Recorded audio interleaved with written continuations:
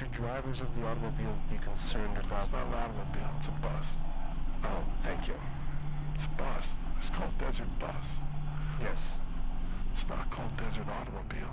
Desert Bus. Should drivers of the Desert Bus... It's a bus. It's a bus. ...be concerned about their, petroleum levels? I think we go on one tank all the way. I think it's one tank. I don't think we put that in, although maybe, this highfalutin Desert Bus, who knows what they might have built in. But I think, you're talking about 360 miles, seems like a bus could do 360 on one tank of gas. Then you maybe refuel, then you go back the other way. I don't know. What about there's no bio brake or anything for the driver? No. It's, the rest areas are like 200 miles apart. I think you have to find someone else to take the joystick in with you when you're leaving yourself. You can hold the joystick, hold a little bit to the left so it doesn't pull to the right. But mostly it's just meant to be as tedious as real life. And it's from Vegas or to Vegas? Well, it's both. You start out in Tucson, drive to Vegas, get to Vegas, drive to Tucson, get to Tucson, drive to Vegas, get to Vegas, drive to Tucson, get to Tucson, drive to Vegas, get to Vegas, drive to Tucson, get to Tucson, drive to Vegas. Then you go from Vegas to Tucson. Then you get to Tucson, you go back to Vegas. Well, it's not really back to Vegas because you started out in Tucson. So then your aim is back in Vegas to, I lost track. I think we were at Tucson. Go to Vegas. Get to Vegas, go to Tucson. And we're supposed to, we're hoping to use the Desert Bus that we bought to scan to actually drive from Tucson to Vegas in a non-simulator, but a real Desert Bus. And then for the highest score people on this game, we'll all get together, like 50 of us, and drive in the Desert Bus really to Vegas and then see the Penn and Teller show. That would be exciting. Really exciting. Vegas. That would just be Tucson to Vegas. Right. Wouldn't do Vegas to Tucson after. You would not? No, just Tucson to Vegas. What if I'm on the bus and I parked in Tucson and I went to Vegas? My car's now still in Tucson.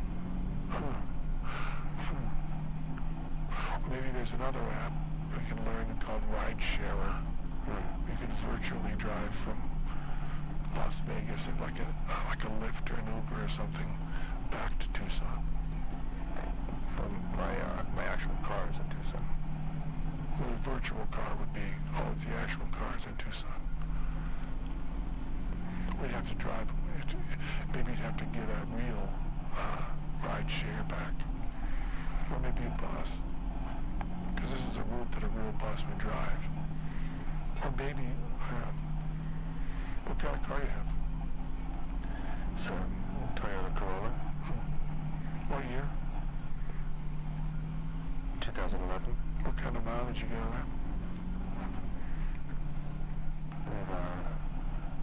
I'm approaching 80,000. No, I don't mean the miles on it. What kind of mileage, like miles per gallon? Highway or regular? Well, it's a Tucson to... That would be highway. Highway mostly, yeah. You can get up to 35. Really? Yeah. Did you ever drive one of those Priuses? I have driven a Prius, yeah. What do they get?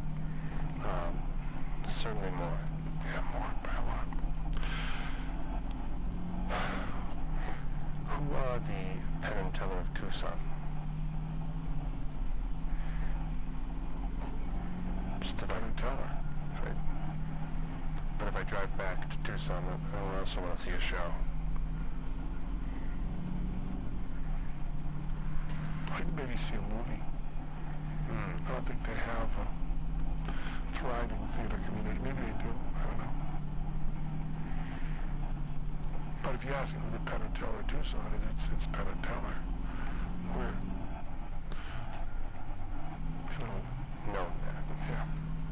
heard it was in Tucson. I don't know what movie I'd see if I went to Tucson. Well, it'd be a different movie. I mean, meaning now? I've heard Guardians of the Galaxy 2. My children liked it. That's James Gunn. It's a good movie. I'd see that. That's the one with the talking raccoon? I also want to see the James Baldwin movie.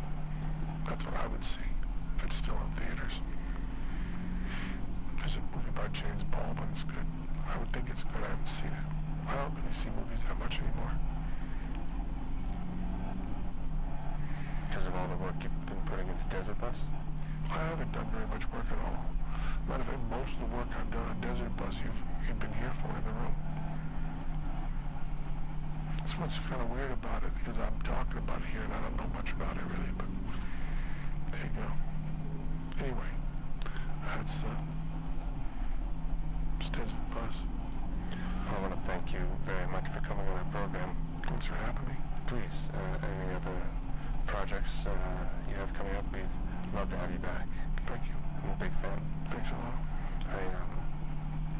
I never saw you off Broadway, but I bought a program off of eBay, and I like the program a lot. Thank you. Thanks.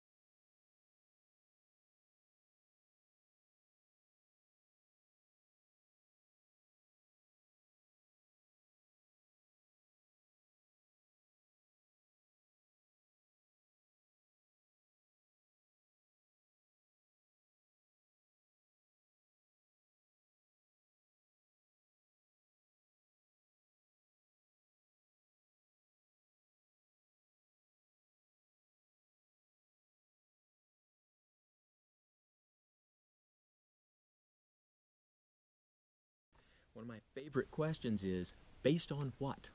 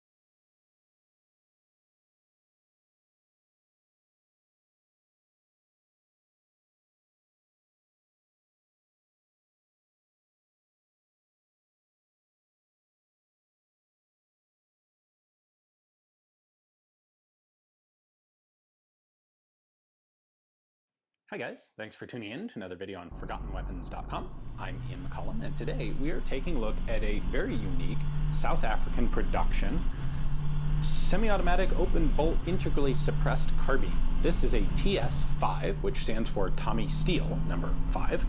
Tommy Steele is one of the kind of more colorful characters in the story of Rhodesian and South African firearms design.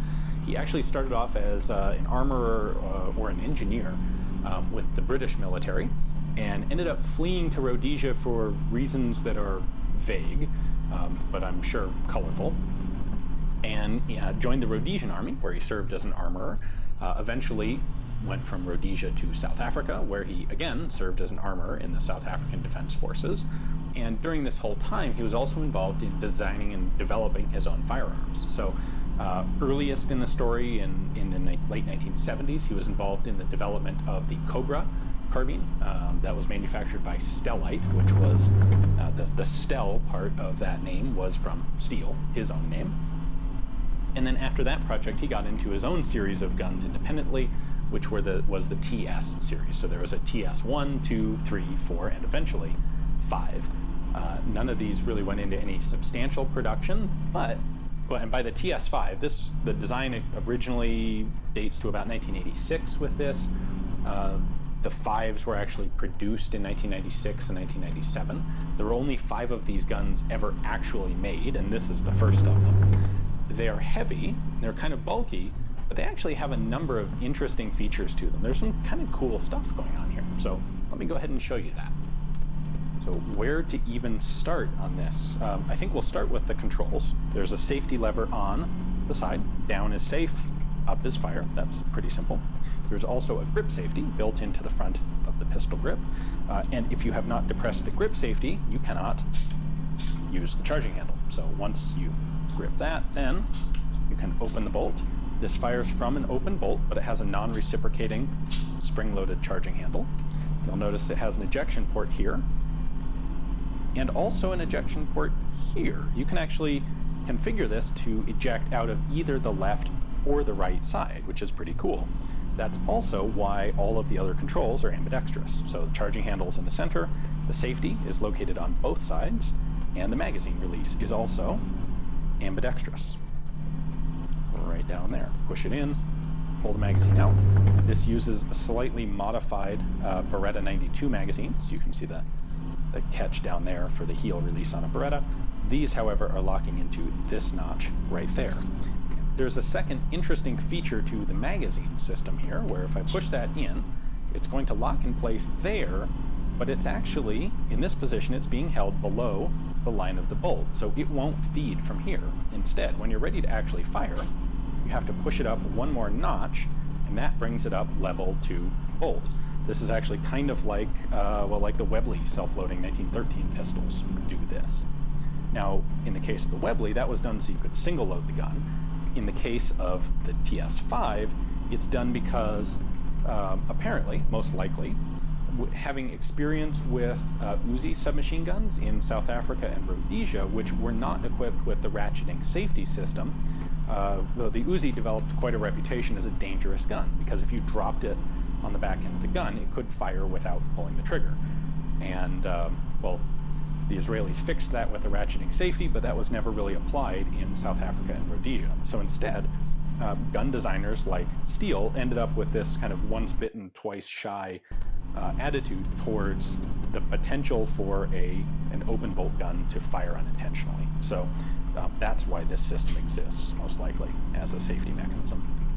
Up at the top here, we have a little tiny sort of carry handle assembly. This was the very first production TS5, or the first prototype TS5. On the later guns, this was actually extended back to here. The charging handle was reconfigured to look much like an AR-15, early AR-15 trigger style of charging handle. So later on on all the other ones, this configuration would be a bit different. And then it is sized and drilled so that it can take a typical AR-15 style of charging handle mount. So that's where your optic would go. There are no iron sights on this. And then we have a rather bulky forend here. It has a second piece of rail on it that would probably be for a light or a laser, or you could actually mount a forward optic there, which would be lower than this mount and actually probably work better. But that's not the main thing going on with the handguard. The main thing is this is actually an integral suppressor. So this is a big expansion chamber at the front that we can take off there. And then this holds on the handguard. This is actually an aluminum casting. Presumably, had this ever gone into production, that would have been redesigned as something a little lighter weight. Then we have a retaining nut here. We can pull that off. And then the suppressor is in two parts. There's a series of baffles here as a single unitized stack. And then we have a wire mesh style of suppressor element in the back. And the entire barrel is just Swiss cheesed out with perforations. And the reason for this is to actually reduce the velocity of the ammunition. So typically with something like with 9mm, if you're shooting 115 grain ammo, it's going to be, if it's loaded standard, it's going to be supersonic. And no suppressor is able to prevent the sonic boom. So you're going to get a fair amount of noise from that. If you want to shoot truly very quiet or silently, you need to use heavier ammo, 147 grain or maybe 124 grain. What these perforations do is they actually kind of reduce this to about a 2-inch barrel and vent gas before the projectile has a chance to fully accelerate. So you can actually shoot 115 grain ammunition in this high velocity. These holes will vent the pressure and actually prevent the bullet from ever reaching its full velocity potential.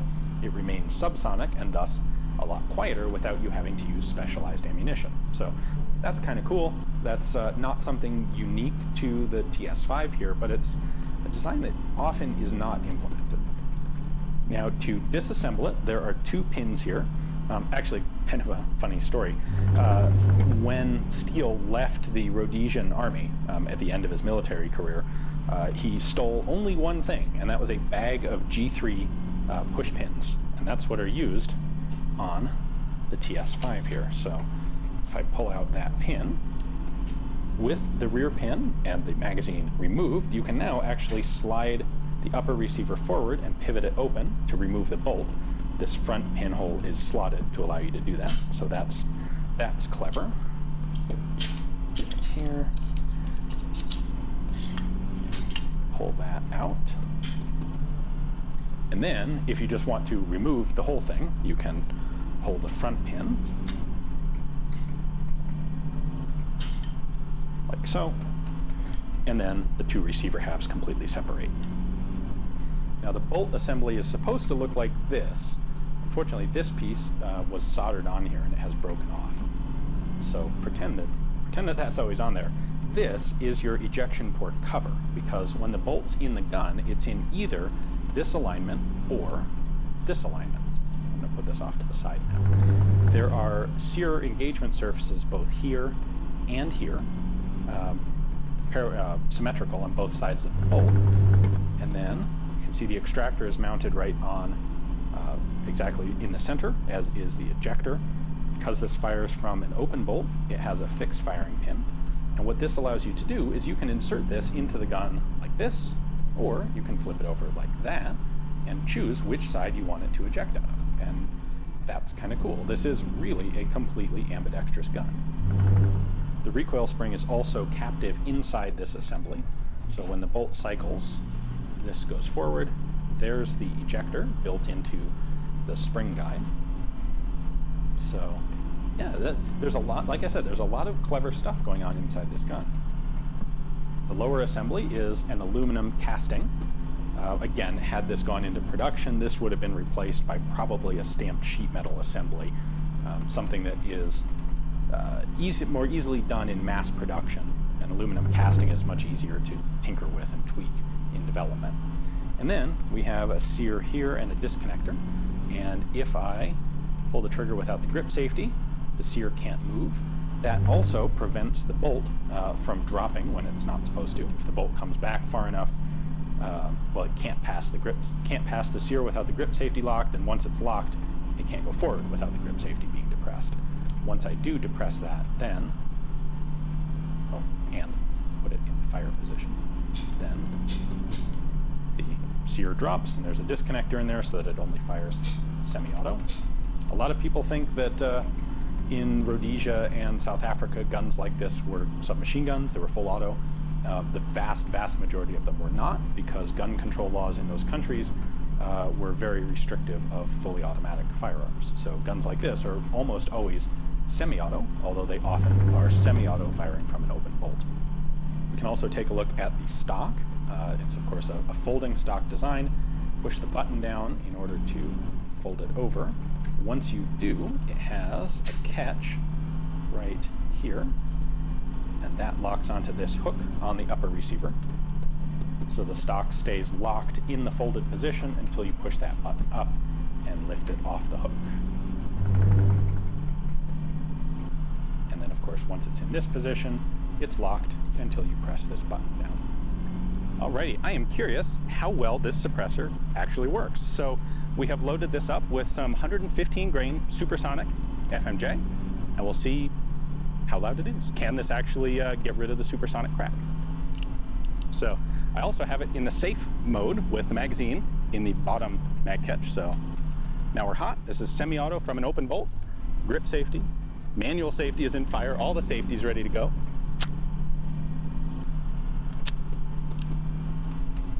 Almost works right. Oh, magazine catch wasn't. All right.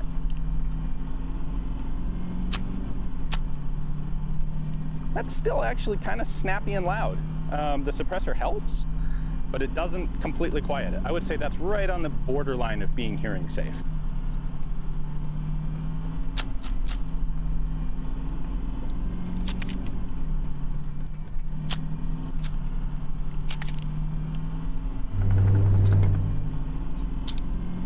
That is actually a magazine issue. There we go.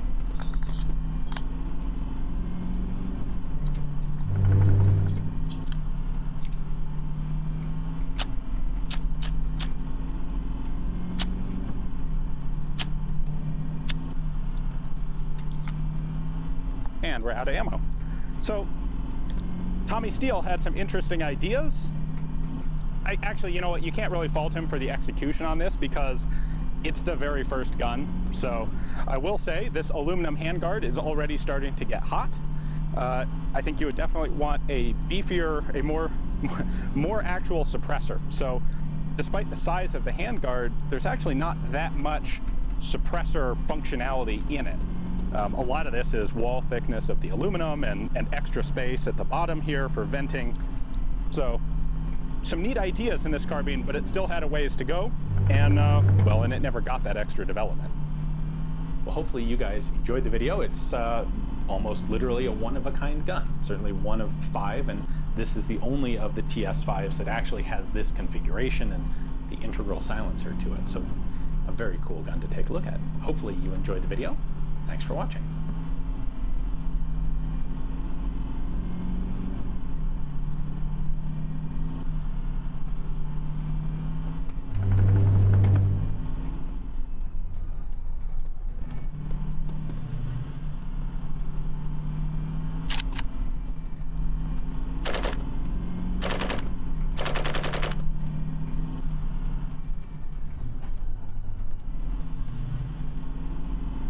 Hi guys, thanks for tuning in to another video on ForgottenWeapons.com. I'm Ian McCollum, and we have a doozy of a video for you today.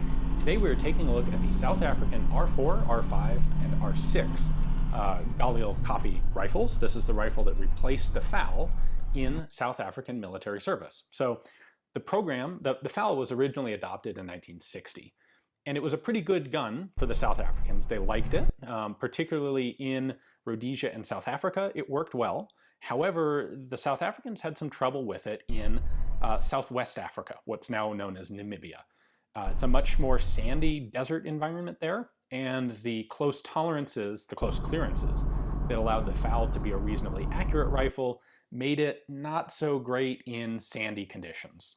That was a problem in Namibia. So by 1974, they started a program to look for a replacement rifle. And there were some other problems with the FAL that they were running into. It was a very long rifle. South Africa had some folding stock paratrooper type FALs, but not a whole lot of them. And as they began to embrace more and more armored vehicles and helicopters, that length became a problem. They wanted something that could be more compact. Certainly makes sense. And then, of course, the FAL being a 7.62 NATO caliber rifle, you're limited to basically 20-round magazines. The amount of ammunition a soldier can carry is fairly limited.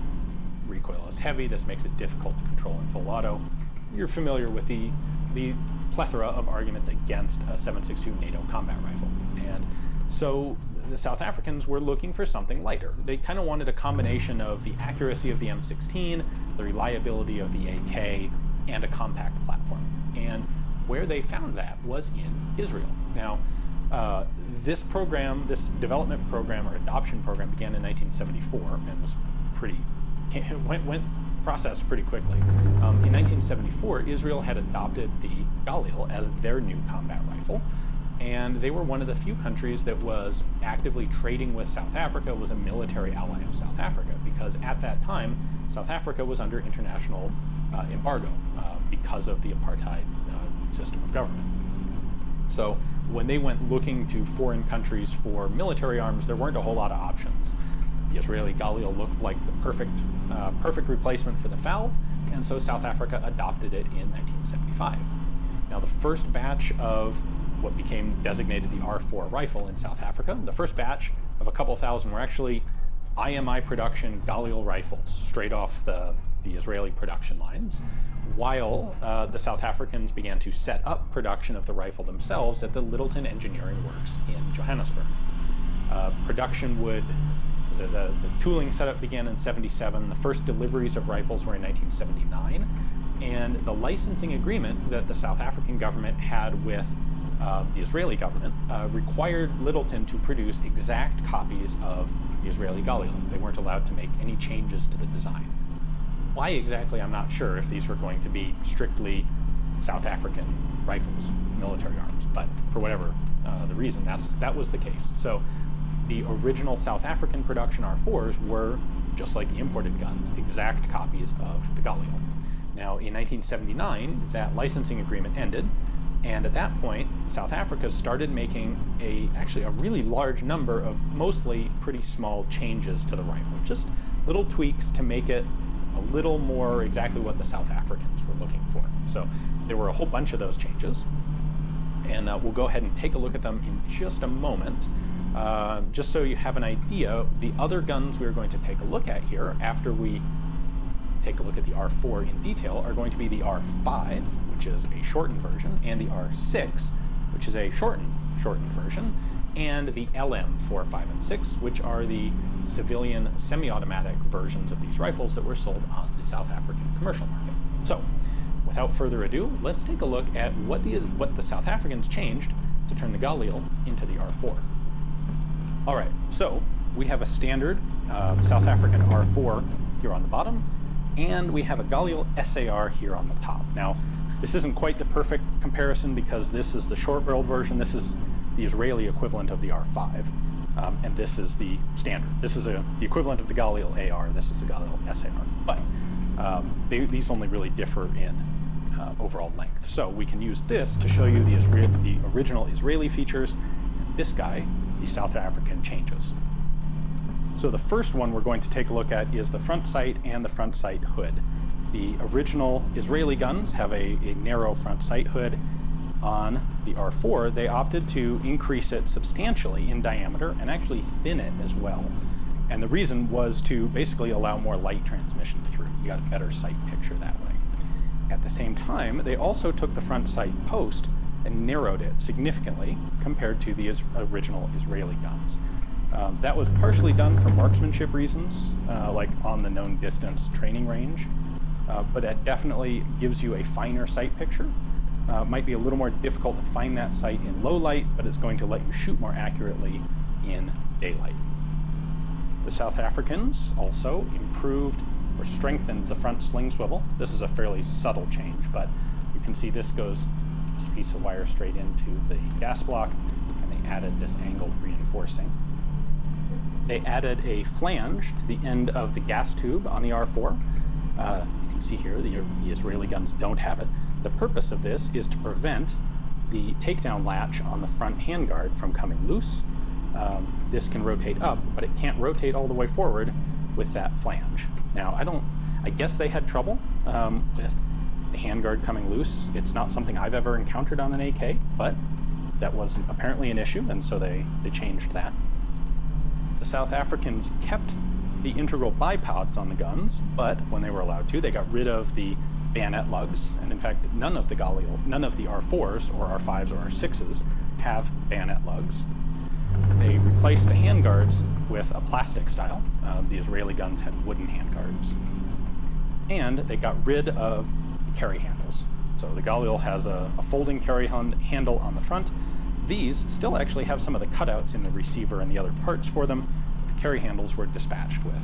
And apparently that was primarily to prevent troops from carrying the rifle by the handle, which makes it very slow to get into action. They wanted guys to carry these by the pistol grip so that they were much more ready to fight should they be ambushed or otherwise need the rifle. The Galils were made with this integrated scope mounting rail, and the South Africans got rid of that and replaced it with just a lightning cut in the receiver. The Galil also had selector markings with these hash mark lines to indicate the lever positions, like so. The South Africans replaced those with dots. Now we're getting into some kind of inconsequential stuff here, but that is one of the specific changes that was made.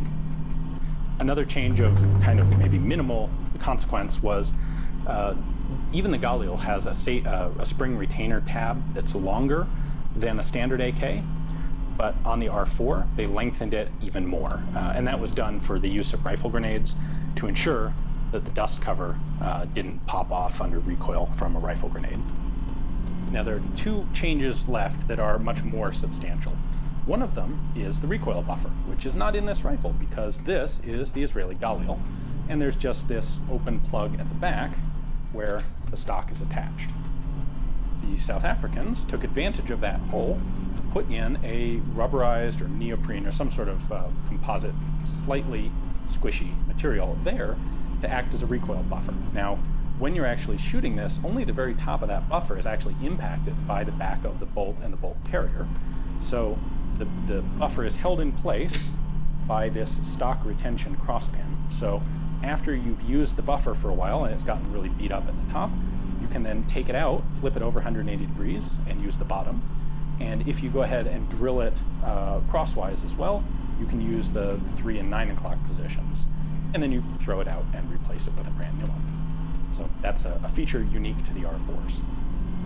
And lastly, the stocks. So the stocks that the Israelis made and the copies made by the South Africans are metal. It's an aluminum stock, and it's of a relatively short length. Well, actually, it's kind of a fairly normal length.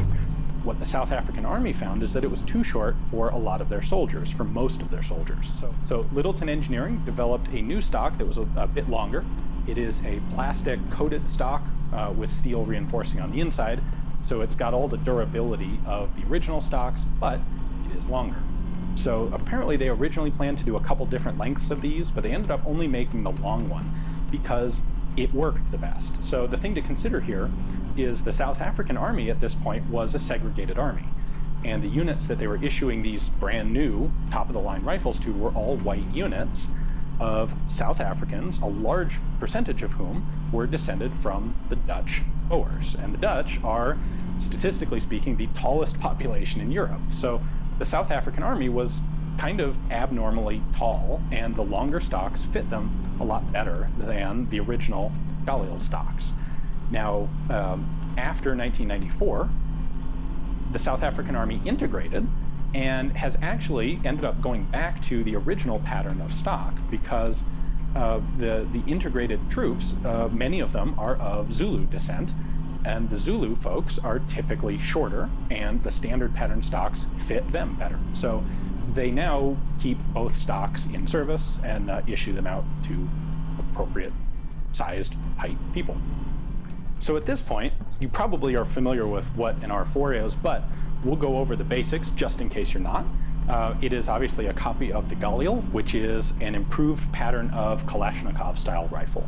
So the fire control group in this rifle, the bolt carrier, all of these are mechanically identical to the Kalashnikov. They're not interchangeable because the R4, like the Galil, is chambered for the 5.56 NATO cartridge.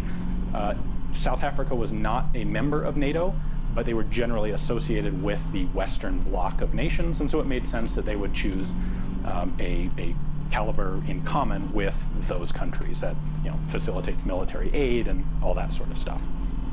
All of the R4s had folding stocks. This was one of the substantial reasons that the rifle was adopted, was to make it more compact for armored vehicles and aerial use. When the stock is folded like this, all you have to do is pull it open in order to unfold it. It has a nice strong latch there, and in order to fold the stock, you have to push it down and then fold it in. It has a nose-in rock-back style of magazine with a Galil style, because this is a copy of the Galil, a Galil style magazine release that has a shield here in the front so you don't accidentally hit the magazine release. You just grab it with your hand, pull the magazine out. The standard magazines here are 35 rounds, not 30, a little bit more. South Africa did manufacture these. The Galil was also manufactured with a 50-round magazine for improved use as a light support weapon. This is similar to why it has a bipod built into it. Now, South Africa never manufactured its own 50-round magazines, but they did purchase them in substantial quantity from Israel, and they did actually issue them as well. So during the Angolan War, 50-round mags were issued, one per soldier, and that was the magazine that guys actually had in the gun when they were on patrol, with 35-round magazines in their web gear. In fact, if you look at the South African Pattern 83 web gear, the battle jacket and the chest rig, there's no pouch on that can hold a 50-round magazine. Whether that was an oversight or deliberate, I don't know, but they only issued one per soldier. Then starting in 1981, Littleton Engineering decided to work on developing a polymer magazine, something that would be a little bit lightweight, less expensive to make. They took several iterations to get it right, but they did end up with a 35-round polymer magazine, and these were widely issued and continue to be widely used in South Africa by everyone who's using R4, R5, and R6 rifles. The bolt handle on the R4 is bent vertically up. This, in theory, allows ambidextrous operation over the top of the rifle. I don't know how realistic that is. In my experience, I'm left-handed, so it's easy for me to use as is, but I've seen a lot of people who continue to roll the gun over the top or over the bottom to use that charging handle. The R4 has an integral, permanently attached bipod. Legs fold down, and this allows the gun to be a little more stable, shooting from the prone position, using it in full auto as a support weapon, that sort of thing. They are also equipped with grenade launcher capable muzzle devices, flash hider there with this tensioning spring for rifle grenades. They do also make a special 12-round magazine that is blocked at the front so that it can only hold crimped, no projectile grenade launching blank cartridges. So of course, one of the primary benefits or improvements of the R4 and the Galil pattern rifles over the standard AR is the relocation of the rear sight to the rear of the receiver cover and the use of an aperture sight instead of an open notch. Now, this is set with, there are two apertures here. There's a 300 meter and a 500 meter. I just flip through. However, if you notice, there's also a third detent position right in the middle. Now, this is, I believe, intended for use with the flip-up night sights, which are just a big open notch to allow plenty of light through. However, in practice, both military and competition practice today, guys actually, for very close range shooting, will leave the sight in this middle position and use these two protective wings along with the front sight hood as a very gross, very close range, very fast sight. Now, when you're not doing that, you have a nice narrow post, as we already talked about, and should you actually want to use the night sights, you have a flip-up front night sight as well. The selector, of course, is on the left side of the rifle, as well as, and in the form of thumb selector, as well as the big safety lever.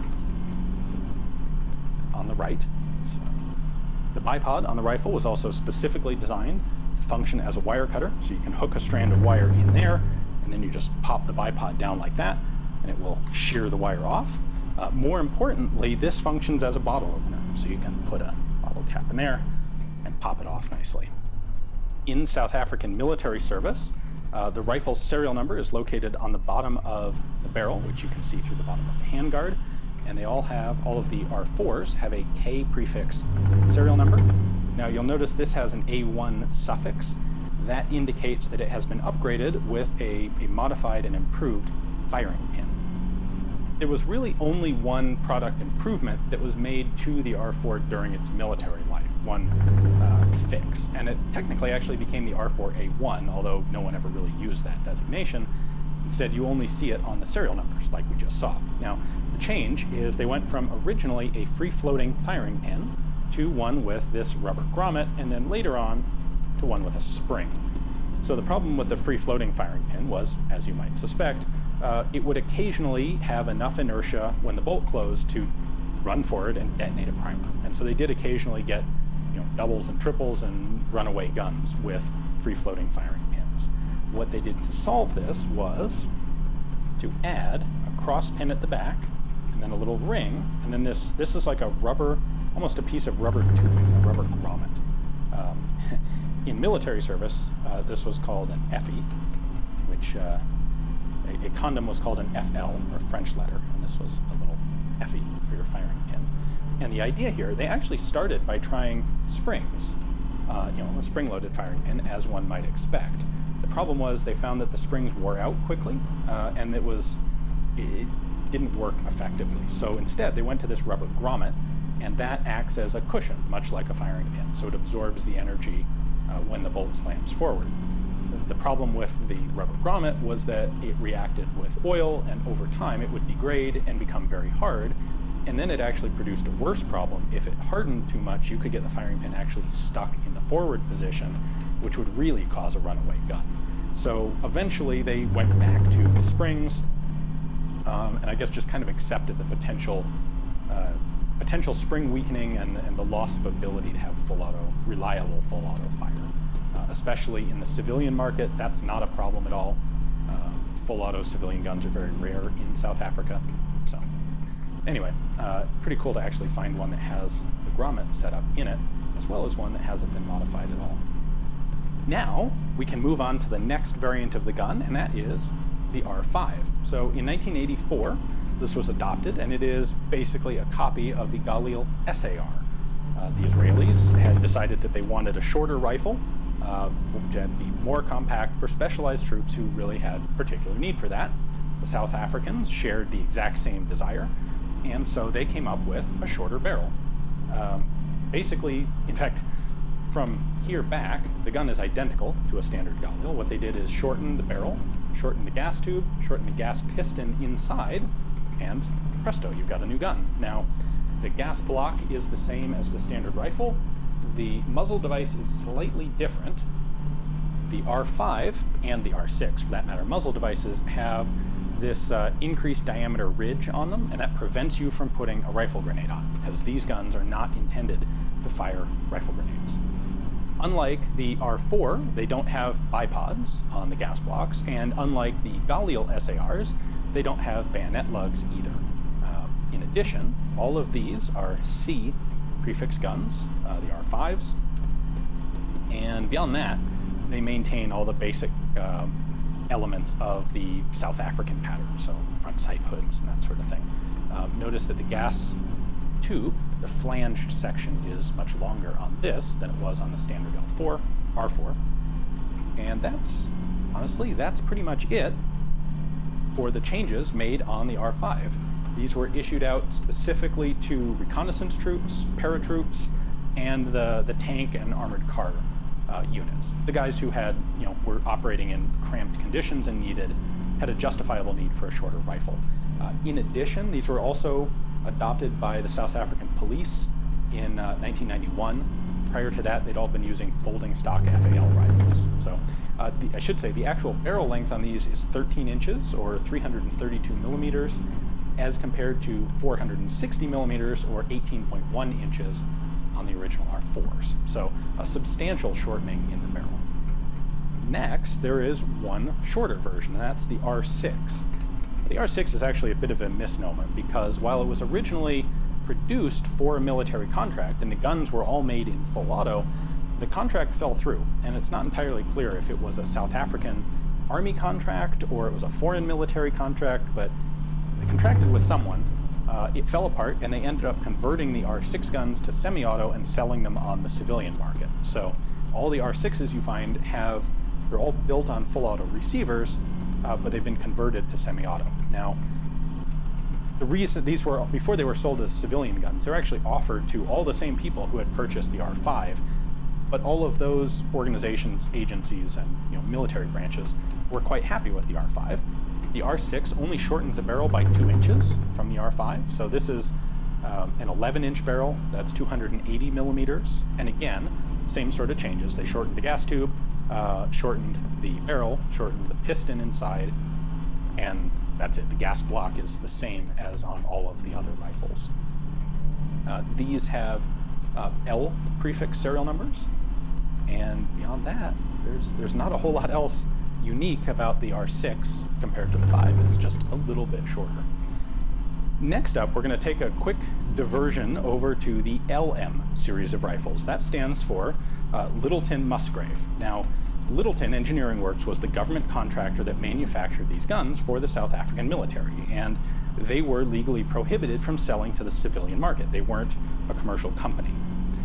However, they recognized that there was a definite demand for these guns on the civilian market, especially farmers in rural areas were very interested in firearms for self-defense, and there's a long shooting culture in South Africa. So some of the guys at Littleton approached the Musgrave Company, which was really the premier firearms manufacturing and retailing company in South Africa at the time.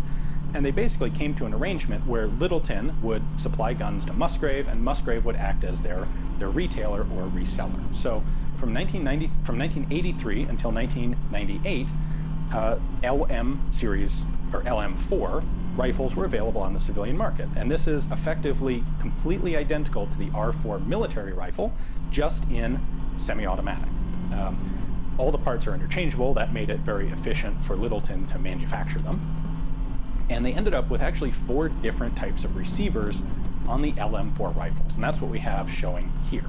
So the way these differ are based on the number of selector positions that they have and whether or not they have the pinhole drilled for the auto sear. So we have a version with 3 selector settings, safe, semi, and full, but only 2 pins. We have a version with 2 selector settings, only semi-auto and safe, but all 3 pins drilled. And in this case, what they did is modify the auto sear so that it doesn't actually do anything.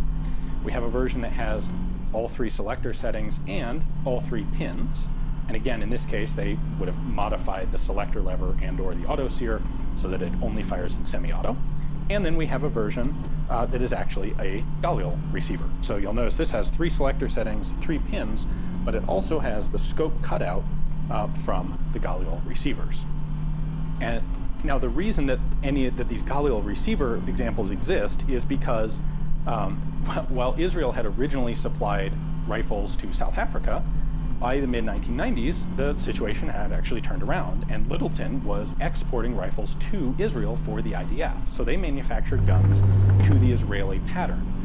However, in 1994, when the new government was elected in South Africa, they were much less friendly to Israel than the previous government, and there was a final batch of R4/Galil rifles that was awaiting export, and the new government denied that export, and the guns ended up staying in South Africa. So looking at what to do with all of these full auto Galil pattern rifles, Littleton decided to simply convert them to semi-auto and sell them on the civilian market, and so that's what we have here. Now, during this time period, a lot of the small arms production, well, ultimately all of the small arms production at Littleton, slowly was moving into the Vector brand name and under the control of the Vector subsidiary company. And by 1998, most of the small arms were being made by Vector, And in 98, that all shut down. Vector, well, this whole conglomerate was a government-owned entity. Vector became Denel, or Denel Land Systems, and all small arms production was stopped. So eventually, in 2008, the remaining parts from the R4, LM4, all of this rifle production, the remaining parts were sold to a company called Nobletech, and they went ahead manufacturing guns as they could from this stock of existing parts. They didn't have any barrels, so they actually imported Galil barrels from Israel and put together guns. And this is an example of a Nobletech gun. And here in South Africa, these have a relatively poor reputation. Anyone who's really seriously looking for an R4 or an LM4, well, looking for an LM4, you really want to get a Vector manufactured one. The finish is much better, and just the general quality of the assembly. They're kind of subtle things, but for example, the roll pin holding the stock in place isn't flush with the receiver, it's sticking out. Little stuff like that. Just the attention to detail was lacking on the Nobletech guns.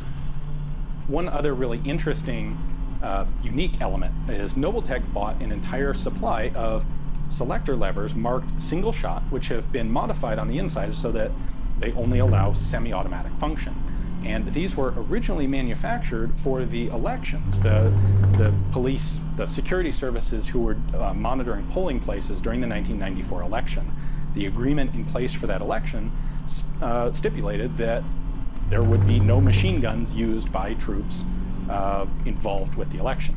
So they converted all of the rifles for the National Peacekeeping Force to semi-auto using these selector switches marked single shot.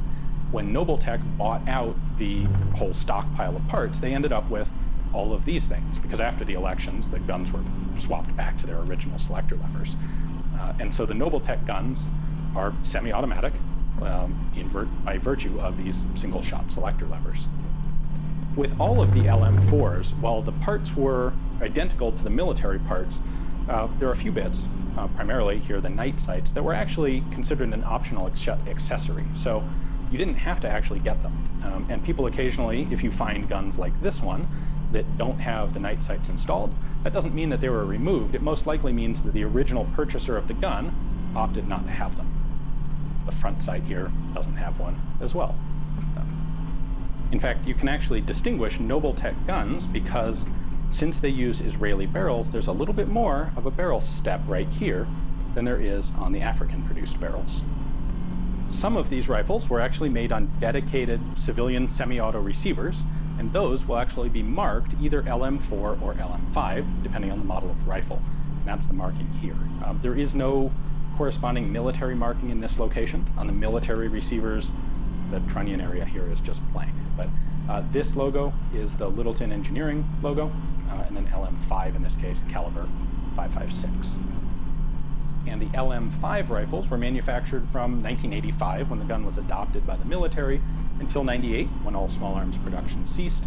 The LM6 guns are all military receivers because of their origins, and those were made from 1991 until 1998, when all small arms development ceased.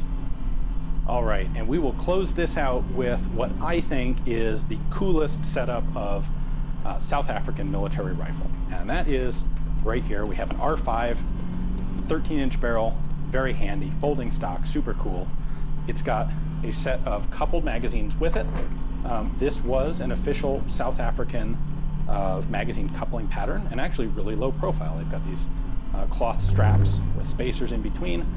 It should actually only have 2 of the spacers. This one's been set up with 3, but coupled magazines, and then this is the official R4, R5 sling. When the South African military was using the FAL, this pattern of sling was used on the Mag 58 machine gun, and the FAL had a much thinner sling, about half the width. And guys really liked this wide pattern of sling. So when they adopted the Galil, the R4 and R5, they adopted this sling with it. And I think that's a really good idea. It would be much more comfortable to carry. So there you go. The super cool R5 Jungle Mag sling setup. So we have a little bit of an extra cool treat here. We have an Armson red dot scope, and this is actually South African military issue. I don't think they actually used it on the R4, R5, R6 series. However, they did absolutely use these on the R1s, the South African FAL, and also on their 40mm grenade launchers. So this is kind of cool. I've worked with one of these of the American pattern, what they used in Vietnam, you know, for very brief reasons. This one's a little different in that it has a very small red dot instead of a very large white dot. So we're gonna try a little bit of shooting with that and see how it is. Okay, we're gonna do a lot of shooting with that.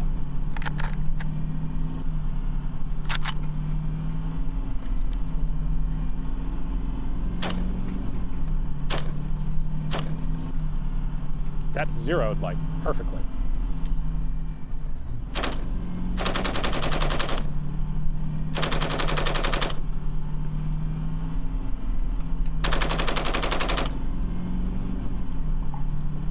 That's a pretty slick optic for a full auto. Now, it's surely not the most modern, and the South African Army doesn't use this anymore, but you could do a lot worse than that thing. Thank you guys for watching. If you're still here, boy, you are quite the dedicated viewer. Hopefully you learned quite a lot about the South African Galil, the R4s through R6s. It was very cool to be able to get this extensive of a set, a collection of these rifles available to show to you. Of course, this sort of thing is only possible because I was able to find these guns in South Africa. So it is thanks to you, the viewers, directly supporting the channel that it's possible for me to travel and bring these guns to you. So if you enjoy seeing this sort of content, please do consider signing up either on the website or through Patreon below to help support the channel. Thanks very much for watching.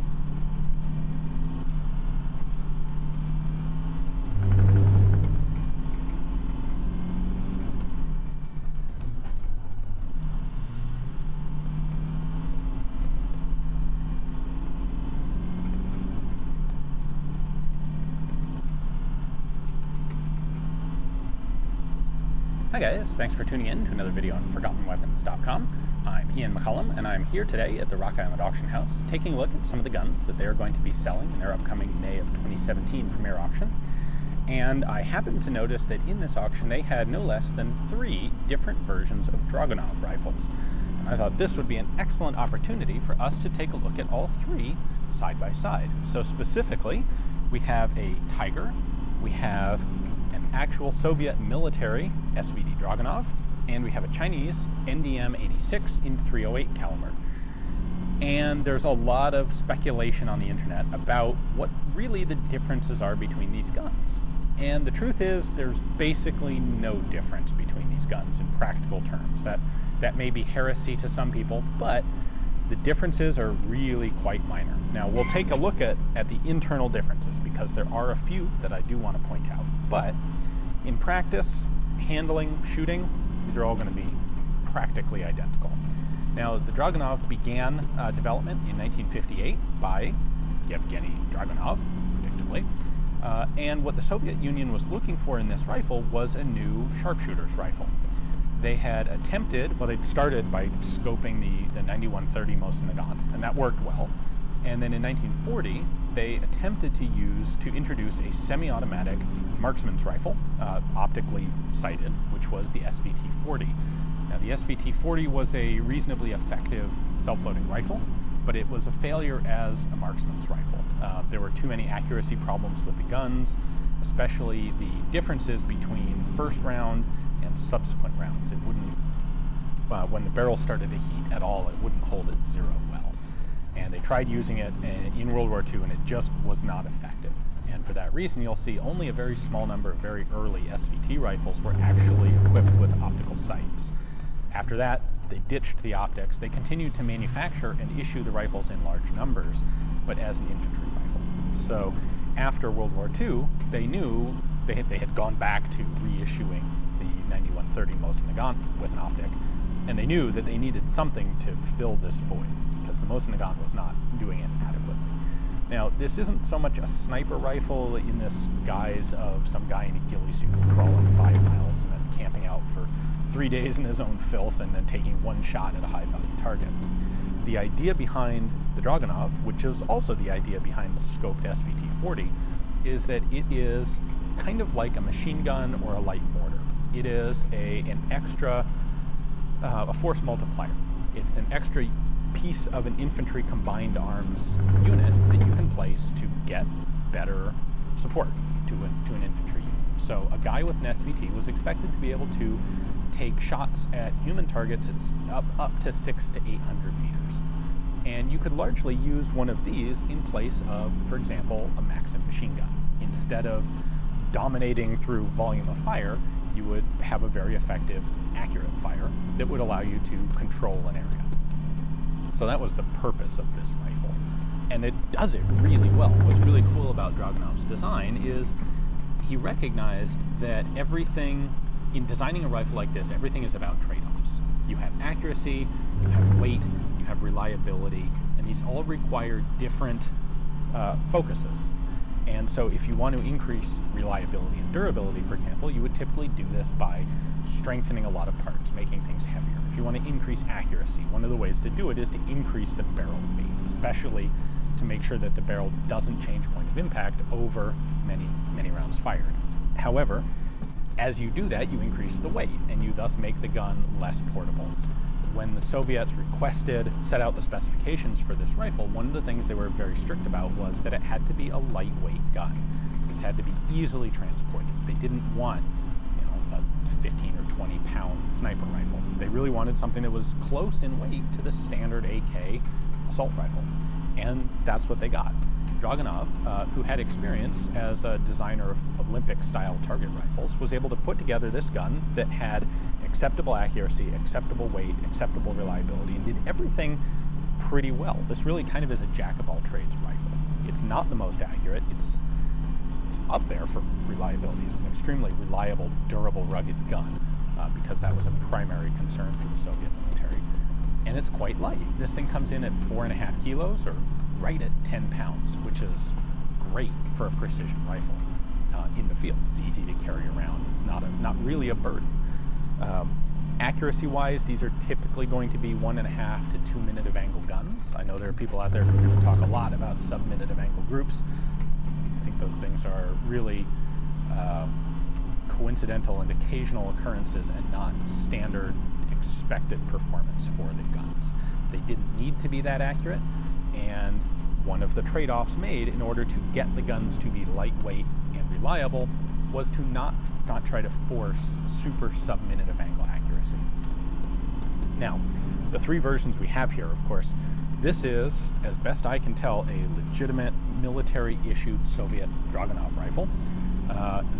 The Tiger, is the commercial version of the gun that was marketed by Izhevsk, Izhmash, which is the Izhevsk manufacturing plant's commercial arm. Those are sold as hunting rifles, high-end, nice hunting rifles in the Soviet Union, and a couple thousand of them total have been imported into the U.S., or a couple thousand Dragunovs in general.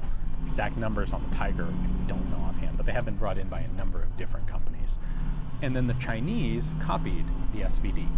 Now, we'll get into some of the details of this in a minute.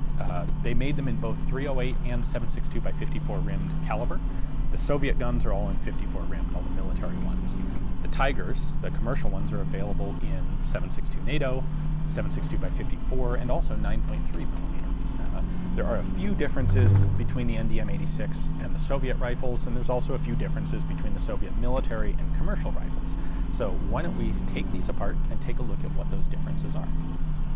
Probably the most common and basic misconception about the Dragunov is that it is not, in fact, an AK. While it does bear some external similarity to the AK, it is a substantially different design in pretty much every way. No parts interchange between the two. So controls are reasonably similar. We do still have the same pattern of safety and dust cover. These are semi-automatic only, of course, always have been. There are no full auto versions of the Dragunov. Trigger. This is actually your disassembly lever, so we'll get to that in just a moment. The magazine catch is also reasonably similar to that of the AK. Now, if we look at the magazines, you'll see that this kind of has a grid waffle pattern on it of reinforcing ribs. That is an SVD magazine. The PSL, the Romanian marksman's rifle, which is an upsized AK, has a very similar pattern magazine, but it has an X shape to the reinforcing ribs, and that's the easy way to differentiate the two because they are not interchangeable. 10-round magazine. This is, of course, a Tiger in 7.62 by 54 rim. This is one that came in through California Arms, which is a little bit unusual in that it came with the flash hider and bayonet lug assembly.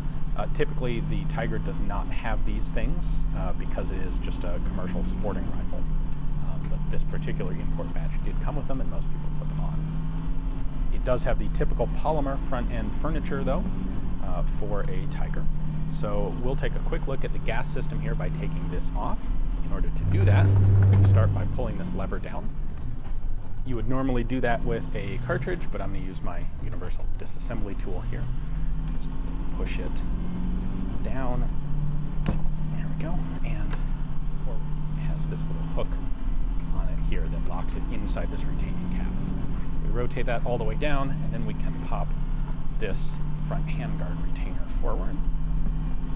With that up and out of the way, we can now pop the handguards off, and they are kind of retained by this little sheet metal plate there. So we're going to pop that off. Pop off the bottom one. Now we can get a better look at the gas system, which is a short stroke piston. When the rifle fires, this piston is going to come backwards. You can see it moving right up inside here. There. It's going to come back, hit the bolt, and throw the bolt rearwards. Can be disassembled. Push it in, comes out, and we have our gas plug there. This is the actual piston component that comes backwards, and its range of motion is fairly limited. See, there's a little vent hole so that once the piston clears that, gas vents out that hole instead of putting further pressure on the system. All right, I'm switching now to the military Dragunov, the Soviet military one. This actually has a two-position adjustable gas system, so I can push this catch in and rotate it between number 1 right there and number 2 right there. There's this this block on the side is set so that you can put a 54 rim case in there and use it as a lever to turn this if it gets sticky. The adjustable gas system is a bit of extra complexity that wasn't deemed necessary for the civilian version. So the Tigers, as well as the NDM-86 rifles, do not have that adjustability. However, these parts will drop into an NDM-86 if you want to use them and find a spare set. Now let's move on to the receiver area. We have a scope on here. This is the standard scope that was used on the Dragunov, which is a 4x24 PSO1. There are other scopes available. The side rail system, of course, now has been used for a wide variety of optics. There's a locking lever here that I'm going to lift up and rotate open. There we go. It's up. Once it's unlocked, the scope slides very easily off the back of the rail. All right, now that the scope is off, we can remove the dust cover. We're going to do that by taking this lever and rotating it just about 180 degrees backwards. Push it down there. It can snap into position on that little screw. And then the dust cover just lifts straight up. So unlike the AK, the dust cover has the recoil spring and guide integral to it. This is actually much more similar to the SVT. Set that aside.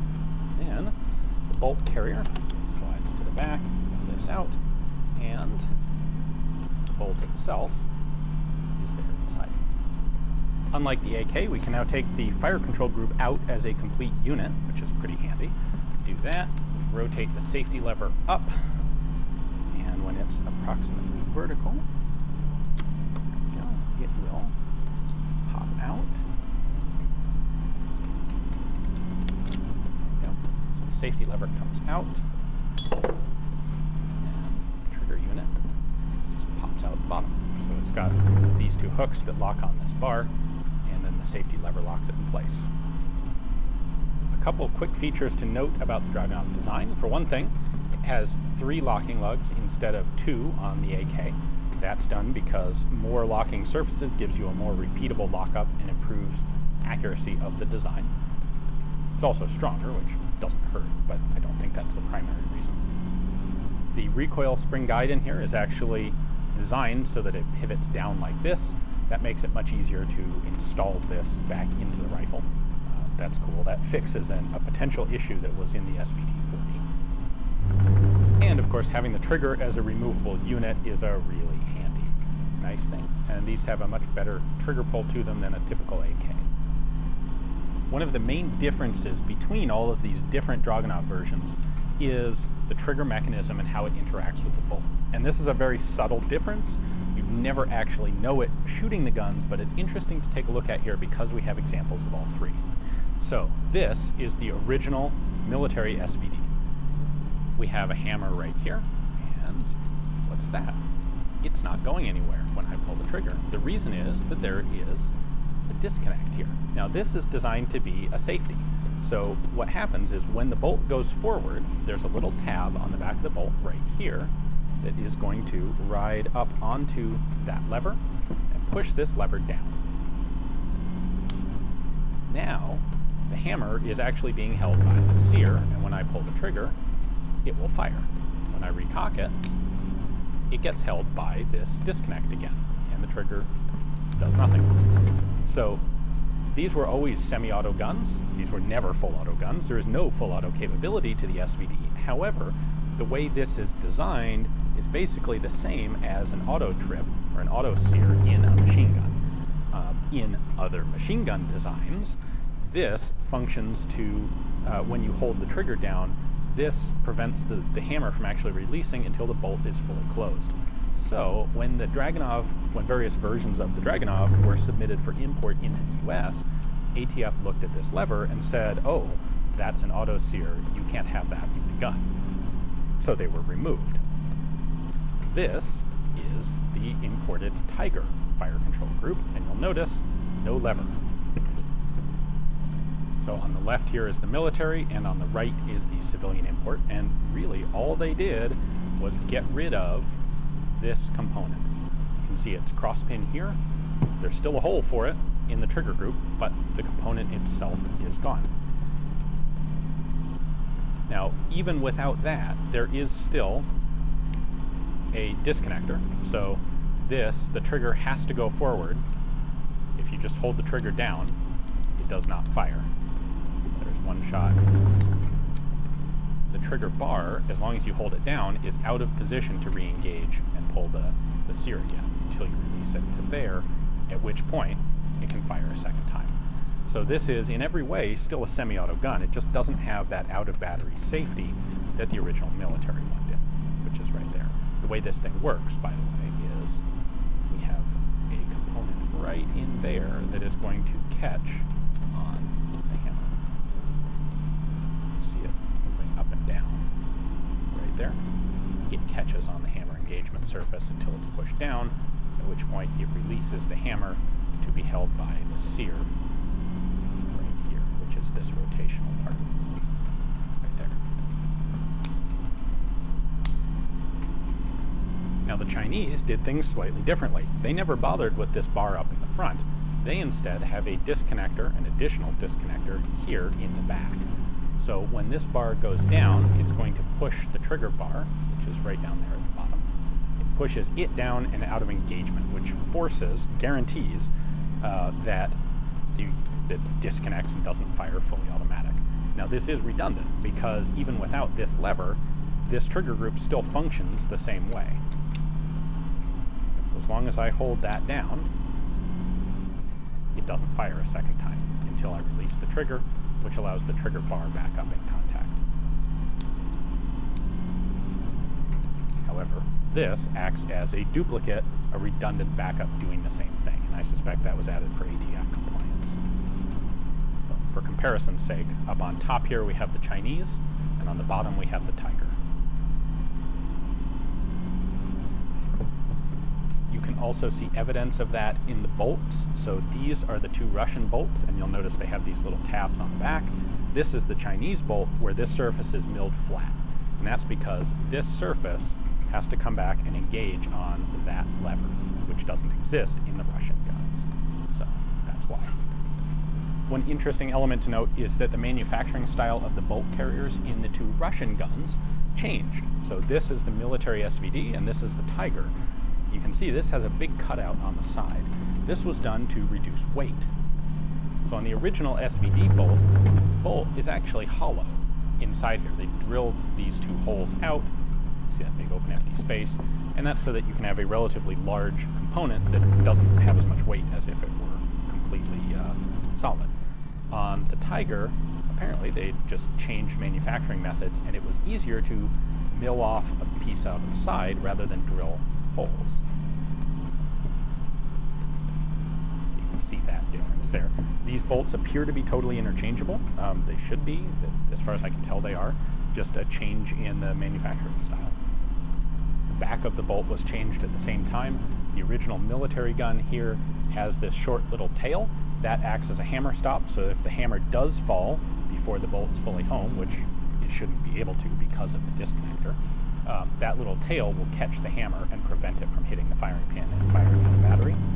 On the Tiger, they've kind of changed that by just leaving the entire back end of the bolt solid there. So this whole section up here does the job of that little tail. Again, functionally exactly the same.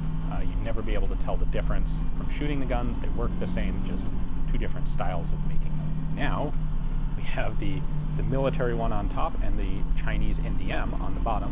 You'll see the NDM has the tail, but it's just slightly differently milled. So the back of the bolt isn't quite as long as it is, the back of the bolt carrier isn't quite as long here as it is on the Russian gun. A few other just very minor differences that show that the NDM-86 is not, in fact, a Chinese manufactured gun or not made in the same place as the Ashevsk ones. If you look at things like the profile of this cut, you'll see that the Russian gun here is rounded at the end of this channel. The Chinese one is squared. Just little elements like this that show that they weren't done on the exact same tooling.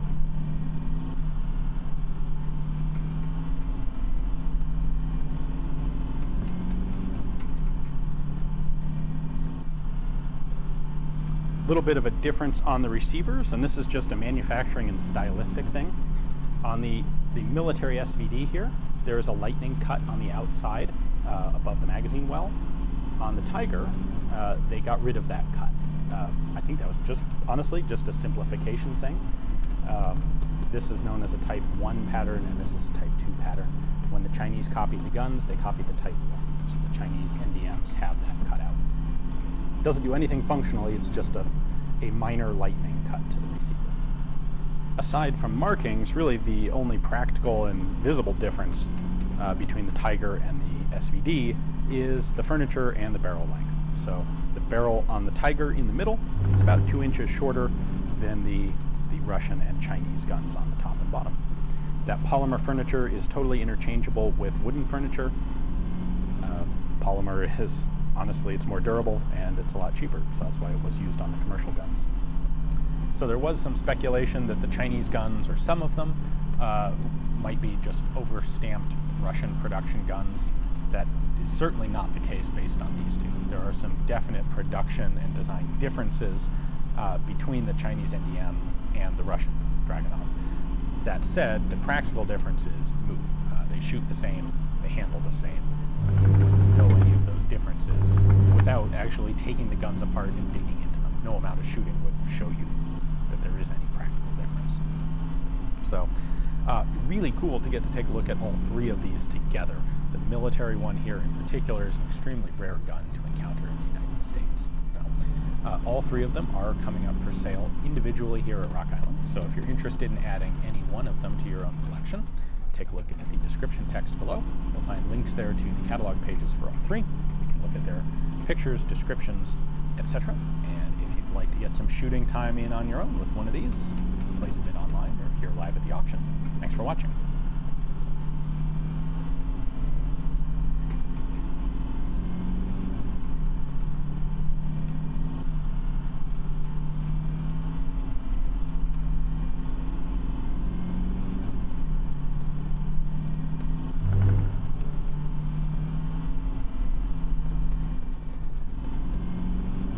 Hi guys, thanks for tuning in to another video on ForgottenWeapons.com.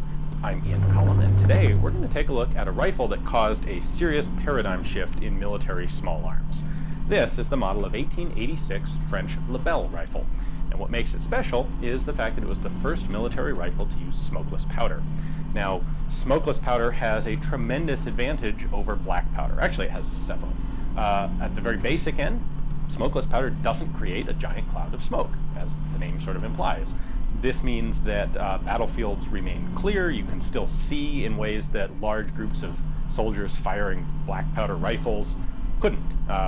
With black powder rifles in large groups, the smoke just obscures the whole battlefield. But more significantly than that, smokeless powder allowed a projectile to be thrown at a far higher velocity than black powder did. This allowed bullet diameters to be reduced, bullet velocities to be greatly increased, and the effective range of small arms basically doubled overnight. Now, smokeless powder people knew that smokeless powder was out there. This wasn't a revolutionary development, it was an iterative development. So lots of different people had been working towards it. And a Frenchman by the name of Paul Viel was the first to actually come up with a workable chemical solution to this problem. And he did that in 1884. Now, it would remain a closely guarded French state secret as long as possible, but that didn't last very long. This is one of those developments where basically any real competent chemist could observe, if they had a sample of Viel's poudre de, powder B, or blanche, white powder as opposed to black powder, if they had a sample of it, they could reverse engineer it fairly quickly. And so it would only be a couple of years before basically the whole world had access to smokeless powder. The French tried to contain the knowledge, but that was kind of a hopeless task.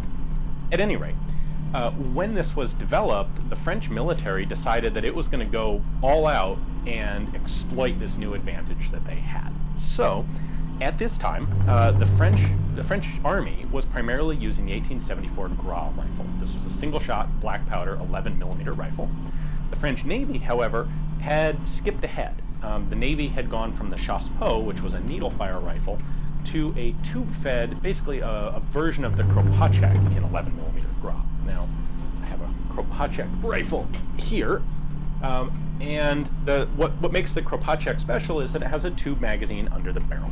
Now, tube magazines under the barrel weren't exactly a novel feature at this point. These go all the way back to the 1850s and 60s.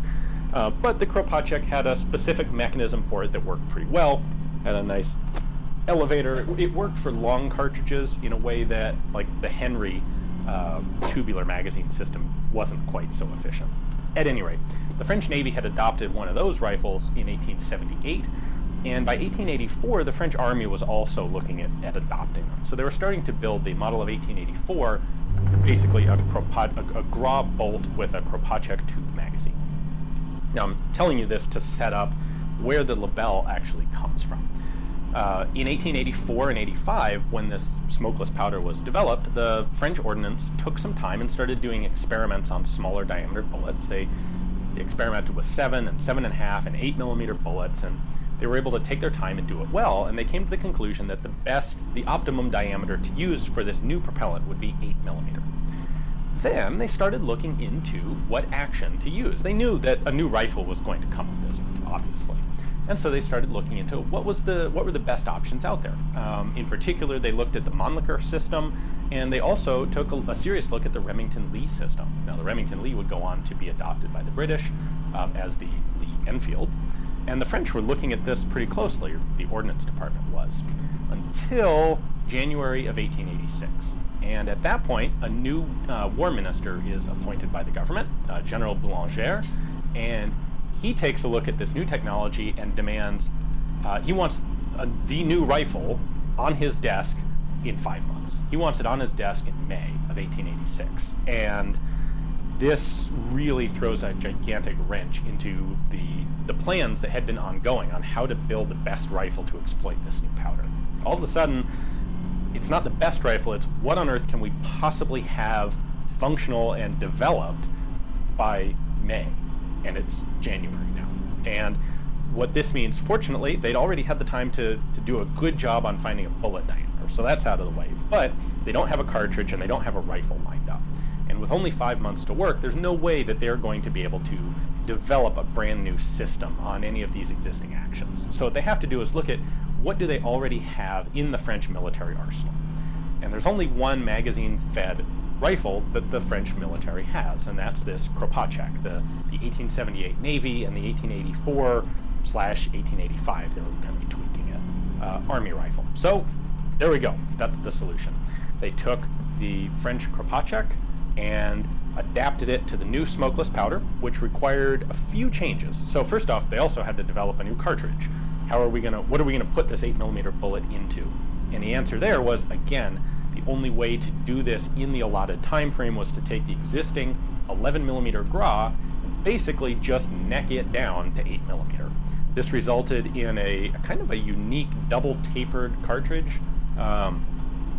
This would turn out to be one of the fundamental flaws of the entire system. This cartridge would handicap the French for decades, but it was the only thing that they could actually get done in the time frame that the government had allowed. So it was actually quite remarkable that the Lebel was able to be developed in this 5 or 6 month period.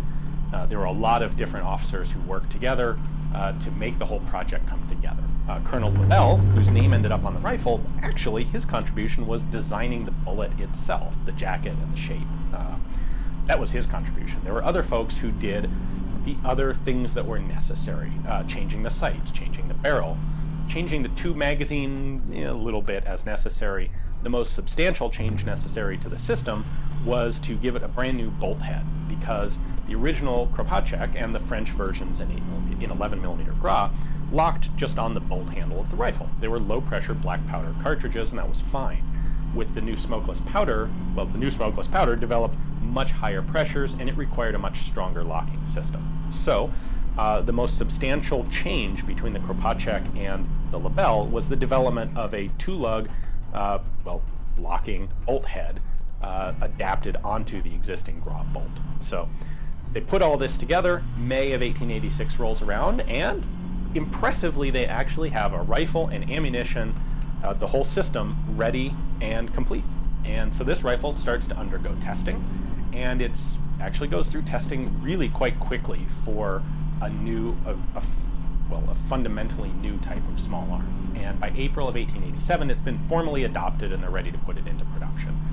This thing met or exceeded all of the military expectations of it substantially. This was it really was a game-changing rifle at that point in history, because this thing has sights out to over 2,000 meters, which was just literally unheard of with every other military rifle in the world. The range at which you could deliver accurate fire with the new smokeless powder in the Lebel rifle was phenomenal. And penetration was phenomenal. Because this was a small diameter jacketed bullet traveling at high velocity, it would go through wood, dirt, armor far better than anything else anybody had at the time. So, rifle's great. Does it exactly what we want. They go to put it into production. And all three major French state arsenals are tasked with producing the Lebel. They actually contract for machine tools in the United States to set up production lines, serious high efficiency, high volume production lines for this rifle. This would be a serious element of this involved mechanical interchangeable parts, which hadn't really been so much of a thing with the Gras, but in order to produce Lebel rifles in the volume and the time that they had anticipated, these rifles had to be on the cutting edge of modern technology as far as manufacturing goes. You had to be able to just have a bin of every part and assemble rifles without having to do any hand fitting. So all three arsenals are set up to do this. The arsenals end up working, they're running 6-day-a-week full shifts and half shifts on Sunday, and within 6 years, by the end of 1892, they produced 2.8 million Lebel rifles. They basically completely re-equipped the entire French army with this fundamentally new rifle. And that was basically why Boulanger had forced such a rapid development. He wanted the French army to actually be able to have this advantage in hand and available. What he didn't want to do was take this new smokeless powder and take a long time developing a rifle and then, start making it slowly, and so maybe only equips elite units, and well, what if a war happens then? We can't really exploit this new advantage, and other people will catch up to us. In this way, the French army was able to take that advantage and have it fully in hand very quickly. The downside, of course, is Everyone else did catch up, and the people who were busy catching up to the French version of the French smokeless powder rifle, they spent more time and came up with better systems, primarily the magazine system. The tube magazine on this rifle it's slow to load, it's kind of awkward and clumsy, it's complicated, it's expensive to make, and while it does hold a lot of cartridges, it holds 8 plus 1 plus a second one, sort of. We'll get to that in a minute. Well, it does hold 8 compared to 5 rounds for virtually everything else that was out there. The complexity of the magazine and the time it takes to reload really hinder that advantage. And it would only be literally 2 or 3 years before Mauser has developed stripper clip. The Belgians in 1889 adopt a smokeless powder Mauser action rifle that uses stripper clips and has a double stack internal box magazine that was far superior to the Lebel's magazine. Everyone else would catch up, and they would do it with better magazines, and they would do it with better cartridges. The Mauser cartridges, the 7mm, the 7.65, the 8mm Mauser, these are all rimless, basically straight wall necked cartridges that are far easier to fit into box magazines than this double tapered, heavy rimmed French Lebel cartridge. So by 1892, basically the whole army is equipped with these, and production pretty much, it doesn't shut down, but it basically tapers off dramatically. They'd continue making some rifles for a few more years, but basically this was a matter of, we need the army to have these, so we'll build all of them, and then the army has them, and then we don't need to build more. When World War I began, this was the standard infantry rifle for the French military, and they actually didn't bother, they didn't put it back into production during World War I. They looked at it, and by this point it was clearly obsolescent. All of the various other developments, the British with the Lee, the Germans with the Mauser, even things like the Krag-Jorgensen rifles are definitely better designs than the Lebel. And so the French went looking for something that they could produce quickly and efficiently and inexpensively during World War I, and what they came up with was adopting the Berthier carbines into a new infantry rifle. I have a whole series of videos on the Berthiers. If you're interested in those, definitely check out the other videos. But the Berthier had initially existed because a tube magazine gun isn't really ideal for turning into a carbine, because the shorter you make the barrel, the smaller the magazine capacity gets. That's all I'll say about that. We cover that pretty well in Berthier videos. At any rate, these guns, only the Thule arsenal does any new production of Lebels during World War I, and it's a little unclear exactly, but that's done primarily from existing stockpiles of spare parts. They may have built some entirely new firearms, but the documentation just simply doesn't exist anymore, and we're not sure about it. They do absolutely maintain and repair and rebuild Lebel rifles that are damaged during World War I. And in fact, the French would be rebarreling Lebels clear until the 1930s. So the rifle was formally determined to be formally declared obsolete in 1920. At that point, they're not going to be putting together any new ones, although they do continue to support the system from there onward. So, that's quite a lot of background, let's take a look at the actual action here, because this is fairly distinctive from most other bolt-action rifles that you may be familiar with. We'll begin with some markings on the outside. Something important to recognize is that with French rifles, the receiver was not really a particularly heavily controlled part. So the receiver will be marked with the manufacturing facility and the model of the weapon, but the receiver actually doesn't have a serial number on it. It just wasn't considered a serialized part by the French. So in this case, we have Manufacture d'Armes de Saint-Étienne. This is one of the 3 main arsenals. The others would be Thule and Châtellerault. You'll find Lebels with those markings on the receivers as well. And then this is a Model 1886 M93. Now, I'll come back to the M93 in a moment, but basically there were a series of production upgrades that were made over the 6 years of rapid production. The rifles would come back and they would all be updated in a few minor ways to meet a new specification. So we'll get to that in a moment. On the barrel, you'll find the serial number, and the French system here was to use a letter prefix and then blocks of 100,000 rifles. So each of the 3 arsenals was given a batch of serial number prefixes to use, and if they ran out of them, they'd double back. So Châtellerault, for example, had A, B, and C, or A, B, C, D, and E. Once they finished with E, they would go back and they would have a double prefix series of A, B, and then they would have A, C, and so on. Now, this particular one is N, and these letters are in this distinctively French scripted font that are sometimes a little tricky to read. And then this is 85,000. So once they hit 99,999 on this, on the N series, they would go to the P series. They skipped O and they skipped I. Anyway, also on the barrel, you'll have the initials of the company that supplied the steel for the barrels, and then you have two inspectors' initials here. One of those is the factory director, and one is the chief arms inspector, who are responsible for the quality of all the weapons coming out of the factory. On the opposite side, the right side of the barrel, we have one other useful marking.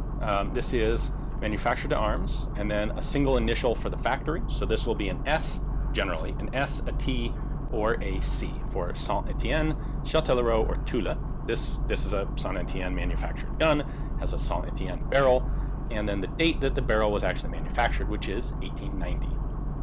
The serial number is going to be marked in several other places on the rifle. We have it on the bottom of the magazine system here. We have it on the handguard. We have it on the bolt stem, the bolt handle there. And we have it on the left side of the buttstock. So this is a pretty cool example, which is completely all matching and original. It hasn't been rebarreled since 1890. One other marking you'll find on these is a roundel stamped on the right side of the buttstock. And they will often be found quite worn, like this one. If the stock was replaced on the rifle at some point during its service, replacement stocks did not get these stamps, so there won't always be one. But often, because this was a fairly light stamp in most cases, often they're just worn away. And this one's almost illegible. What this says is MA in the center, which is the official Army stamp of approval and ownership. So this is put on the rifle when it's actually physically taken into military service, which isn't necessarily exactly the same time as when the barrel might have been manufactured, for example. Sometimes barrels sat around for a while before they were used. Anyway, on the top of this circular stamp, you'll read the month that the weapon was accepted, and on this one it's, I don't know, I think that's totally illegible at this point. On the very bottom, you'll have the year that it was accepted, and this one is, because I know the barrel date is 1890, we can make out that this was 1890, but boy, that's almost completely gone as well. And then there will be a letter on this side for the arsenal, and then a couple of our controller and factory inspector initials as well. So just for comparison's sake, here's a very late barrel example. We know that the rifle was declared obsolete in 1920. However, they did continue to service and rebarrel worn out examples until World War II. So this one has a T, meaning that this barrel was made at the Toula arsenal, and the barrel was made in 1936. It also has this N mark on the top of the chamber. That indicates that the barrel has been, the throat has been recut for the 1932 Ball N, what's called Ball N. Basically, they redesigned the 8mm Lebel ammunition to be best suited for heavy machine guns. If you're interested in the development of ammo, I also have a separate video on that you can take a look at. Anyway, our original 1890 rifle does not have that N marking, and this later rebarrel does, because this was an upgrade that was made in the early 1930s. Also, I should point out that on this one we have a T-marked barrel, so Toula, on a rifle that was manufactured at Saint-Étienne, kind of worn away here on this side. But the reason that these mismatch is because this receiver would have been made almost certainly in the late 1880s or early 1890s, and then it was rebarreled later on, so the original barrel would have been a Saint-Étienne barrel. Okay, now the action. How does this thing actually work? Well, the first question is, how is it that you have a tube magazine with a pointed Spitzer bullet and not have the thing actually detonate in the magazine tube when one bullet tip hits the primer? By the way, these are all dummy cartridges. How come that doesn't happen and the rifle doesn't go kaboom? Well, there are two explanations. The first is, when this was first developed, it actually used a round-nosed, or a flat-fronted round-nosed toward a bullet, and so that wasn't an issue. Later, when they adopted a Spitzer projectile, they actually cut a groove in the rim of the base of the cartridge. So there's a groove right here that captures the tip of one bullet into this safe rim, the safe channel around the base of the cartridge in front of it. Now, in addition to this, because of the serious taper of the cartridges, when you lay these flat, like they would be laying in the magazine tube, the tip of the bullet actually isn't pointing at all at the center of the cartridge in front of it. It's pointing down at the edge of the rim. So that's why the tube magazine isn't a problem with the Spitzer ammunition. Now, loading this is a little bit unusual. I'm going to open the bolt first, and I just do this gently, and you can see we have an elevator mechanism here. When I want to feed a cartridge, there's a cartridge sitting in the elevator, and I have to lift it up so it gets pushed into the chamber. And the way that happens is by emphatically cycling the bolt, and the bottom locking lug on the bolt head actually strikes a lever in here that pops the elevator up like that. Then, when you close the bolt, the stem of the bolt handle right there hits this lever, which pushes the elevator back down. So now it's in the downward position again. This is the heart of the Kropatschek system that allows you to have a tube magazine with a really quite long rifle cartridge. This works a lot better than the elevator mechanism from other tube-fed rifles. Some of the American rifles they experimented with tube magazines in the back end of the stock. That didn't work as well. Anyway, this is the system that the French would use. Now, there's a little detent down in there that you really can't see that catches on the rim of a cartridge, so that only one cartridge gets spat out onto this elevator per cycling of the bolt. In order to load this, what we're going to do is just push cartridges in one at a time, like so. There's no clip. There is no shortcut for this. And in total, we can hold 8 cartridges in this tube magazine. It runs inside the handguard all the way out to the end of the rifle. By the way, that's why there's no cleaning rod in this rifle, because there's a tube magazine sitting inside the stock that prevents you from having the space to put in a cleaning rod. Now, for shooters today, what you can also do is take one extra round and just lay it. The easiest way to do it is like that. You can just lay one additional round on that elevator mechanism and then close the action. Presto, you've got 8 plus 1. Now, if you want to be super cool, you can also take a second extra round, slide it into the chamber, chamber that round, close the bolt, and now you've got 8 plus 1 plus a second one, so a total of 10 rounds of capacity. Now, the way that the French standard for doing this, the manual of arms for the French military, was to load 8 in the tube and then cycle the bolt, and then you're done. They would never have carried it with a 10th round in it, because this thing is cocked. There's no way to have a 10th round in there without this being cocked. And the Lebel has no manual safety. This is a holdover from the days of the Gras, when you only loaded the rifle when you were commanded to by an officer, basically when firing was imminent. They carried that over to the Lebel and the Berthier both. You would only chamber a round when you were commanded to, so that you were almost immediately ready to fire. So there is no manual safety. You'd never carry this thing around chambered with the striker cocked. In addition, French doctrine did not have them carrying an extra round in the elevator. There's not really a particular reason not to, and in fact, after you're done firing, this is the condition that the rifle will be in. However, the original manual just says load 8 in the tube and then close the bolt and then cycle it once, and ammunition was issued in 8-round packets. So now, some people have seen depictions of the Lebel in video games or seen video of people shooting them, and there is this weird double charging thing that you have to do to actually fire the rifle. So here's how that would go. We're going to load the magazine fully. There we go. We'll just pretend that that's fully loaded in there. Now, in order to actually chamber around from this point, I have to close the bolt. Fine. Now I have to open the bolt, and I have to end up with a round on this elevator. So the first thing I'm going to do is open the bolt with some alacrity to pop the elevator up. Now I close it a second time, and you can hear a secondary click, because now a cartridge has popped out onto the elevator. So I can open the bolt a second time, again, with some alacrity. Now, when I close the bolt the second time, a round is chambered. And again, you hear this click. When the bolt goes all the way down, it drops the elevator, releases a cartridge. Now we've got one in the chamber, one in the elevator, and 6 or however many others have been loaded in the magazine tube. And now you can begin firing. Every time you do, when you open the bolt, it will eject the empty case. The key to running a Lebel successfully is you can't be gentle with it. You have to open this bolt stiffly to ensure that you have the proper amount of force to lift the elevator, like so. Now let's take a moment to discuss this M93 thing.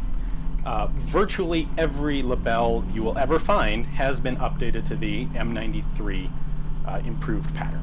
The French Army was really quite successful at bringing all the rifles in and updating them. There are a few floating around. In fact, I believe the Cody Firearms Museum actually has one in the original pattern, and I haven't had a chance to look at it very closely yet, but I suspect that's because they basically got some sort of factory sample during the production run that got shipped over to the US in the early 1890s and never went back, so it never had a chance to be updated, which, by the way, is a fantastic resource to have, because even in France, unupdated original 1886 rifles are extremely difficult to find. But I'm getting ahead of myself.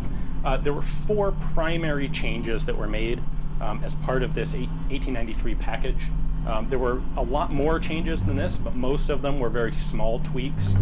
Basically, little changes to production tooling or manufacturing techniques, things that just either fixed production problems that they discovered along the way, or that sort of element. And these are things that are very difficult to actually notice in a rifle.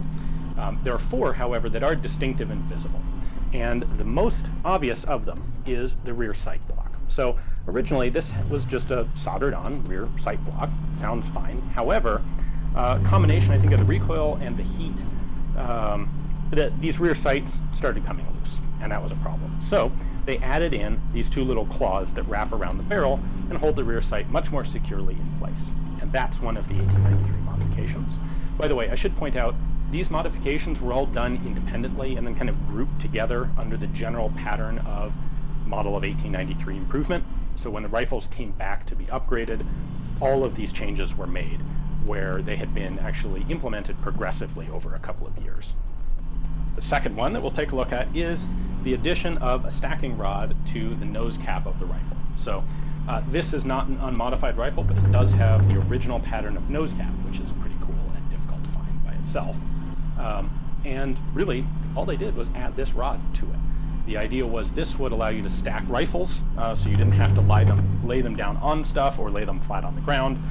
3 soldiers in bivouac could stand their rifles up in a little tripod using those rods. So you'll find those on Berthier's as well. Perhaps the most important of the changes was the addition of a gas vent shield, and you can see that here. This is the updated version. This is the original version. So the problem they had here was cartridges by 1886, they understood pretty well how to make cartridges.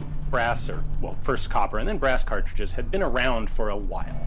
However, now we're talking about a much higher pressure with this smokeless powder, and cartridge production technology still isn't nearly as good as it is today, and so they had problems with cartridges splitting or rupturing.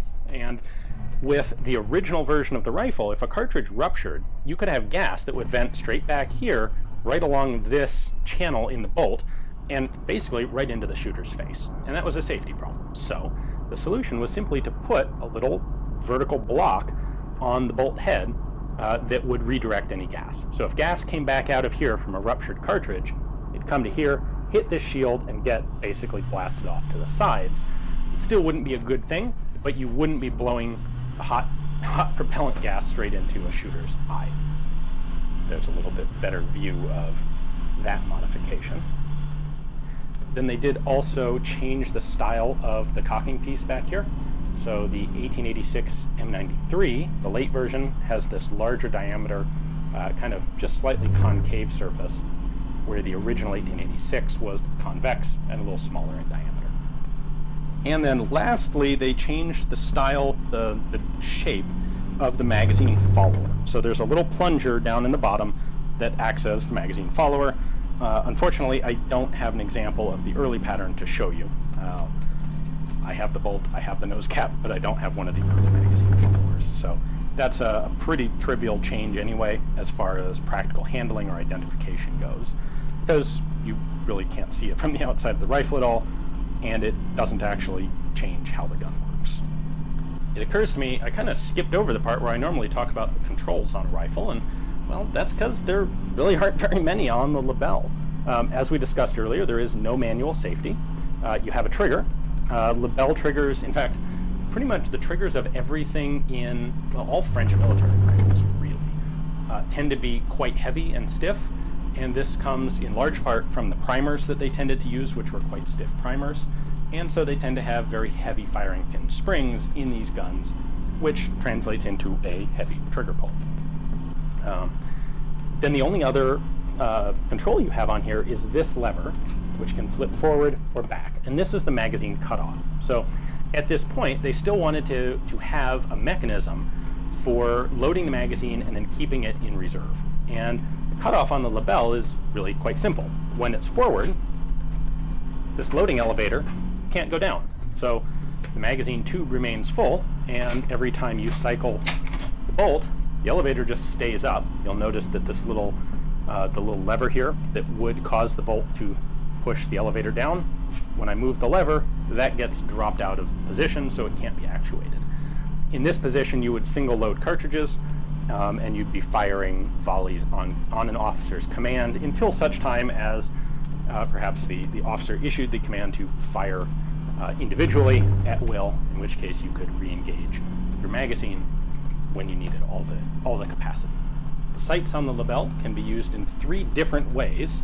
What you would normally expect to be the standard, which is this configuration right here, allows you to shoot from 400 out to 800. So you can see 5, 6, 7, and 800 yard markings, and you would do that simply by adjusting the elevator.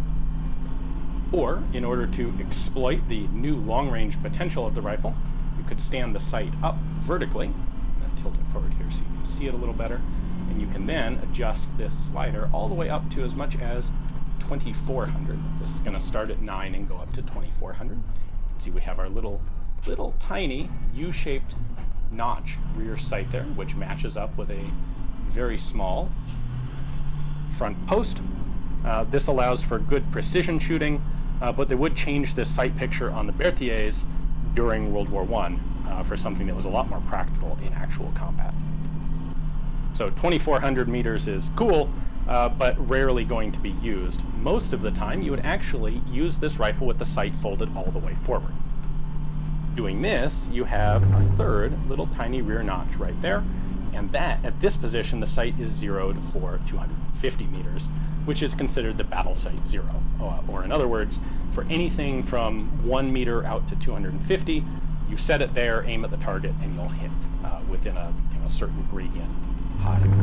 So this, while it looks unusual with the sight folded forward, is actually going to be the correct position to use it in for basically all common applications. One last element to look at here is the bayonet, popularly known as Rosalie in the common parlance.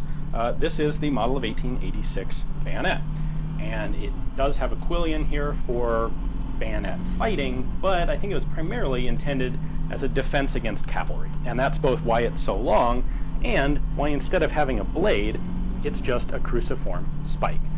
You don't need a blade to try and prevent someone on horseback from overrunning you when you have a bayonet on a rifle. You need something pointy like a spear. This effectively turns the Lebel into about a 6.5 foot long spear. The spike on this is 20.5 inches long. This would be longer even once the Germans adopted the Gewehr 98 and its very long bladed bayonet. The Lebel with its spike would still be longer, giving the French infantrymen theoretically an advantage in hand-to-hand combat in World War I.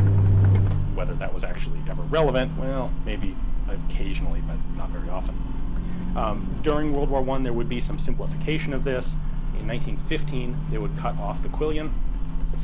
The 1915 pattern is like this, with just a flat base. They realized this bayonet fighting thing with the quillion is really kind of meaningless. We don't need to put that much extra work into the bayonets, so they got rid of it. And they would also add a brass material handle in addition to the original aluminum. Rosalie here has a little spring-loaded tab. Spring in this one's a little bit weak. But it pushes over and it locks behind this lug on the barrel. So when we mount the bayonet, this round plug fits into this round socket on the nose cap, and then the locking lug engages behind that right there. And then there is a second lug right here on the barrel to help guide the bayonet. Well, the Lebel may have been declared obsolete in 1920, but that definitely wasn't the end of the life of the Lebel in French service. In the 1920s, there would be an effort to convert this to the new 7.5 millimeter straight-walled modern cartridge. And then in the 1930s, there would be an effort to take these obsolete Lebel rifles and turn them into something that could still be used by the military. That would result in the R35 carbines. So we'll be taking a look at both of those in upcoming videos. If you're interested in those, definitely stick around. And thank you very much for watching. If you appreciate this sort of thing on the net, please do consider checking out my Patreon page. That's what allows me to put out this sort of content for you guys. And if you're really a big fan of the French military and the French effort in World War I, check out, oh, it's over there. Check out the cool t-shirt design. If you want one of those, you can get one of those at the Forgotten Weapons merchandise shop. Thanks for watching.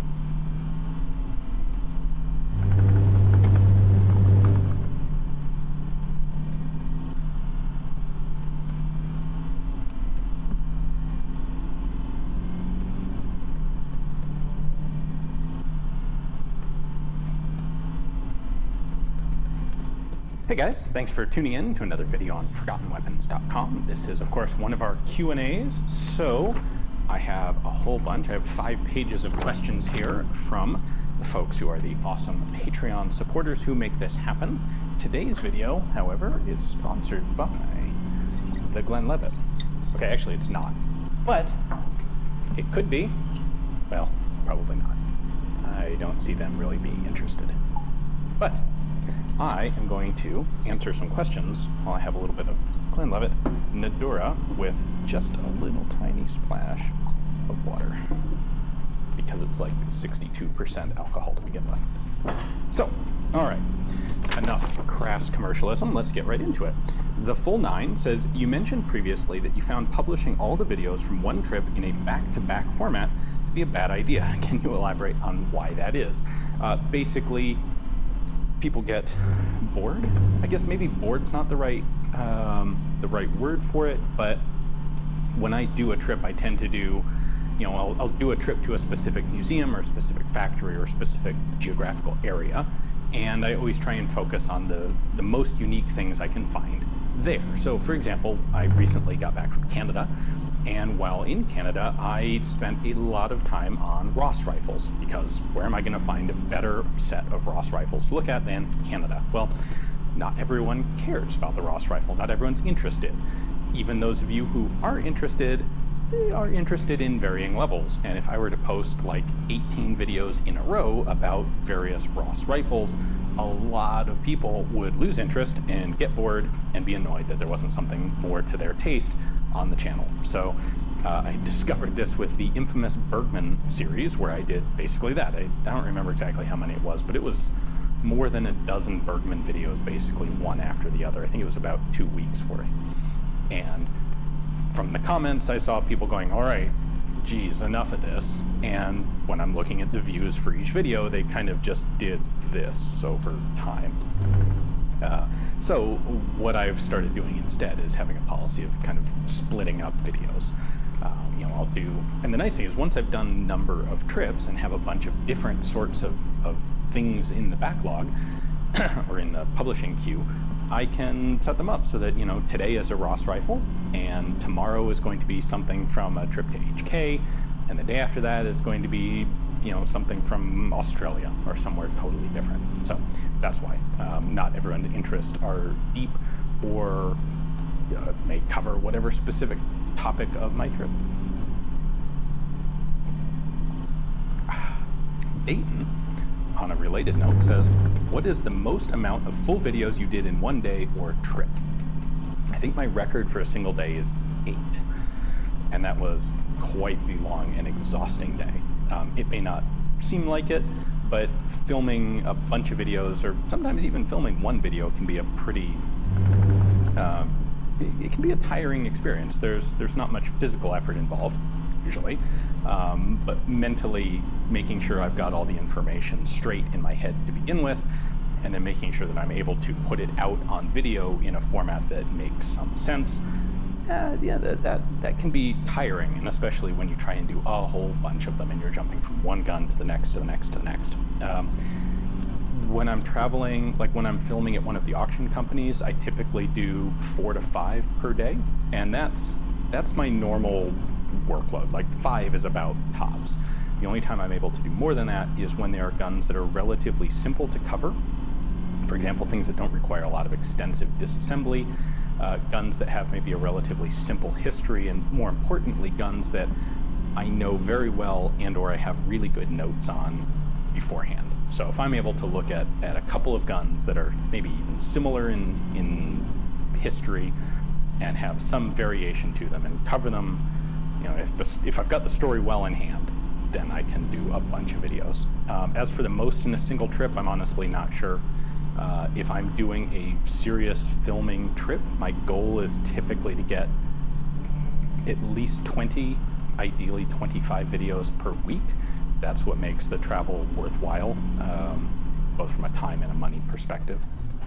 So I've done some trips longer than that, but typically if I'm doing a longer trip, I will intersperse several days of filming with several days of things that are a little less strenuous. Maybe doing a little bit of filming, but more introductions, visiting people, like go to a museum and see what's in the museum in the public area, which is something I can't really film in, but get to know a feel for the museum itself. Or every once in a while, actually do some tourism, but I tend to do more filming than tourism. Next up, Old Man Winter says, besides the Webley Fosbury automatic revolver, were there any other self-cocking revolvers, and do you think it's a design worth resurrecting? There were a couple others. The two main ones are the Union automatic revolver from the US around the turn of the century, and the Mateba, which is Italian. Do I think they're worth resurrecting? No. I don't think they ultimately contribute anything really practical. They are guns that exist only because they're purchased only because that's a neat thing. Even with the Webley Fosbury, the guys who are buying those were buying them because, like, ooh, that's a neat thing, and I have more disposable income than I really necessarily know what to do with. So instead of buying just a plain old Webley Mark 1 to whatever, I'm going to buy this more expensive but cool Webley Fosbury. Of the 3 of those, the Union is probably the rarest of them. It's a little 32 caliber. Works basically the same way as the Webley Fosbury, has a shrouded hammer, mostly shrouded hammer. Those are really rare. Joe says, what is a good amount of money to save and set aside when looking for surplus rifles? All of it. Sorry, but if you get deep into this hobby, you will end up spending all the monies on the rifles. So I suggest strict and well thought out budgeting.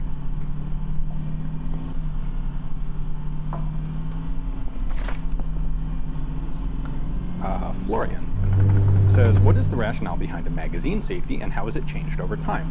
I have, for example, read of serious defensive shooters disabling it so that they can defend themselves during reloads. That actually sounds a little okay, I guess, dubious to me. I think the reason that most people who disable magazine safeties do so is because there are a number of pistol designs, most notably probably the Brown and High Power, where disabling magazine safety allows you to actually have a better trigger pull.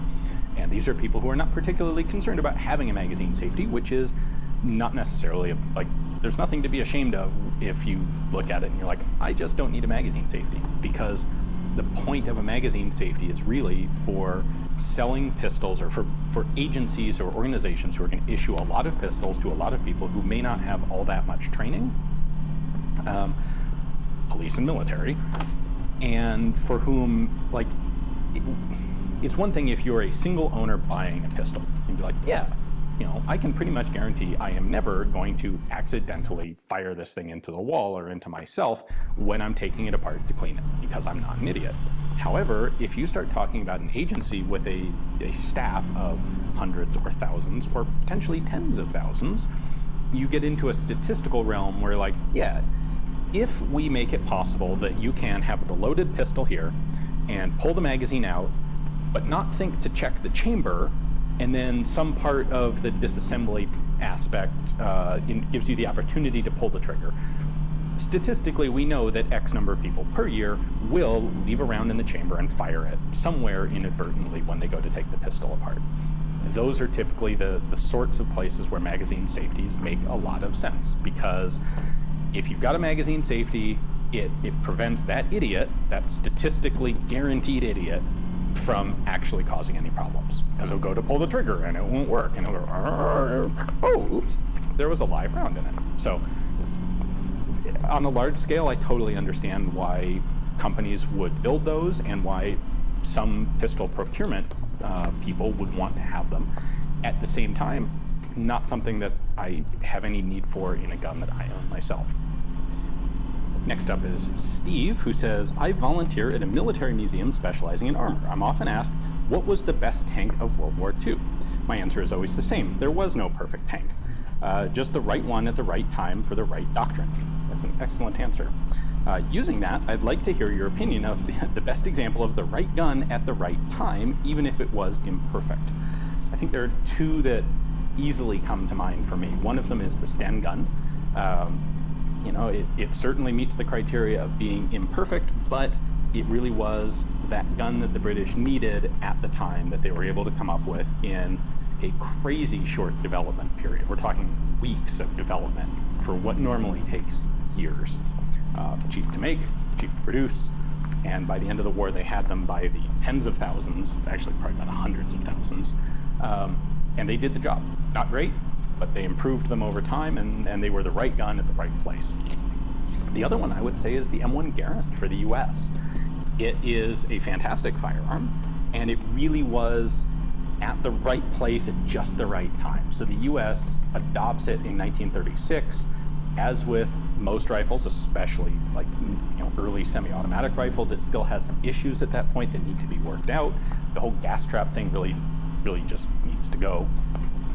But 1936 gives the US military just kind of the right amount of time to get all that stuff squared away before late 1940 we're at war. And it was a rifle that we were able to put into mass production. The version that got to troops in the field in huge quantities was pretty well perfected.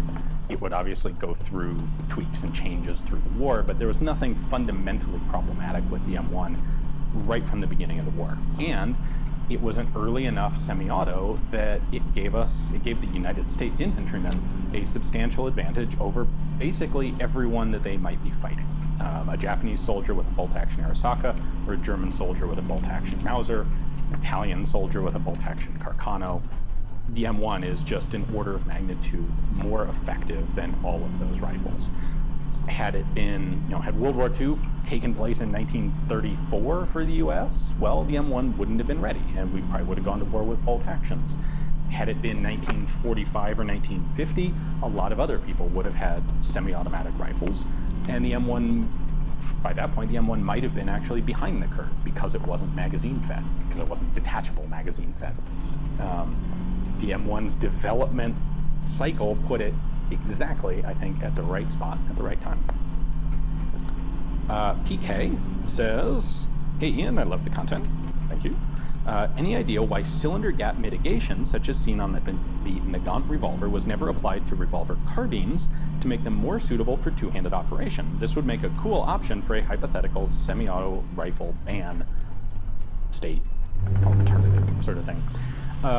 There are a couple reasons for this. I think most fundamentally, revolver carbines have never really been the best option for anything other than someone who specifically just wants a revolver carbine because they think they're neat. If you have a carbine the size of a revolver carbine, it's typically, like, you have options of bolt action with a box magazine or bolt or lever action with a tube magazine that'll give you, like, the gun will weigh less because it doesn't have this big cylinder. It won't have the problems of cylinder gap that you have to overcome. And the way that you overcome that, like, the only really effective way that you overcome that with a modern cartridge is by having a proprietary cartridge where the brass case is long enough to actually cover and extend past the front of the bullet, thus giving you enough brass to bridge the cylinder gap, and that's how the Nagant works. If you're doing that, how many people can justify a revolver carbine and can also justify it using its own proprietary ammunition? I just think there aren't really very many, or any actually, places where that makes sense. We see a Piper style or a Nagant style revolver carbine with the Mexican cavalry in the 1890s, and that's really about the only one where they did that. And even that was done in very small numbers and pretty quickly replaced with bolt and lever action rifles. So it's just, a revolver carbine has downsides. The cylinder gap is a big one. Even though there are ways to overcome it, if you have to overcome it, you're putting resources, time, effort, cost into things that you don't need to worry about if you use one of the many other very well proven, better proven in fact, designs of carbine that are out there.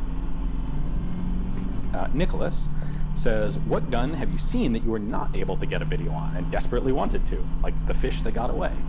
Well, no, about desperately wanted to, but one of the best opportunities I had where I was not able to do any filming was a chance to visit the reserve at the Saint-Étienne Museum collection in Saint-Étienne, France.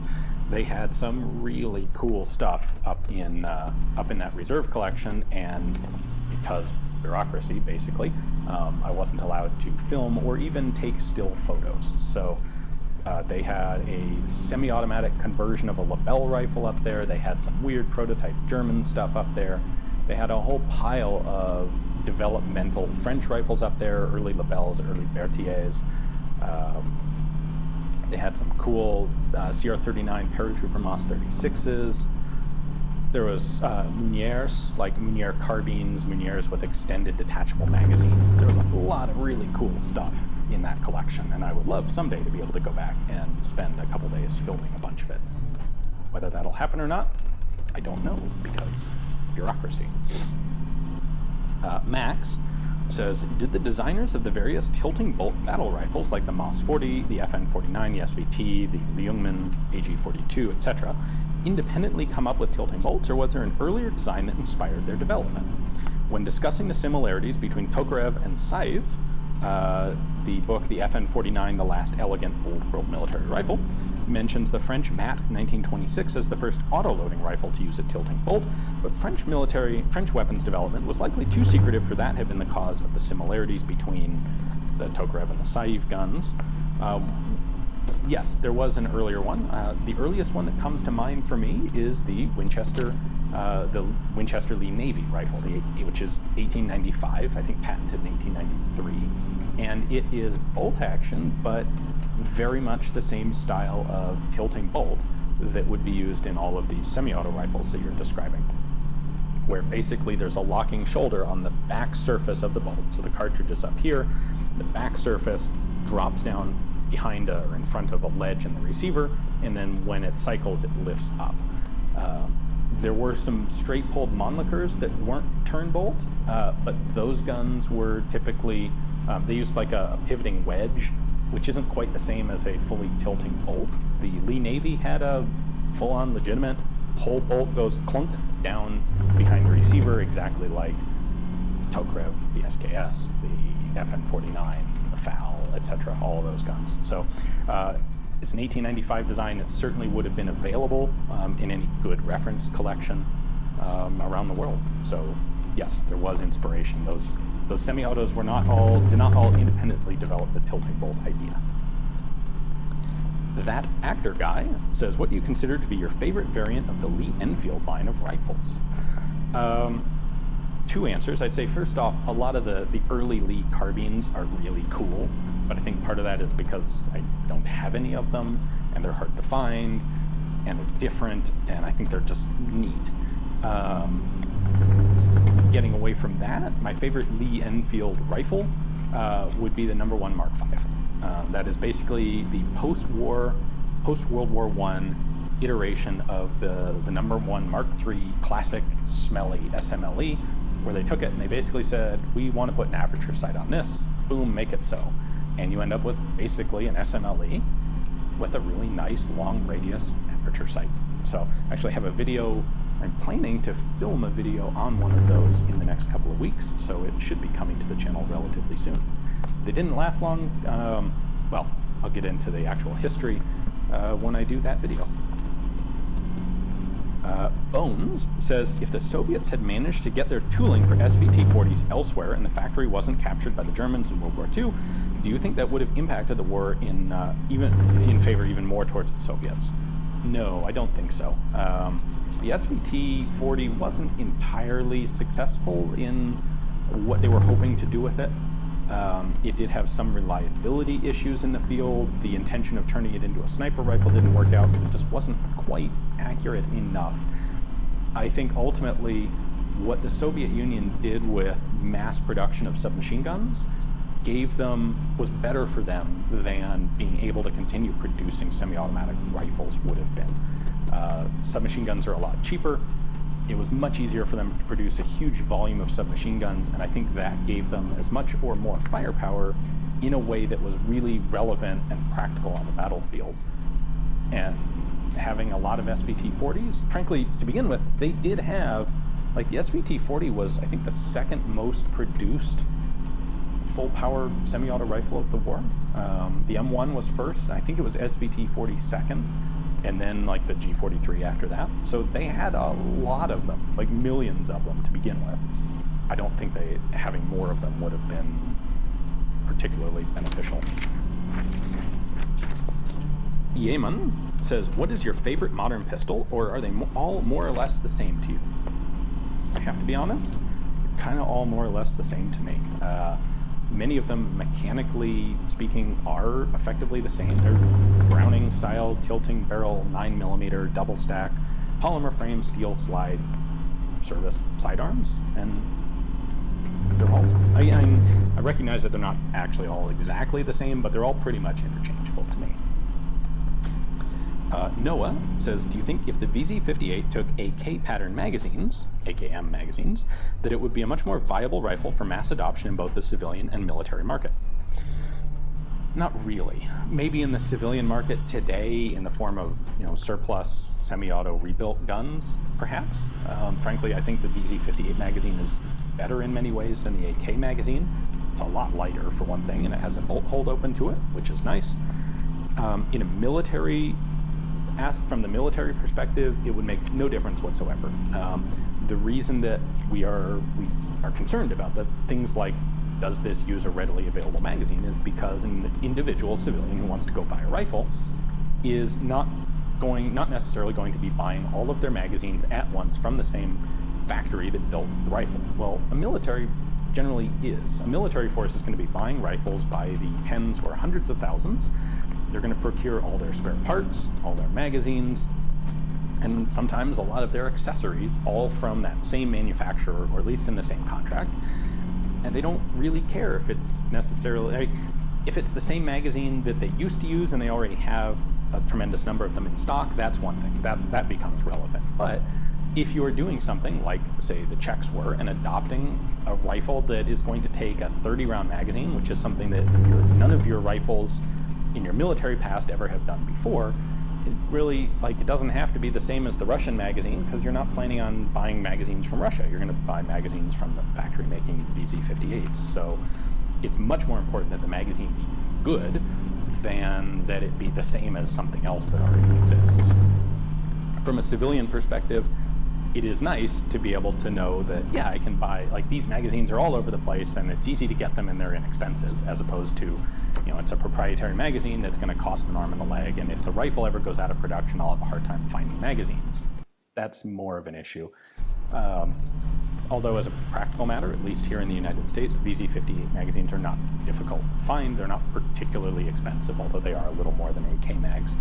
So I don't think the magazine difference has substantially hindered the VZ58, except perhaps from people who would have bought one simply because they thought it was just some other AK if it took AK magazines.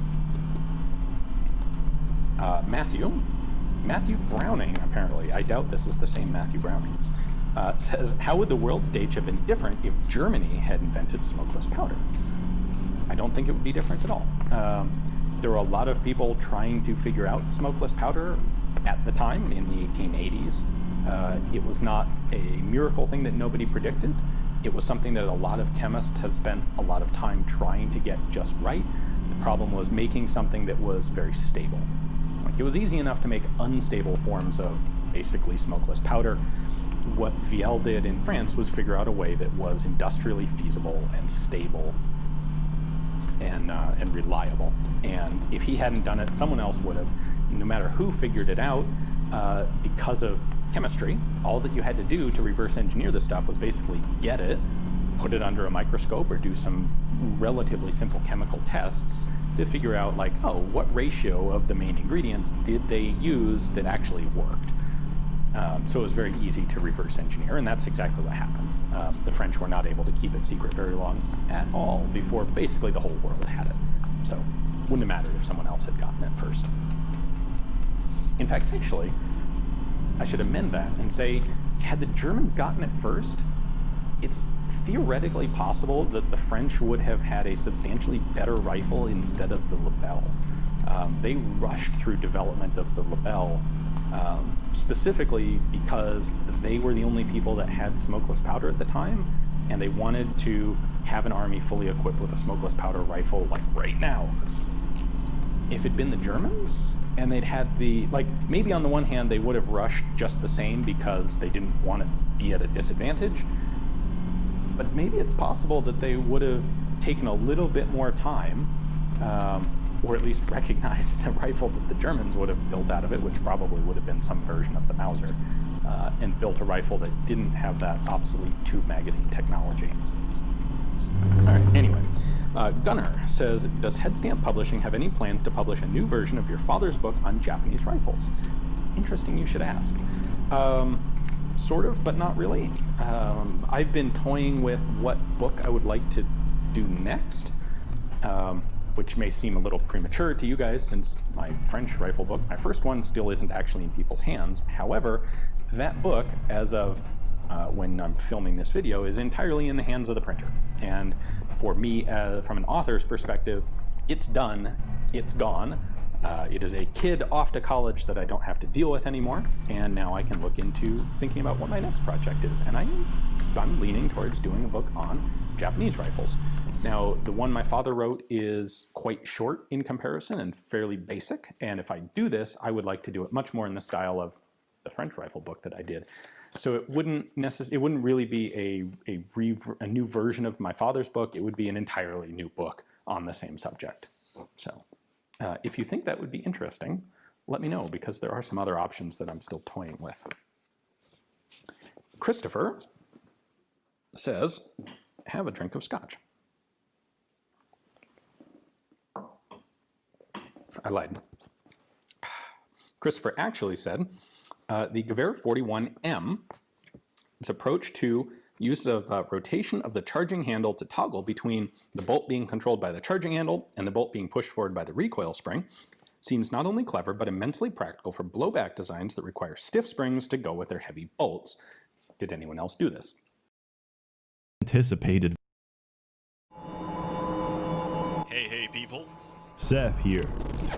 Star Sector is an open-world space strategy game about selling heroin and illegally harvested kidneys on the black market, making money off misery, disruption, and political unrest, and ambushing trade convoys in deep space just to watch a planet descend into chaos. I've been playing this game on and off for years now. It's amazing, yet I don't hear many people talk about it. Star Sector is a massive project done entirely by 4 people, and it's had updates for about about 9 years now, each one getting closer to their dream goal of simulating a living, breathing galaxy. Story. Okay, nobody gives a shit, so I'm gonna be quick. Right, so in Star Sector, humanity figured out faster-than-light travel. We colonized thousands of worlds, spanning hundreds of galaxies, using the relays from Mass Effect, which were the only practical way of crossing galaxies. They were the only practical way until suddenly, nobody knows exactly why, all the gate systems went dead. We could no longer reach the rest of humanity. This event is referred to as the Collapse and marks the end of the prosperous Domain era. In an isolated galaxy 206 cycles after the Collapse, our story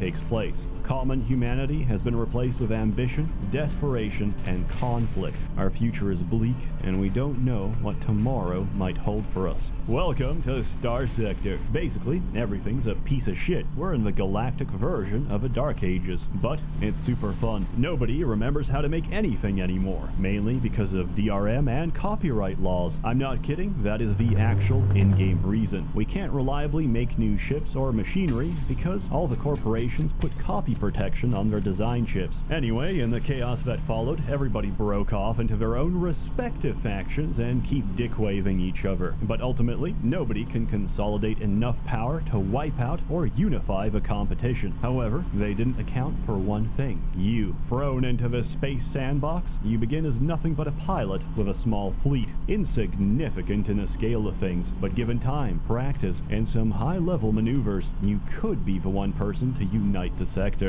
Or reduce it to the Stone Age. Every faction is unique in their motivations, and it generally pays to be nice to them. That is, if they can be reasoned with. In no particular order, these are the Hegemony, which represent the combined remains of law and order from the Domain era, the Persine League, which said fuck taxes and broke off from the Hegemony, the Syndrian Diktat, a military dictatorship which also said fuck taxes and broke off from the Hegemony,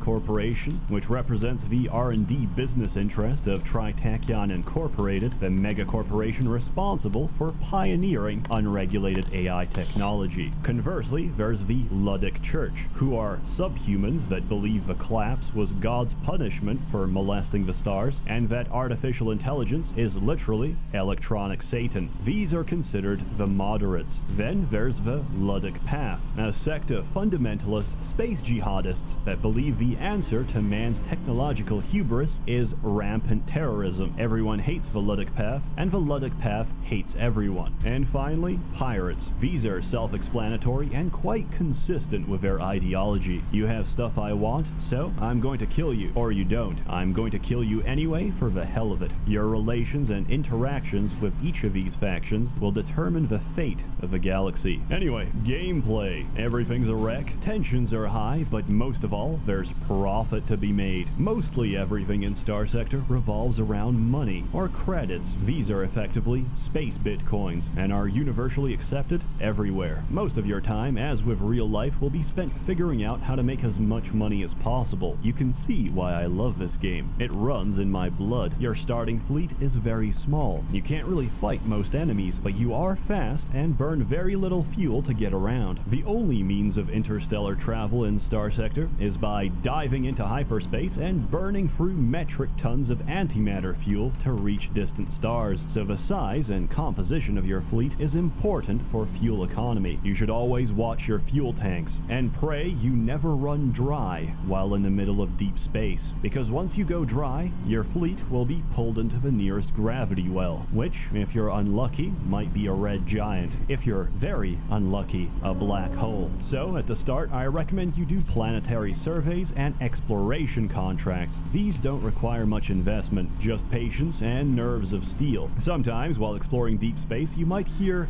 distress signals. We ignore those. Just ignore them.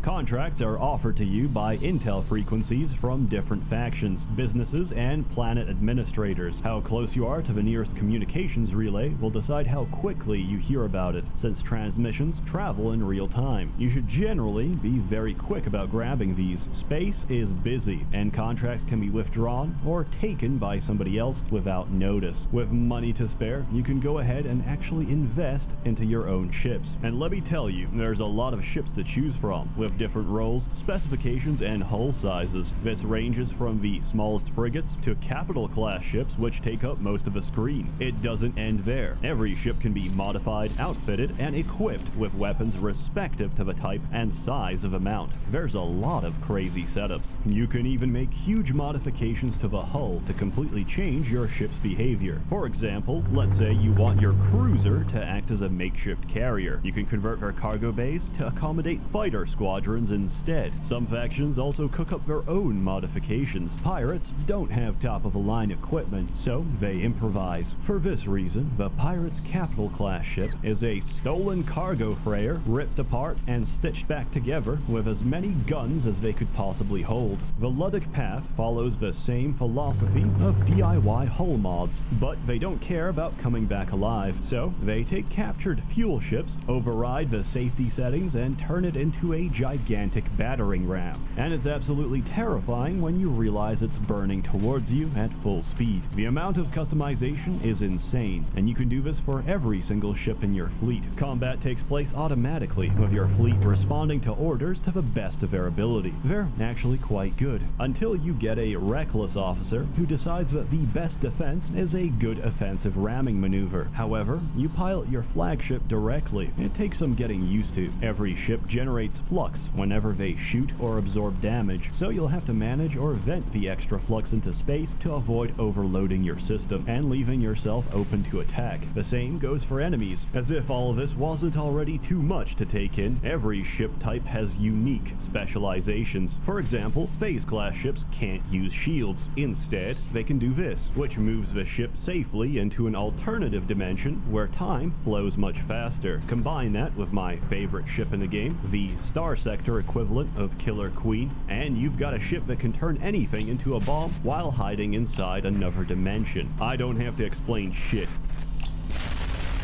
It just works. Combat is amazing once you figure it out. It's simultaneously the hardest and most satisfying component of the game. Luckily, your capital is not at risk. All planetary stations offer combat simulations to test your design. However, you'll need a lot more money to get to that point, so you'll need to work with the game's economic system. Yes, this game has a fully simulated real-time economy. Every colony produces, demands, and consumes different resources, and needs a constant stream of trade traffic to stay functional. The resources needed depend on the industry. For example, mining. Mining is very depressing, so miners consume a lot of heroin to numb the pain of being a miner. A mining colony's output stagnates if the smuggled narcotics cannot meet demand. Each time you enter a marketplace in the game, you can pull up the entire market data, see consumers, producers, market shares, and relative prices across the sector. But making a profit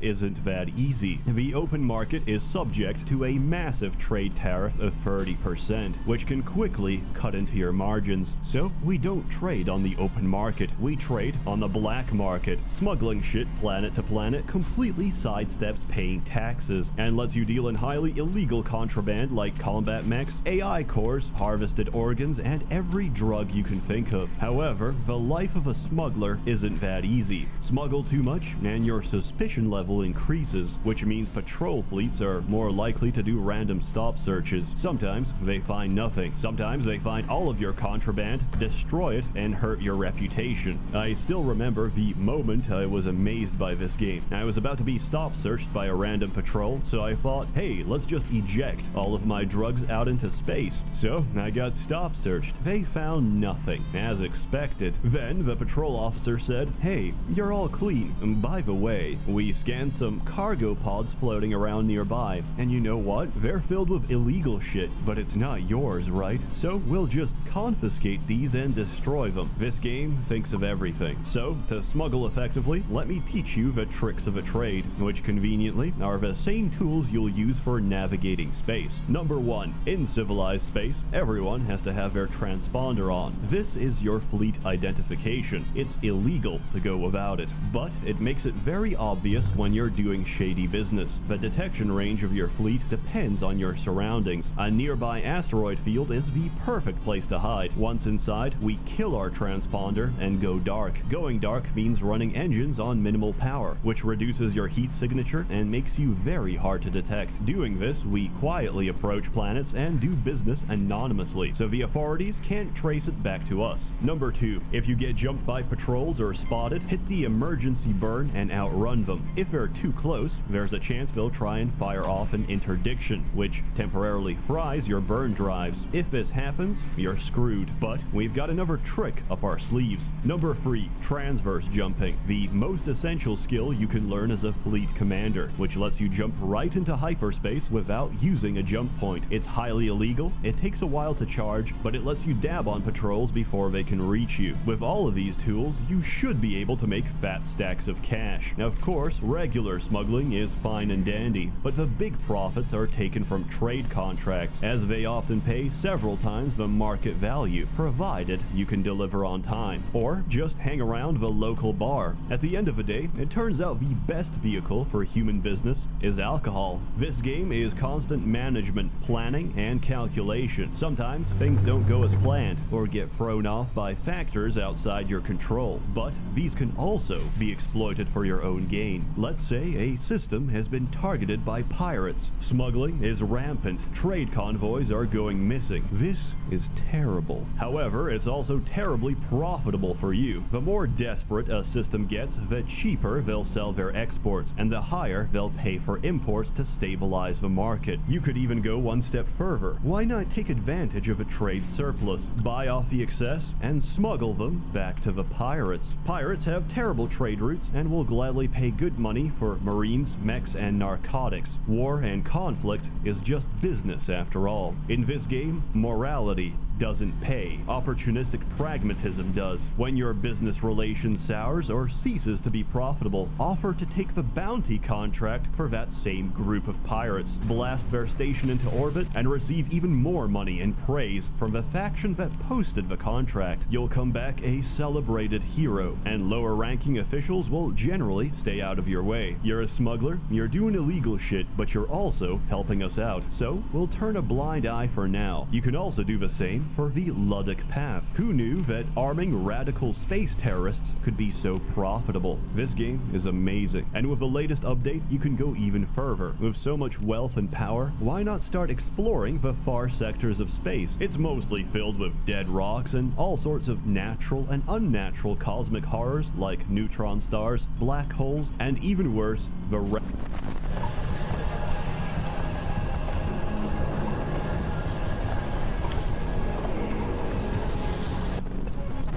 But somewhere in all that chaos, you might get lucky. You might find a planet that's actually good, not too much unlike Earth. So you run a survey, send an expedition, and hey, what do you know? It is a damn good planet. So why not colonize it? Start your own colony, form your own faction, invest back into the colony, attract more people and grow the population, build heavy batteries, orbital battle stations, and patrols to secure your domain. Expand aggressively. Announce that your station is now an open port. Profit from your own black market. Start an organ harvesting operation. Take so much of the illegally harvested organ market share that other factions get jealous and try to fuck you over with red tape, bureaucracy, and trade disruptions to prevent you from getting ahead. Subvert their plans by bribing their commanders. Become an industrial powerhouse. Get targeted by pirates for being too prosperous. Get targeted by the space jihad for being too industrial. Get targeted by the hegemony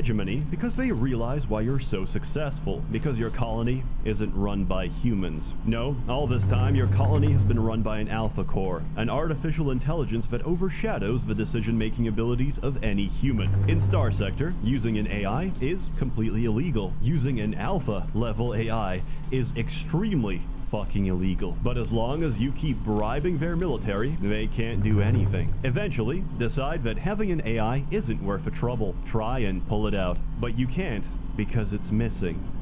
Open the pod bay doors, Hal. I'm sorry, Dave. I'm afraid I can't do that. What's the problem? I think you know what the problem is just as well as I do. Realize that the AI already anticipated this. Get blackmailed by your own AI, who threatens to tell every faction in the sector that you've been using AI technology if you try and disconnect him. Do it anyway. Plunge your empire into total war. Raid the other factions and steal their copyright-protected blueprints. Watch them get obliterated by their own ship designs. Cripple their military. Propose a ceasefire. Receive no reply. Order a saturation bombardment on every core world. Condemn millions to their death. Win. Decommission every AI core and throw them into the sun, and consider what you've done. Then, put one final bullet in the chamber, hold the barrel against your temple, and shoot. Star Sector. It's a lot of fun. Surely, Seth, there's nothing more to say, and you've covered everything. Wrong. This game also has its own active modding scene, which adds dozens of new ships, weapons, and factions into the mix. There's even mods which merge them all together, letting new factions trade and interact with the rest. After finishing the base game, mods can keep you entertained with an entirely new game altogether. Sometimes the developers even incorporate mods into the main code if they're that good. Oh yeah, this game also works on Mac and Linux. This is probably one of the best products I've ever bought, and it only cost me $15. They make you use some old-ass website from the 2000s to get your CD key and download link, but hey, it works. I can't really complain about something I've played for several hundred hours, nor something that keeps getting updates yearly. My only criticism is that chasing enemies or getting into a fight can take a long time if you're flying the larger ships, but again, this is something I fixed with a single mod. In an industry where you're piled on constantly with mediocrity, garbage, and bloated design, this is something put out by a few guys that puts AAA studios to shame. I give it a 10 out of 10. I'm completely biased and I don't care. Star Sector is a beautiful game and I thoroughly recommend it. Go buy it. And if you're not sure, go try it. Here's my actual CD key. There's downloads below. You can smack it in there. Enjoy. As always, more content to come, so stay tuned. A warm thanks to the many members of the Merchants Guild, generously funding and bankrolling these videos. You're all truly wonderful. Have a good one. Alright, roll the credits.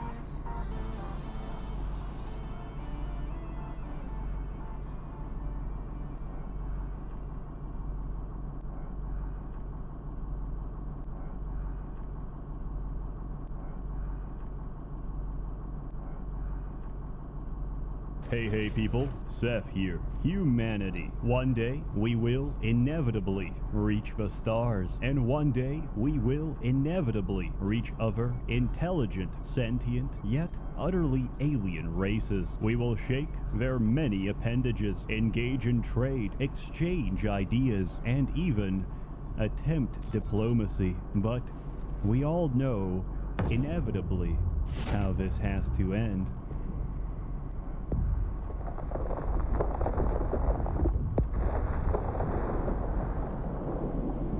Welcome to Endless Space 2. Endless Space 2 is a 4X game, which, if you're not familiar with, stands for the 4 X's: expand, explore, and exterminate all xenomorphs before they do the same to you. Probably, most likely. I've played this turn-based sci-fi strategy intensely for the better part of a month, and before that, about 2 years, and I must confess, it's pretty damn good. Also, there is a story, and it is absolutely critical you understand the lore of this game. In the current job market, Endless Space historians are in extremely high demand and boast starting salaries of about $300K. Most of the Fortune 500 companies hire at least 2 of them in order to understand what the fuck is going on. The story is told to you through wiki articles, the accuracy of which... Hi, I'm Agnes. And I'm Jens, and we are here to tell you about my amazing board game collection. Wrong video, Jens. We are actually here to tell you how you can vote a new mob into Minecraft during this year's Minecraft Live, our spectacular live stream event on October 3rd. And then I get to talk about my beloved board games? If there's time. All this week, we will be releasing new videos telling you about 3 new mobs we are planning to bring to Minecraft and what they will bring to the game. It will be up to you to choose which one we add to Minecraft next by voting for it during the October 3rd live stream. So, make sure you watch Minecraft Live October 3rd so you don't miss out on your chance to change Minecraft forever. Is there time to talk about my board games now?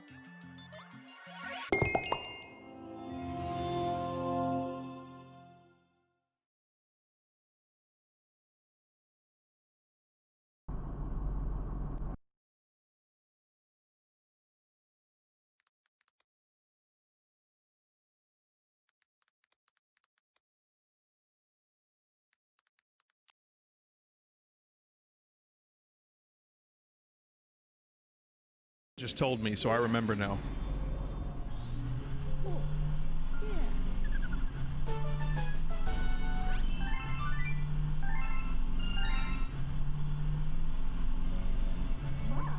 You rescued a green power star. These stars have a special power. Ask the green loomers about them. After all, they will transform into green power stars someday. Also, hello, Mario. You know what word I hate? Bloomers. Oh, what a terrible word that is.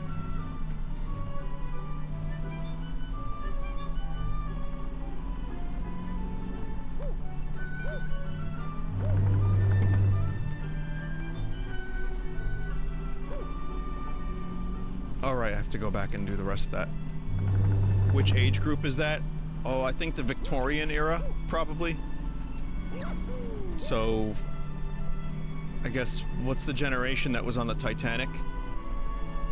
Titumers? I don't know.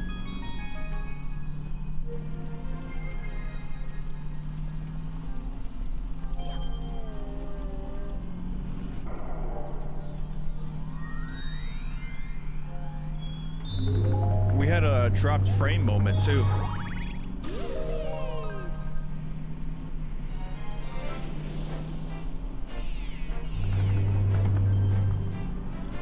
I just saw I dropped 240 frames.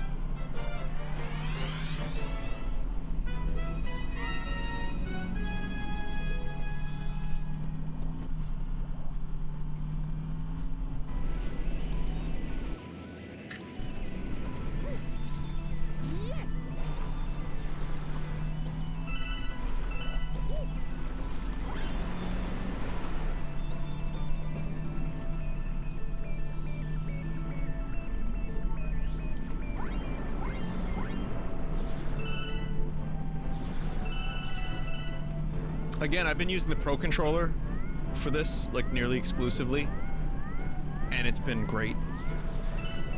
Someone said, holy hell, the warbles. Question, is my voice also warbling? If so, that's Twitch, not me.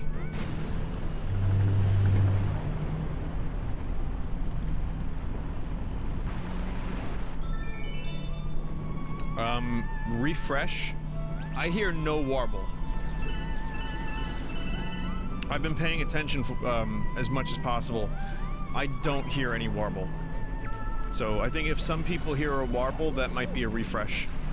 Because I definitely had some weird internet issues. I dropped 240 frames, and I don't know where that came from. That could have been on Twitch's end. I'm not sure.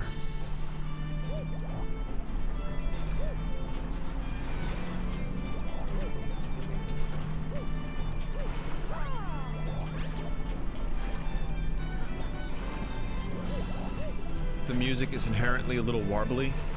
Oh, the theremin? Do you think people got confused?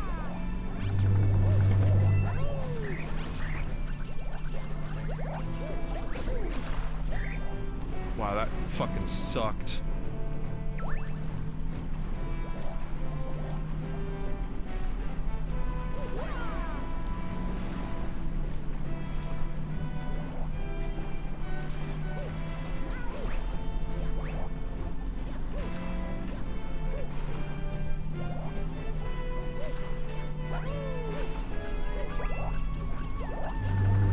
I got some cool eye twitches today,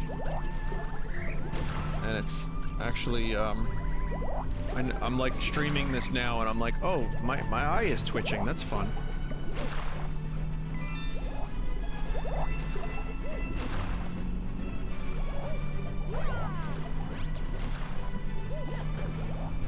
I don't know why I even shared that, but. Who left those water shooters on? Hey, would you give that valve over there a twist to turn them off?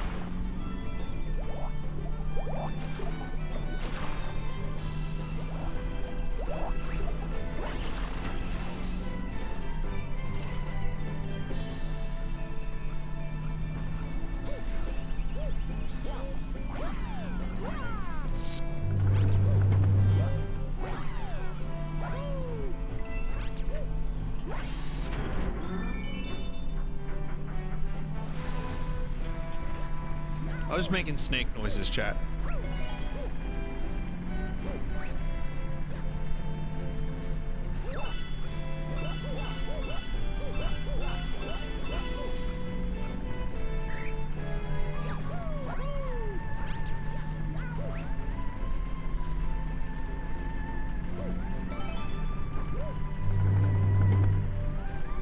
Keyboard Snake is eating all the gunk currently, and also making the place smell like a New Jersey whorehouse.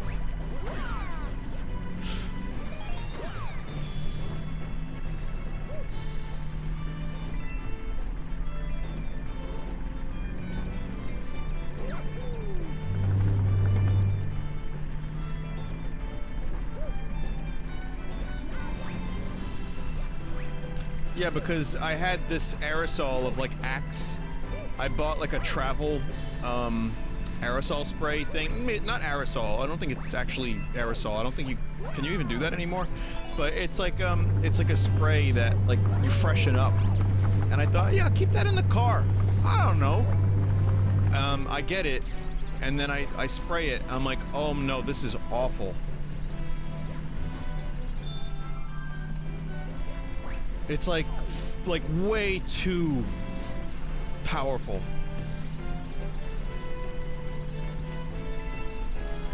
I don't know why. I mean, it was cheap. I bought it because it was like travel size, and I don't know, it was like an impulse buy, but it's like $1 or something. And then I realized, even for $1, like the smell of Axe, I don't think I can do it. Though, oh man, that was awful. Though I do use Old Spice, so that probably is like just one level below Axe in terms of scented perfumery and buffoonery.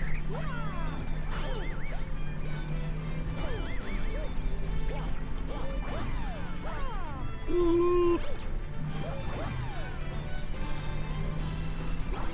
What are you doing, Vin? What are you doing? Stop this. Stop.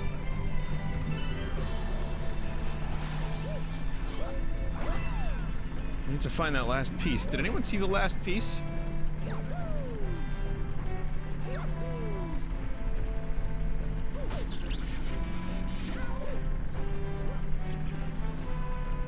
It was at the very top. Really did I blind it?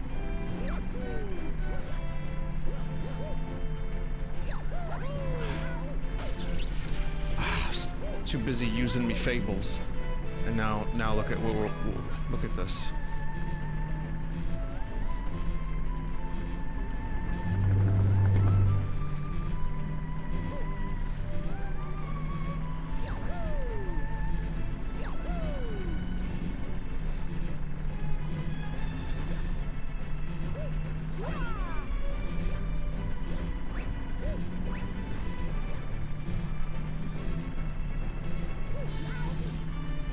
Though at least this noise for low health isn't nearly as annoying as Zelda on the Game Boy Advance Entertainment System.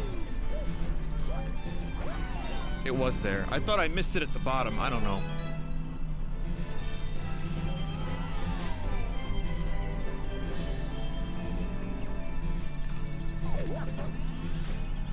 Just say, thank God the checkpoint system in this game is fairly generous.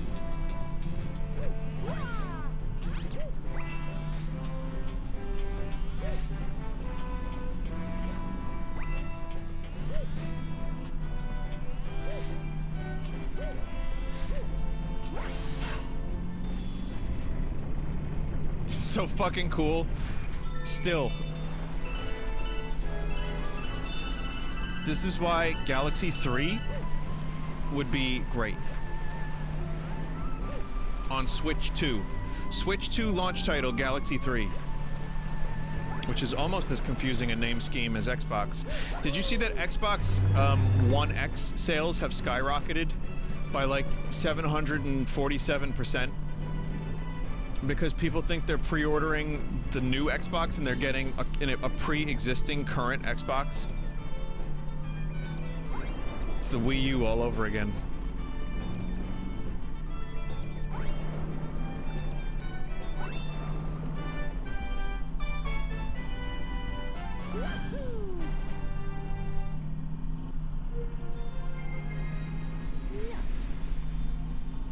Except people are buying it. Yeah. 700% of 1 is just 7, so it's not that big of a deal, says Dave. Dave, you're not getting any Xbox partnerships anytime soon. You know that, right?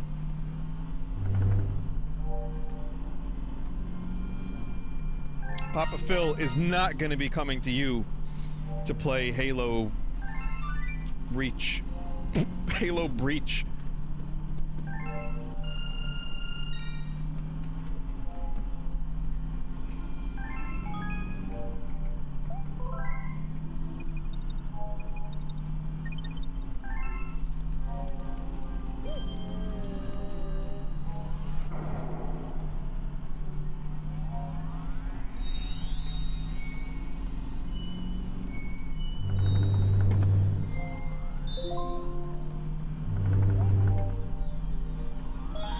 Wait, there's another one here?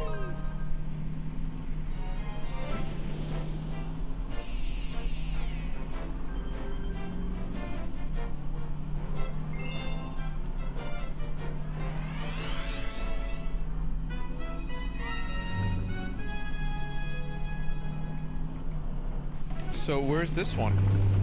There's a secret treasure chest?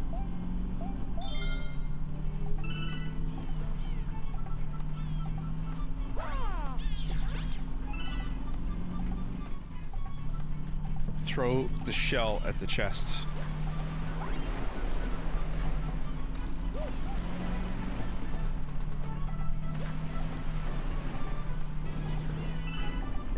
Oh.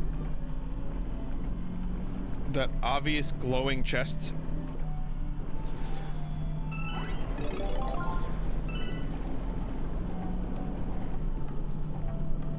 As much as I love Sunshine, I am pleased that the game isn't padded out with a fuckload of blue stars, blue coins.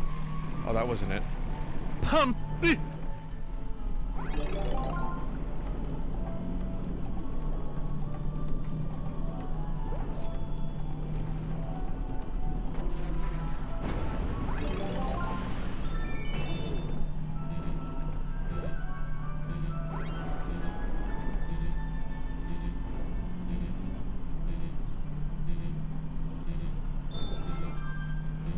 Not really crazy about the underwater controls. Maybe I'm just bad at them, but I feel like it was done better in other Mario games. It's better with a shell, but yeah.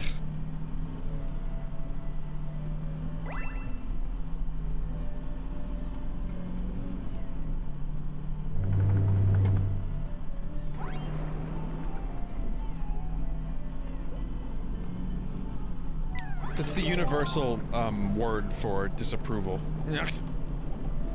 It transcends language.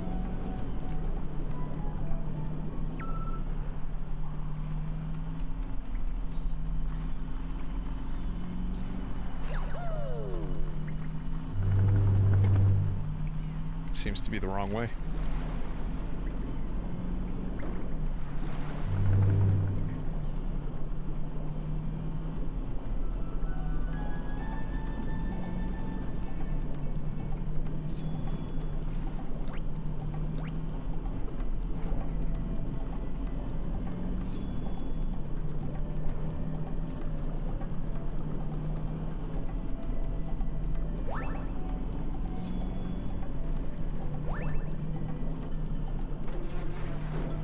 Yo! Whoa! Oh, I think I see it. I got scared. I wanted to use the shell.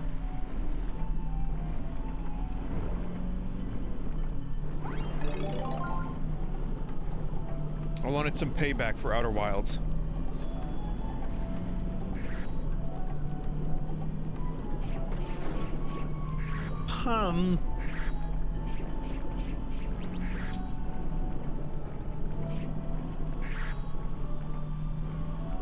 I thought that was it.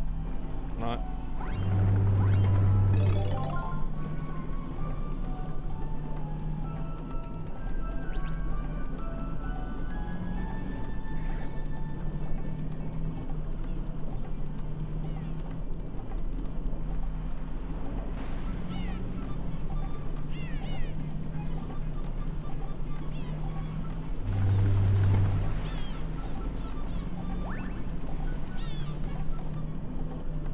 Yep.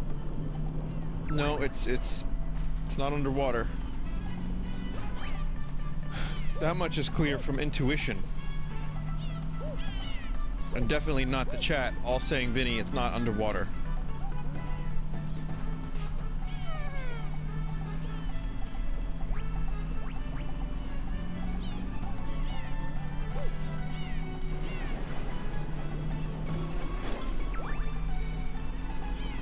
I hope I didn't need that shell.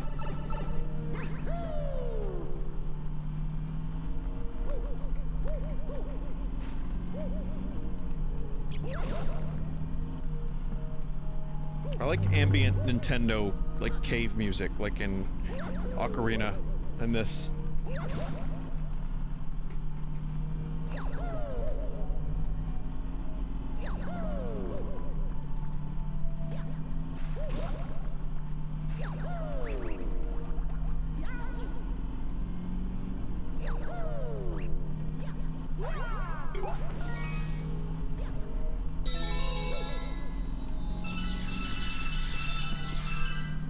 Okay.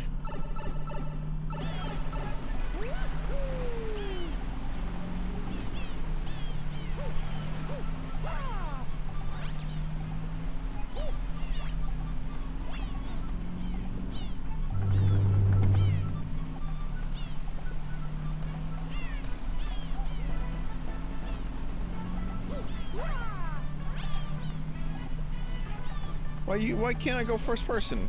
I need to see. I need to see.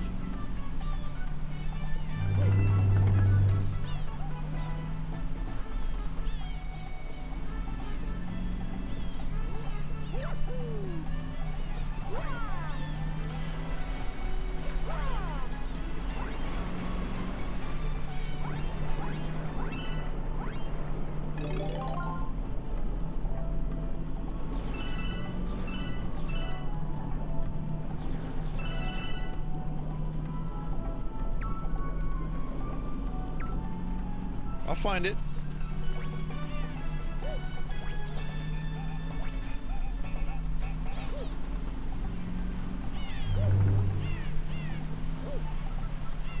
Finding it. I'm gonna find it.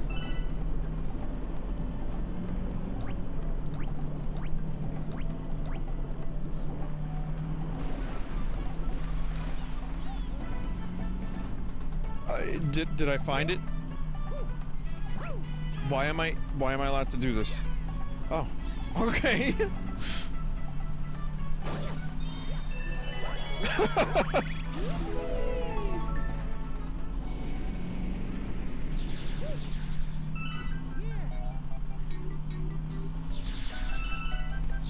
Still one of my favorite Mario 3 songs. Not even chat can ruin this for me.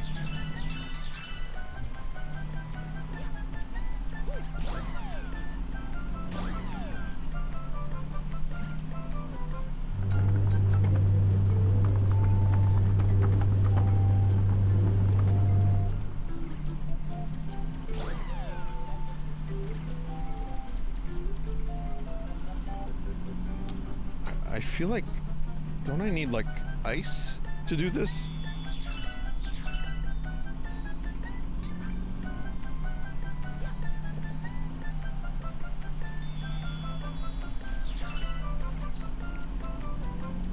These kumquats need to follow me over here.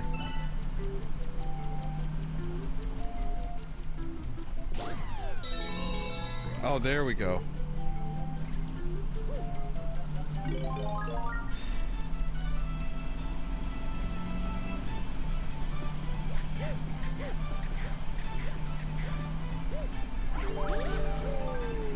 Still really cool.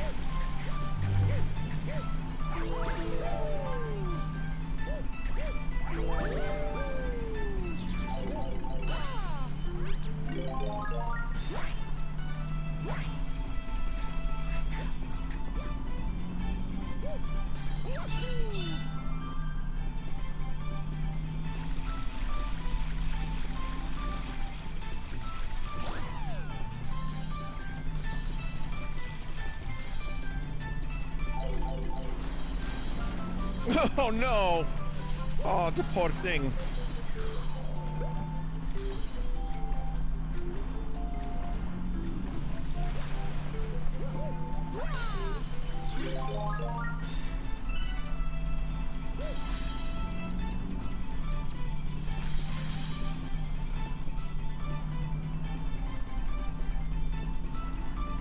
Follow me? Come on, you follow?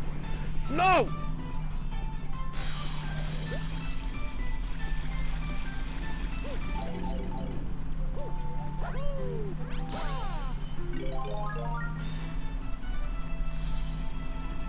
What are you doing? No, stop that!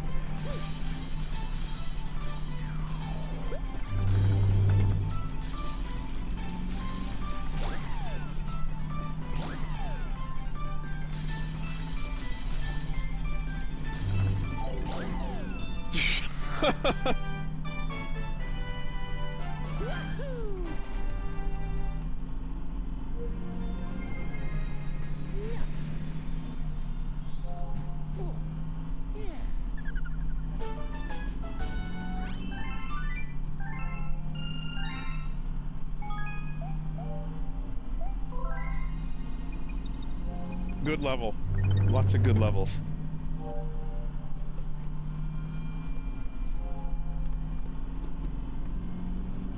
Vin, Northern Lion mentioned you. He said the people want more Vin.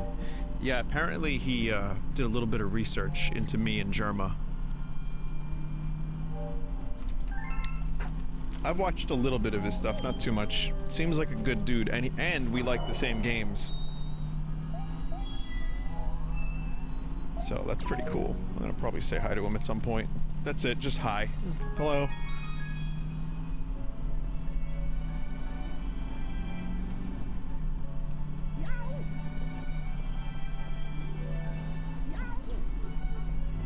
That's cool though. I really like that. Vinny, did you watch the 2000 episodes of Isaac? No. No.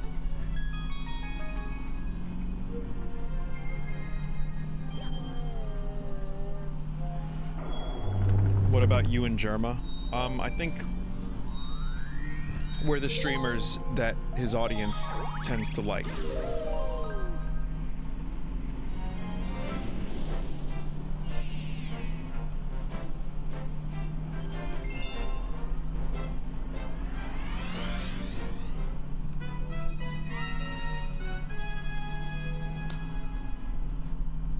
So we'll do one more of these, and then we'll do the boss level.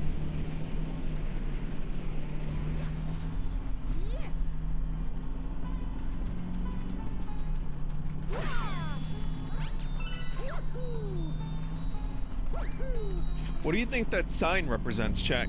Should I go read it? I'm gonna go read it.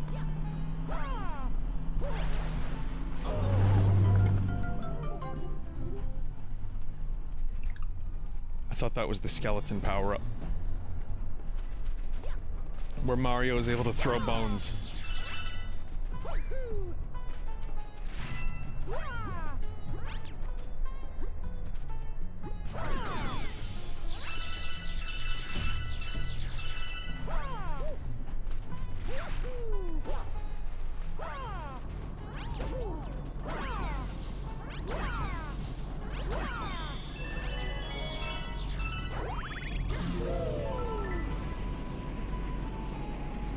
You like that joke? I like that joke too, where the streamer intentionally kills himself because the sign was in the danger zone. I'll fire my writers. I'll get a new writer, I promise. I just try to do what historically makes people laugh. You know, if it works, then I do more of it. Chat, they love the funnies when it comes to anti-humor.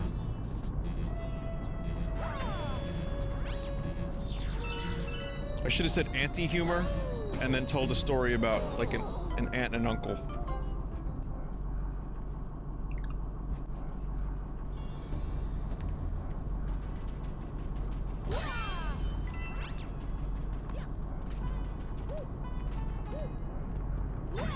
And no one can heckle me. It's impossible. I can't hear you. You can throw something at your screen, but you'll only be hurting your screen. Or aggravating your family. Or neighbors.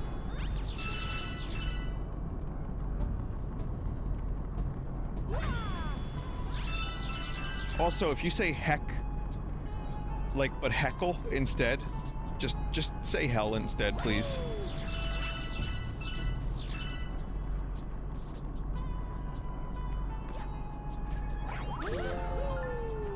It's okay, the Moo Moo Man won't get you.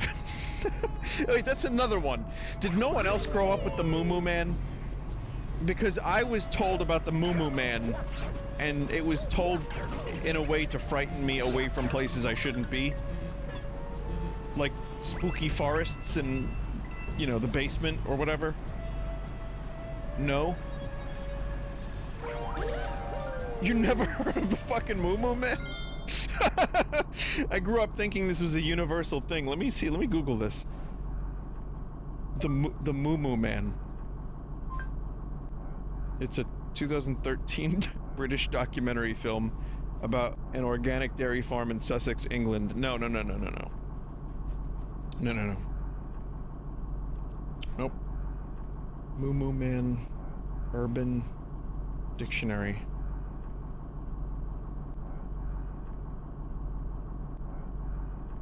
None of this. This is like one of those weird fucking things that I think was just like localized entirely to my kitchen.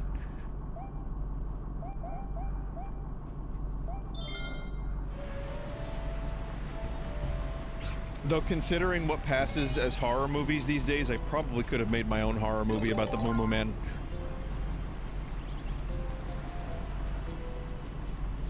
The name is, to me, it's like the Bye Bye Man and the Bagul. Like, I don't find those names scary, but those are like really like popular modern horror movies. Well, I say modern, but now we're going back, I guess, 10 years.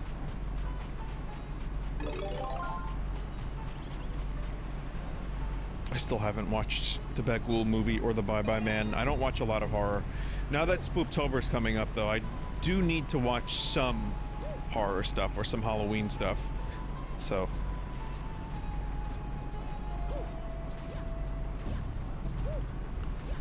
What's the name of that service that does only, like, horror movies?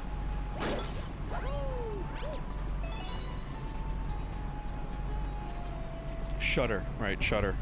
I had Shudder for a free month last year. I watched, like, 5 things on it, and then I was like, yeah, no, I'm good.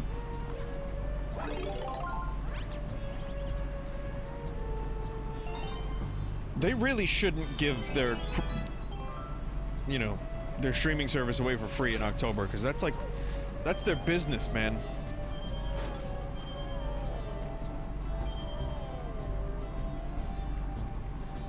Netflix has good horror movies. I mean, you know, you can find good horror movies on the internet. It was just easy to watch that, and they had like a live TV facsimile, which I think Netflix should just have live channels to leave on as background noise.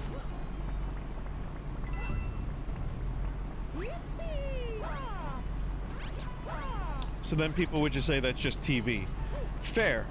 I agree. It is just TV, but I don't have cable and I don't want it. So if there was like streaming services that had just a random assortment of like sci-fi stuff and you could just throw it on and just have it as like a background noise without having to like choose to watch something or like sleep to it, I'd like that better. Not better, but it would be nice. Pluto TV, what's that? Do you have to pay for that?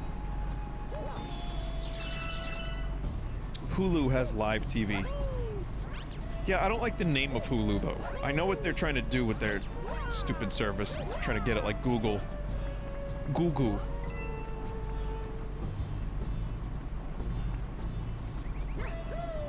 Pluto is free. Okay. I think I have a free trial to Hulu or something. Maybe not a free trial, like a half, like Hulu or something with ads. I don't know. I remember watching Seinfeld on it once and then I stopped.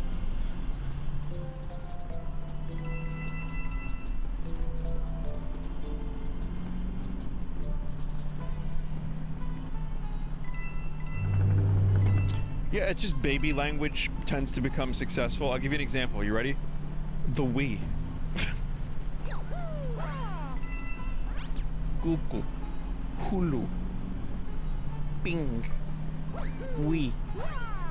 Xbox One Series X.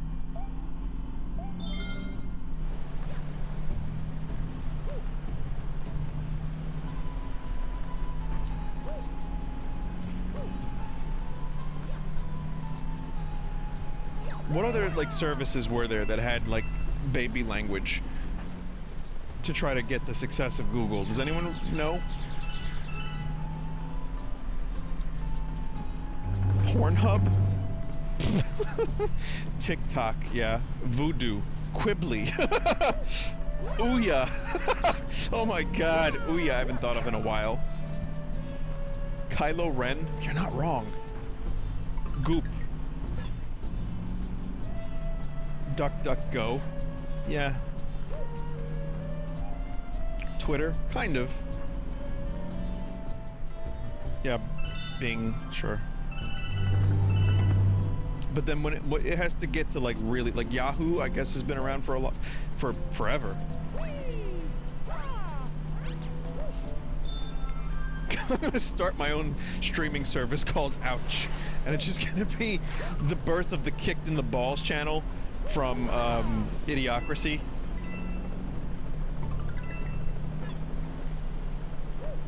And every time you sign on to watch, it starts with "Hello, Mario."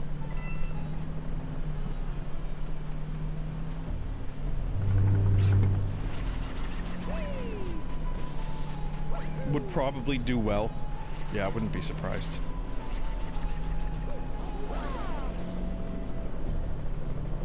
No, I mean, just the name itself. It would have to be something other than CBT programming, but don't esterate a good name, chat. Don't.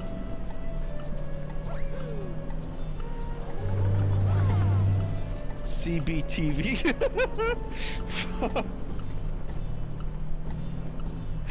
Fuck.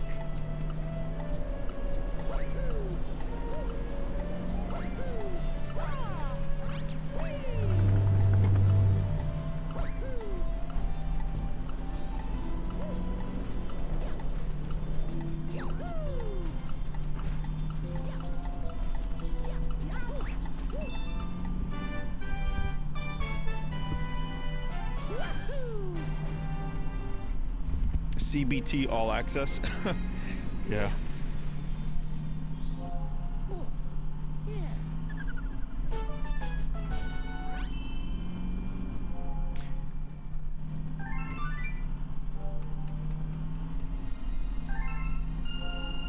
That's hilarious. This is a hilarious topic and stream. Torsion? Yeah, Torsion is a good network name.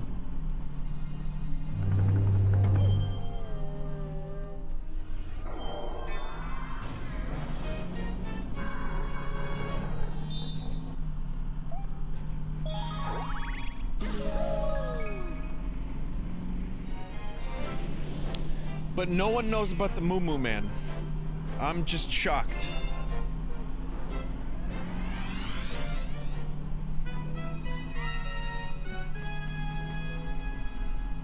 It was like another word for the boogeyman, I guess. I just don't know where Moo Moo came from. One day I'm gonna find it on the internet. I'm gonna find that some other, like, broken home motherfucker was talking about the Moo Moo Man growing up.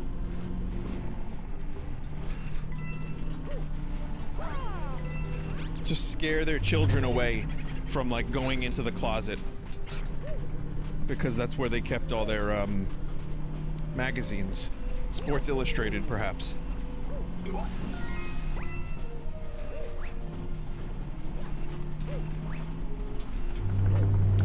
The Maloika knife, though, that's a real thing. I've had people tell me at conventions and email that their family, who was, whomst was Italian, grew up with a Maloika knife.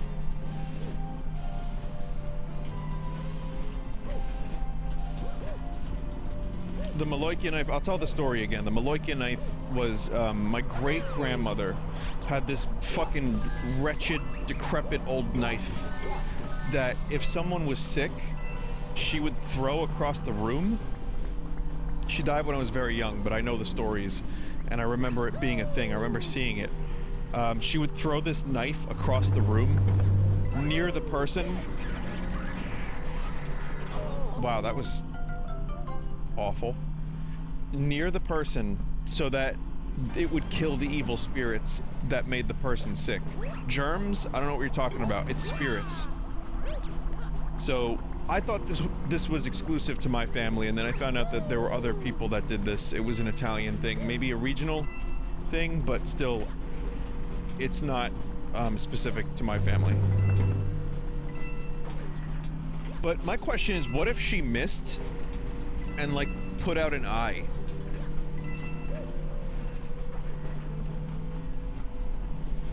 Would that be the end of the Maloika knife, or would the belief carry on? Maybe the eye was demonic, I don't know.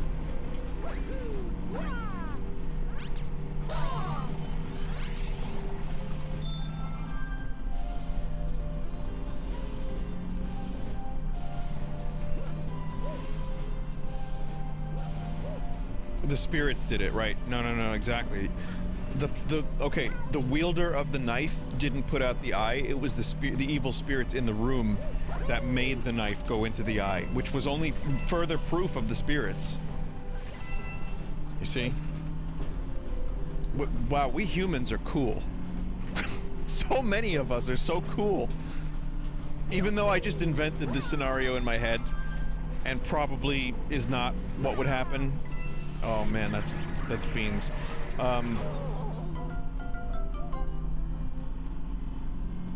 Even though I just invented this scenario, I feel it's not much of a stretch. Especially considering the Maloika knife became a tradition that carried on well after my great-grandmother passed away, into like the 90s. So this isn't like a 1947 Italy thing, you know. This is a thing that happened fairly recently.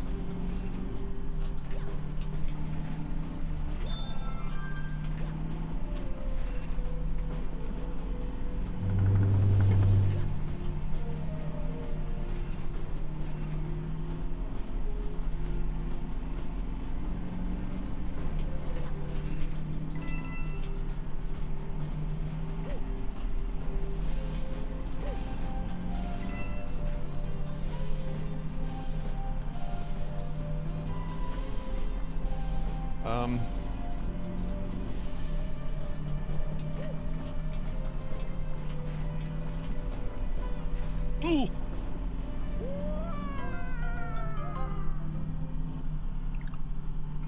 My brain just stopped working. I was like, what do I do? What do I do? I don't.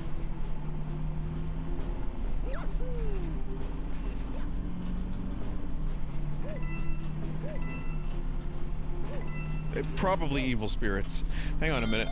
Let me throw the Maliki toothpick case. Great, they all fucking came out. What a bullshit case that is. God damn it. Now I have like 15 toothpicks on my floor. So they will no longer be useful for their purposes because they now have floor rot on them. Oh well. So much do I sacrifice in the name of comedy.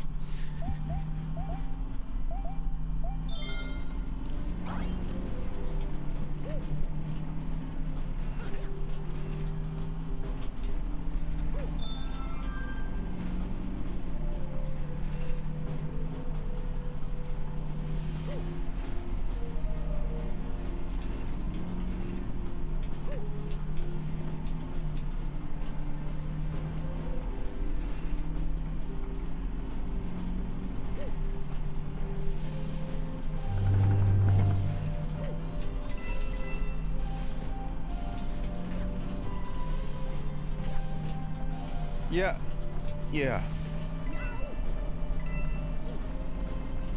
Again, don't really know why I didn't jump off before.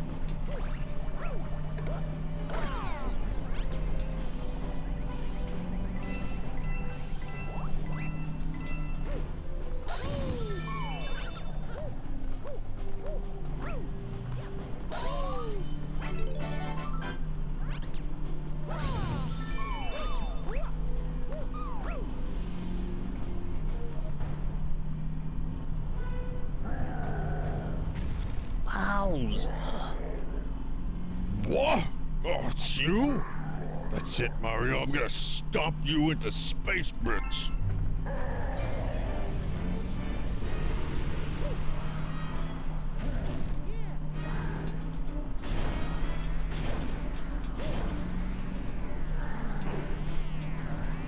Bowser spins now.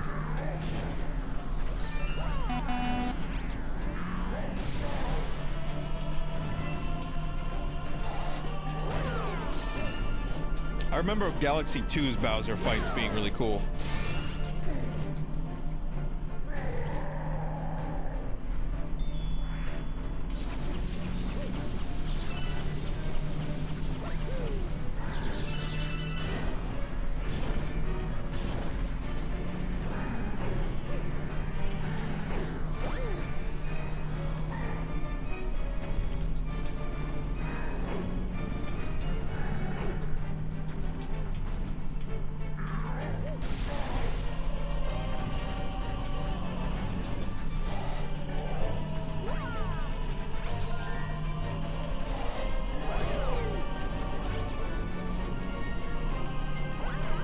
What?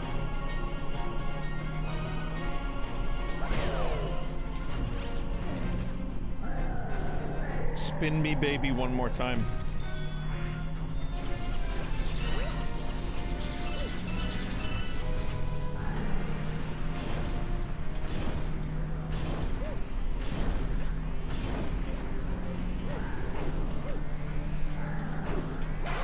Whoa!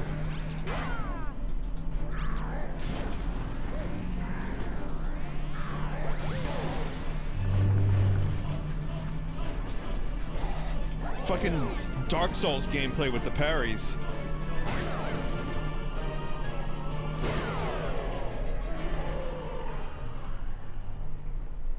Also, the best saxophonist that Pink Floyd ever worked with, Dick Parry. It's gotta hurt. Not bad. Guess I chose the right guy to be my arch enemy. At least you always put up a fight. But it's too bad for you, because my master plan is almost complete. Tough luck, Mario.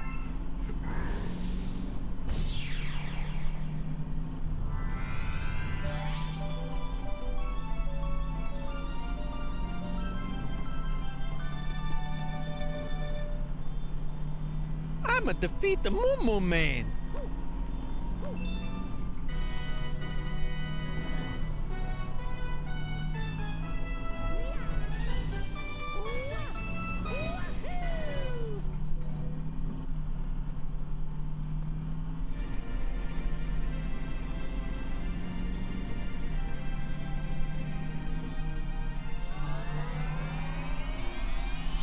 When I type Moo Moo Man into Google, the first result is king size Homer, $10 on Etsy. MUMU man. And it's just like a large, like chunky Homer.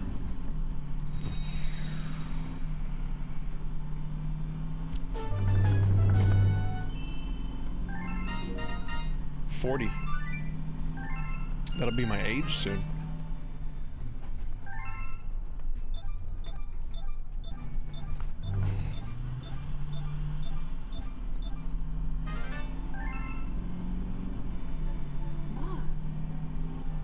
We have ascertained the location of your special one. Please take a look at the circle by your feet.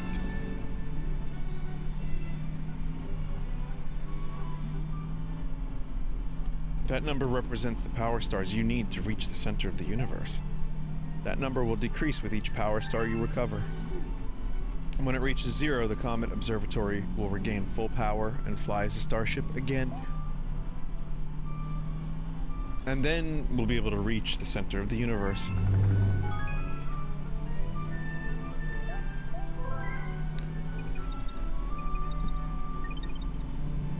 Well, yeah, I'm 5 years away from 40. I'm not like right there, but I got another 5 years.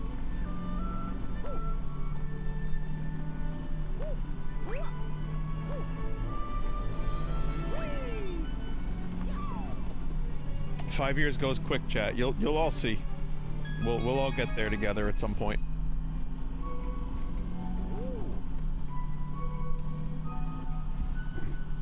Get the letter. I will get the letter.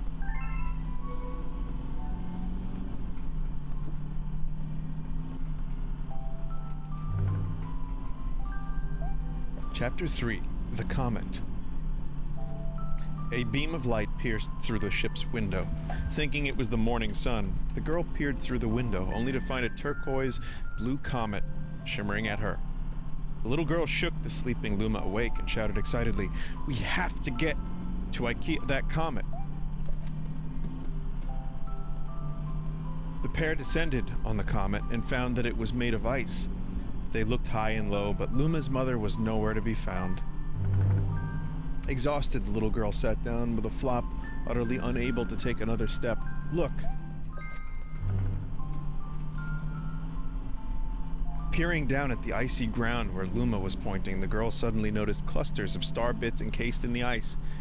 "Pretty good, huh? Finding star bits is my specialty," said Luma, beaming. "There's ice here, but it's so warm, I'll bet there's water here, too." The two decided to stay on the comet for a while. Riding the turquoise comet, the pair continued their search for Luma's mother.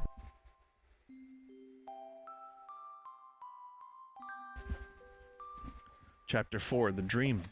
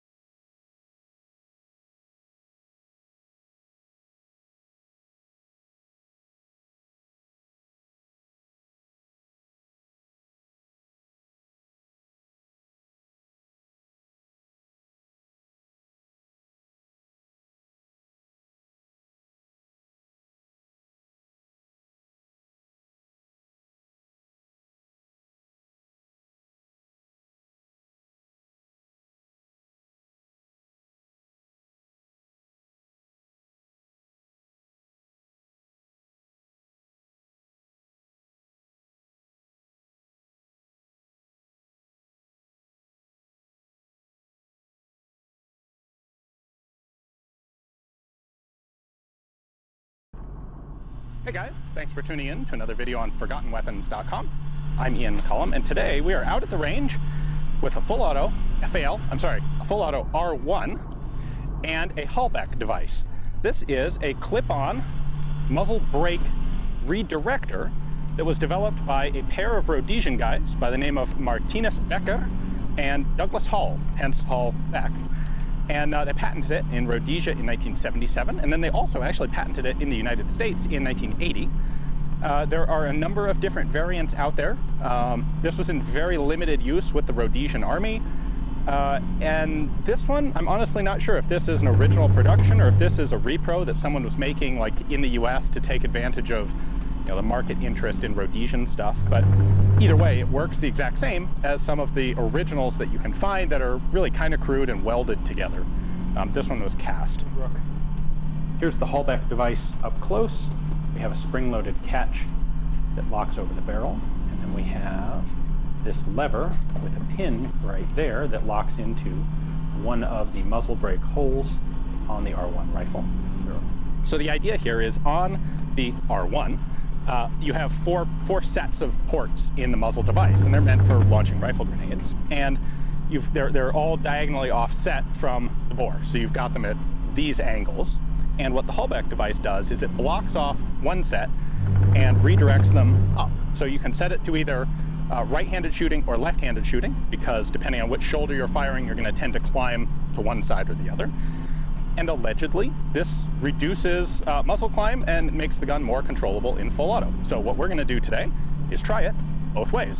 I'm going to start with the device on, do some shooting, take it off, do some shooting, and then go back to it on, and we'll see what happens. All right, here we go. Full auto with the Halbech device.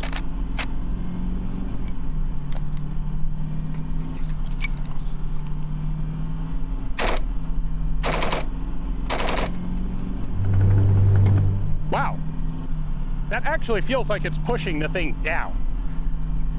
I'm gonna pull that device off and try some without it and see how it feels that way.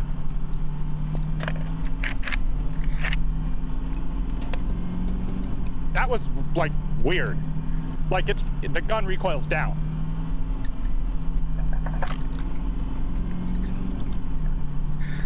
All right, regular muzzle, and because we don't have a Rhodesian Halbech, we don't have Rhodesian paint.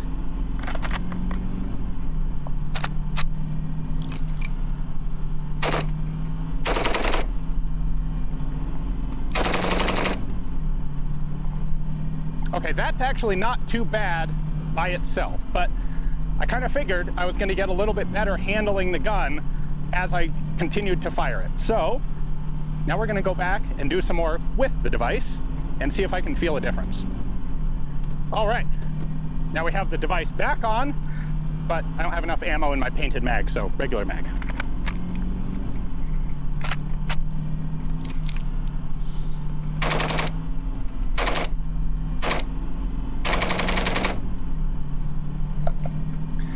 All right, I can say without any doubt, that's always cool, that Halbech device absolutely works.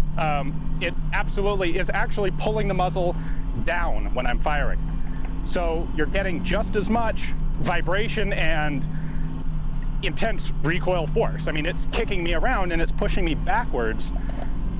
But that Halbech device prevents the muzzle from climbing. In fact, I almost have to say it's too much. And I'm able to keep the gun from climbing very much on my own. And having that device on there almost is counterproductive. I did not expect, I'll be honest, I did not expect that result. I figured this was going to do basically nothing. So, wow. Don't know that it would be all that useful in semi-auto, but boy, it might. It really might be. That's pretty cool. It's not every day that I get my initial hypothesis completely wrong, but it's really cool and it does happen. Anyway, a big thanks to the folks who set this up for me. If you guys enjoy seeing this sort of thing on the net, please do consider checking out my membership and Patreon pages. It is you guys, the viewers, that make it possible for me to travel about, find cool guns with cool muzzle devices, and bring them to you. Thanks for watching.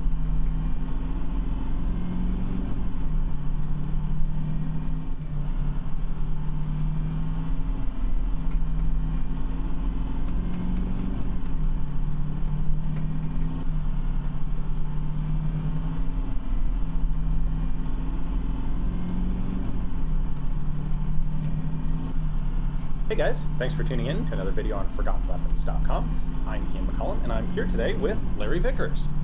And we're going to take a look at a pretty darn cool FAL. So, Larry, why don't you just tell us, what is this thing? This is a genuine Rhodesian FAL. Now, what that means is, in this particular case, this was an FAL that was a South African contract, Belgian-made FNFAL, okay, that was sanitized and then sent to the Rhodesians. So this happened at a time when Rhodesia was under international arms Correct. Sanction because of, basically because of the apartheid government.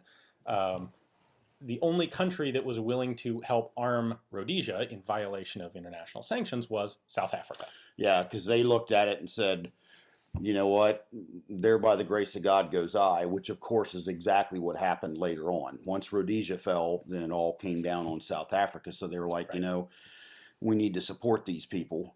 But there's a lot of politics involved too as well. Yeah.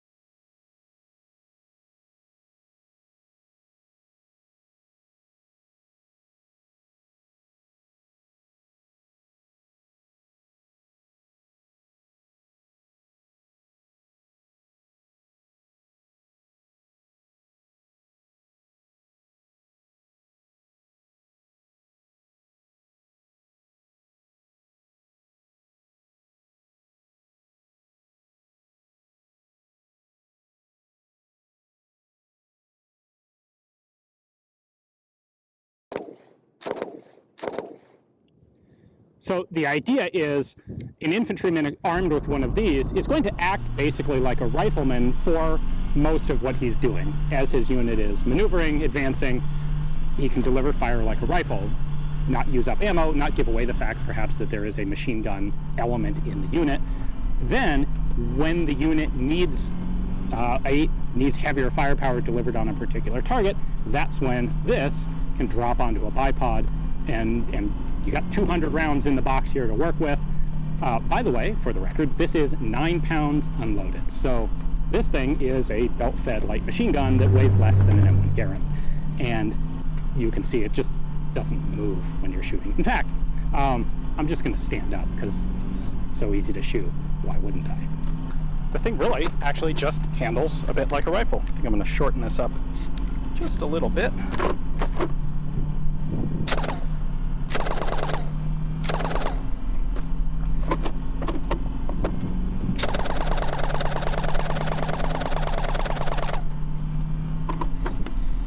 All right, you can see it smoking a little bit. This is not intended for like final suppressive fire. You know, we've got 1,000 rounds and we have to dump them all in the next 3 minutes. It is fundamentally an automatic rifle, light machine gun sort of weapon.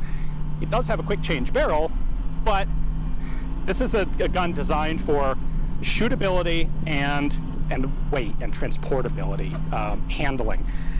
All things in firearms design are compromises, and what this gives up in its compromise is its ability for really heavy sustained firepower. This will not replace an M240. What this does do is replace an M16 with something that has a tremendously greater potential.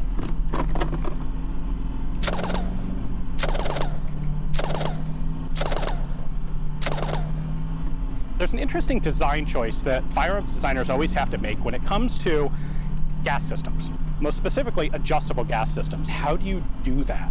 Because historically we've seen there are guns like the FNFAL that has, on the metric models, a crap load, like 11 or 12 different gas settings. And this legitimately caused problems for military users because there were too many adjustments and it was too easy to mess with the system and get the gun out of balance. It's one of those things that for an individual professional shooter, for a target shooter, for a single person who is dedicated to understanding that weapon, it's fine and it's actually useful. It allows you to tune the gun very precisely. But for an actual real-world military user, it's generally not something that's good. I've kind of come to the point where I really like guns that don't have any adjustability to the gas system. The manufacturer sets it up for the ammunition that it's intended to use, and it just works. You don't have to mess with it, you don't have to tweak it, any control that can be manipulated can inevitably make the gun not work. It can become counterproductive. And Knights has actually taken that decision on the light assault machine gun. So this has no adjustable gas system. And there is one place where in today's modern technology, that's actually a problem, and that is a suppressor. The problem is, if you use the same gas setting for a suppressed and an unsuppressed gun, one of them is going to be either vastly overpowered or vastly underpowered. And Knight's solution to this, I think, is really cool. It is, they offer a gun with an integral fixed suppressor, a barrel, with an integral fixed suppressor already on it. This has an easy quick change barrel. If you want to shoot suppressed, you put on the barrel with the suppressor. It's already got a gas block that's set up for exactly the gas pressure that's necessary to run this gun properly with the suppressor. So I'm going to go ahead and load this up here, drop that in, close that down, and we are hot and good to go. Let's see how this shoots integrally suppressed.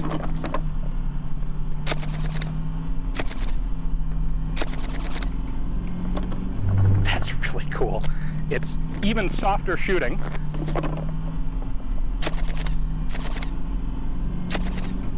Man, I almost don't even have to lean into the thing to control it. All right, so the 7.62 version here is the exact same gun scaled up. This guy weighs in at about 14 pounds, which sounds a little bit heavy, but for a belt-fed 7.62 NATO machine gun, that's quite remarkably light. And it shares all the same mechanical design features as the 5.56 version. So figure 7.62 gun, so we'll start with it on a bipod.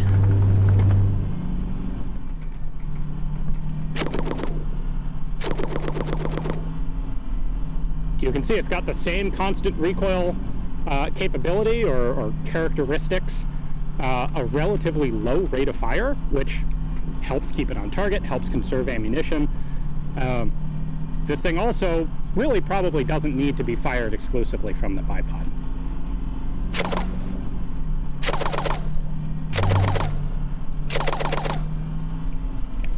Just like the 5.56 version, this is easily fired from the shoulder because of that constant recoil system. Now, the difference is this has more energy coming back into your shoulder because it is a much heavier cartridge. So what you get is a heavier initial push, and then you just maintain pressure against that push, and the gun stays where it is.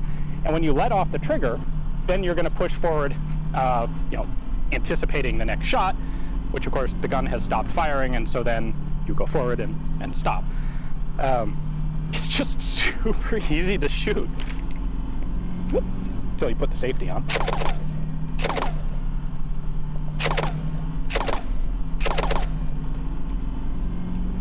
So, yeah, about 14 pounds. This is like half the weight of an M60, maybe 2/3 the weight of an M60, half the weight of a 240.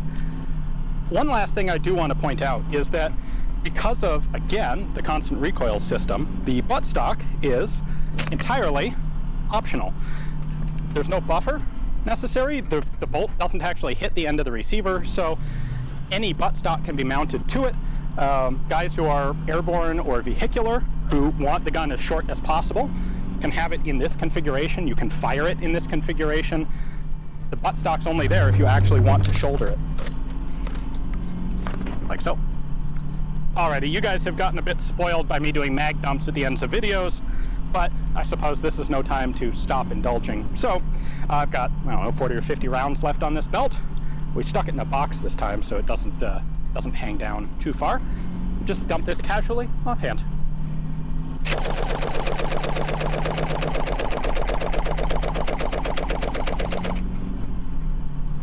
Whee! That's pretty fun. Well, I hope that you guys enjoyed the video. It has been really cool getting a chance to take a look at these. I've been wanting to try out shooting these ever since I first saw them at SHOT Show a couple years ago. Much appreciation to Knights Armament for giving me the opportunity. Hopefully you guys enjoy the video. Thanks for watching. Alrighty, so we're not going to leave out the 5.56. And, it's funny, Knights, the guys here, are like, remember, don't get people's expectations too high. This is not meant for final supportive fire and mag dumps. It's not a sustained fire machine gun. And I'm like, well, people really want to see a mag dump. there's 200 revs. You really want me to dump all 200? And they're like, yeah, go for it. It'll be awesome. So, I guess we will.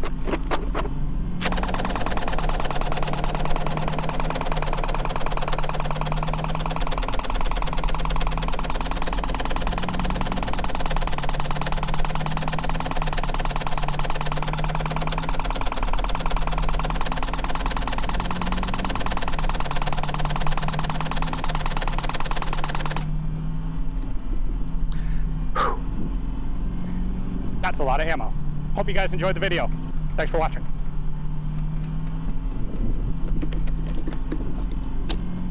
Don't recommend touching that.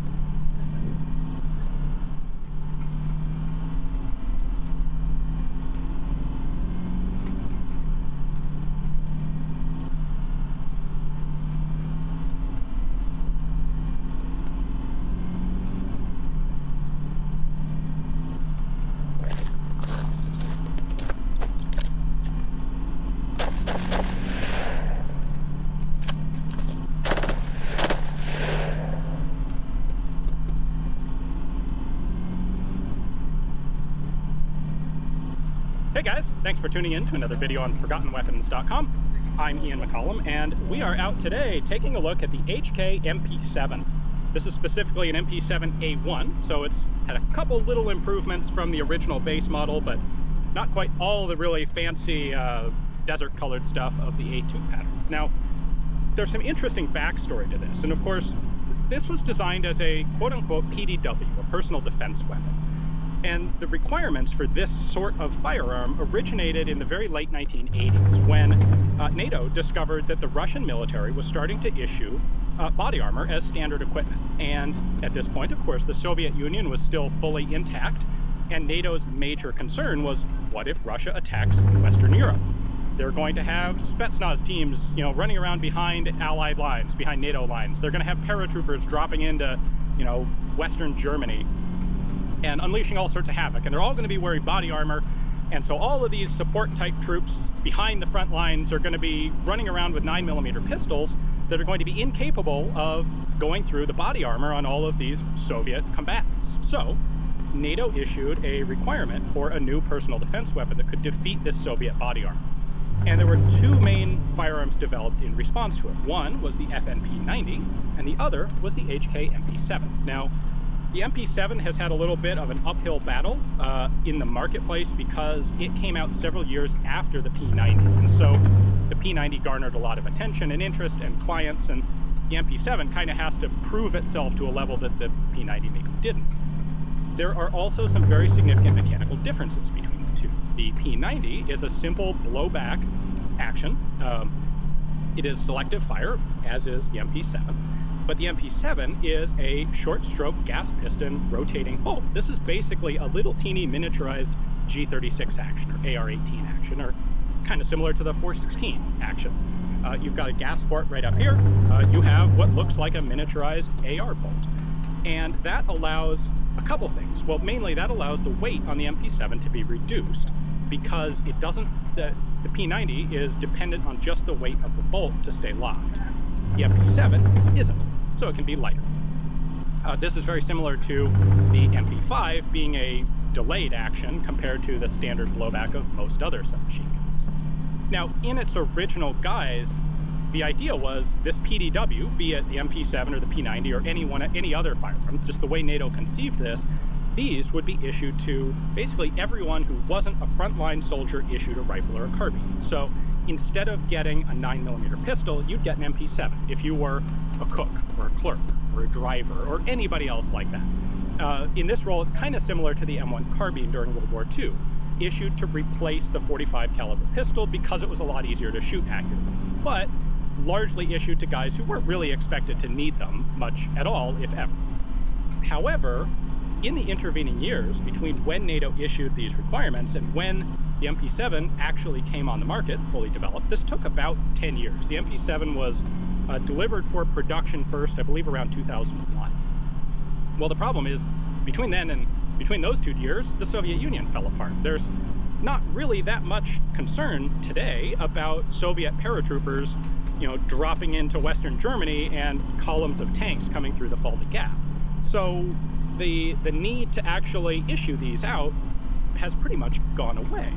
Much of the combat today that forces are actually seeing, and this isn't like full-size armies, but much of the combat is against, say, insurgents in the Middle East, people who aren't typically wearing body armor. And so a small caliber cartridge like this fires the 4.6 by 33 millimeter cartridge, which is kind of equivalent to like 17 HMR rimfire. It's a 31 or 32 grain bullet traveling at about 2,350 feet per second. It's great for penetration, but it's not as good at actual lethality as something a lot bigger. And so shortly after these guns came out, you would see also a resurgence in, say, 45 caliber submachine guns, focused on what was really kind of the more direct, immediate threat at the time. Anyway, before I digress too far, this has ended up becoming an issued weapon largely for specialist troops, for special forces guys who need something better than or more capable than just a handgun, but smaller and more mobile and compact than a full-size rifle. There were allegedly, apparently, a bunch of these were used in the U.S. Navy SEAL raid that killed Osama bin Laden. And that's the sort of application that you see these in today. So where it was initially intended to be a massive scale, a standard infantry weapon for the guys who don't have rifles, it ended up being a sneaky squirrel and specialist troops sort of gun, simply because of needs. All right, let's try doing some shooting. I'm gonna go ahead and extend the stock out because this is really much better as a carbine than as a very large pseudo handgun. These were issued with 20 round magazines, or made with 20 rounders, which are flush with the grip, 30s and 40s. This is a 40 rounder. We have a bolt release here, safety lever here. It is selective fire, so semi-auto and then full auto. And let's see how this goes.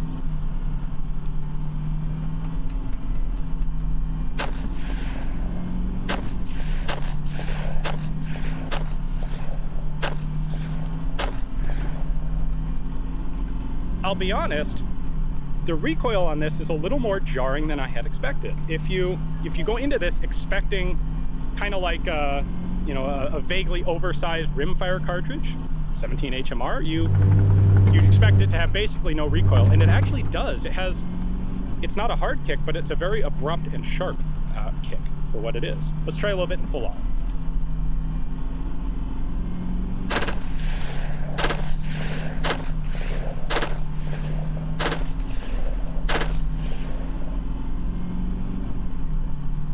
Yeah, kind of the same thing. It bounces around a little bit more than I had expected.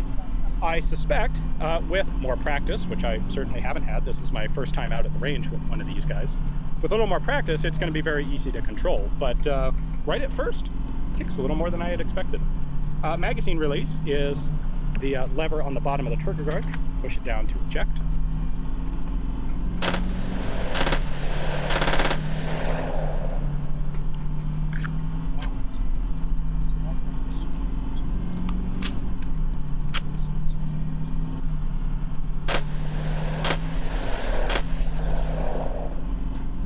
Now, one of the uses that was not maybe originally intended for this gun is shooting it suppressed. If you're issuing it to everybody, not so much. But when you issue this to special forces guys who are going to go do secret, sneaky stuff with it, putting a suppressor on it makes a lot of sense, especially because it is this little tiny cartridge.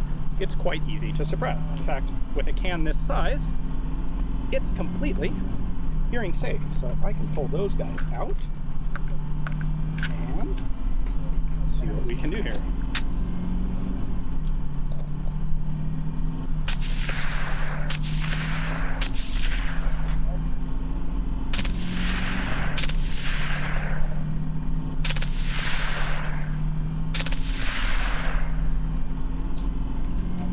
You're still going to get a supersonic crack from it, of course, because this is supersonic ammunition, but that really makes it very convenient and easy to use. Alright guys, well hopefully you enjoyed this little bit of an intro to the MP7. There's a lot more to talk about on something like this.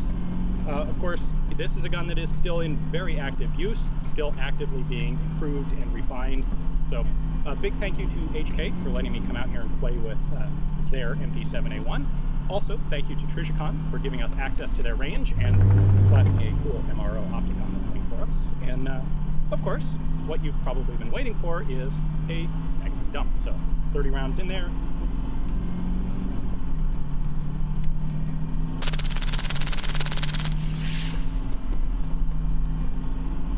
Thanks for watching.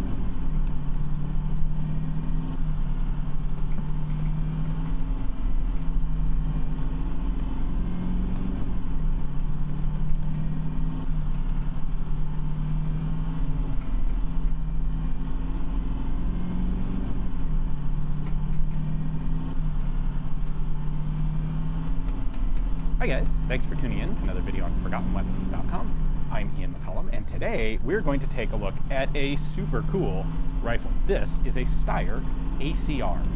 That stands for Advanced Combat Rifle, because this was a part of, this was Steyr's entry into the U.S. military program, which was tasked with improving on the M16A2 rifle. Now, that program started almost as soon as the Army adopted the M16A2, and what they wanted to do was improve hit probability. So the problem was, when you have soldiers who are stressed and, both physical and emotional stress on a battlefield, and they're getting shot at, and they don't know where it's coming from, and they're jerking the trigger, and they're firing in full auto, and recoil's bouncing the guns around, soldiers in combat don't tend to hit very much, unless they're really well trained and really experienced veterans. So the idea was maybe they could come up with some piece of military hardware that would compensate for this and allow soldiers to get better hits or get more hits without having to be super well trained or experienced. That was the Advanced Combat Rifle program. And generally speaking, what they were trying to do with this was fire multiple projectiles with every pull of the trigger. The idea was to have something kind of like a shotgun, but at an effective rifle range. So, of course, the advantage of a shotgun with, say, buckshot is you pull the trigger once and you get 9 or 10 or 12 pellets going out there in a spread. How big of a spread depends on how far away the target is. It gets bigger as it travels down range. But you don't have to necessarily be exactly on target. If you're slightly off to one side, some of the pellets will hit your target, even if most of them don't. And that's what the Army was going for. In fact, the Army had been investigating this sort of idea for decades, back into the 1960s with the Special Purpose Infantry Weapon Program. And this was simply the most recent, when this was made, this was just another iteration of this program. And so there were two ways that they looked at doing this sort of improved hit probability. One was by firing multiple projectiles simultaneously. Colt's entry into the ACR competition fired a duplex cartridge, which means it was basically a 5.56 cartridge, but instead of having one bullet, it actually had two bullets nested on top of each other. So every time you pulled the trigger, you got one recoil impulse, but two bullets went downrange, which in theory meant you had a substantially better chance of at least one of those bullets hitting what you were trying to shoot. Some of the, for example, the HK entry into the program was the G11 rifle. That fired a 3-round burst at about 1,800 rounds per minute. The idea there was you pull the trigger once, you're going to get 3 separate recoil impulses, but they're so close together that the rifle doesn't have a chance to substantially climb off target before the third one has left the barrel, and thus you have a better chance with 3 projectiles of hitting your target. The Russian AN-94 did the same sort of thing with a 2-round burst. Well, the Steyr ACR here did a couple things. It had a 3-round burst mechanism, although it only fired at about 1,200 rounds per minute, but it also, instead of firing traditional bullets, it fired flechette cartridges, meaning basically a long needle-like cartridge with some fins on it. And the 3-round burst on this fired at, 1,200 rounds per minute. The individual cartridges, the flechette was about 10 grains, that's about 0.66 grams, so an extremely lightweight projectile, traveling really fast. The muzzle velocity on this thing was 4,800 feet per second. That's about 1,450 meters per second. That's like 50% faster than any standard, even a high-velocity 5.56 rifle bullet. And the advantage to that was, first off, with a very light bullet going fast, you have less felt recoil. And you have a much greater point-blank range, meaning the bullet, because it's going so fast, doesn't drop very much with a flechette. So out to at least 300 yards, you could just hold your sight dead on target and you'd make a hit. You didn't have to try and compensate for elevation. And that helps. That sort of estimating your holdover with unknown ranges is a difficult thing to do and takes a lot of practice and training or experience. As I'm sure you've already noticed, the Steyr ACR is a bullpup style of rifle, magazine at the back, in fact, very close to the very back of the rifle. We'll take a look inside this in just a moment. Controls are really quite simple.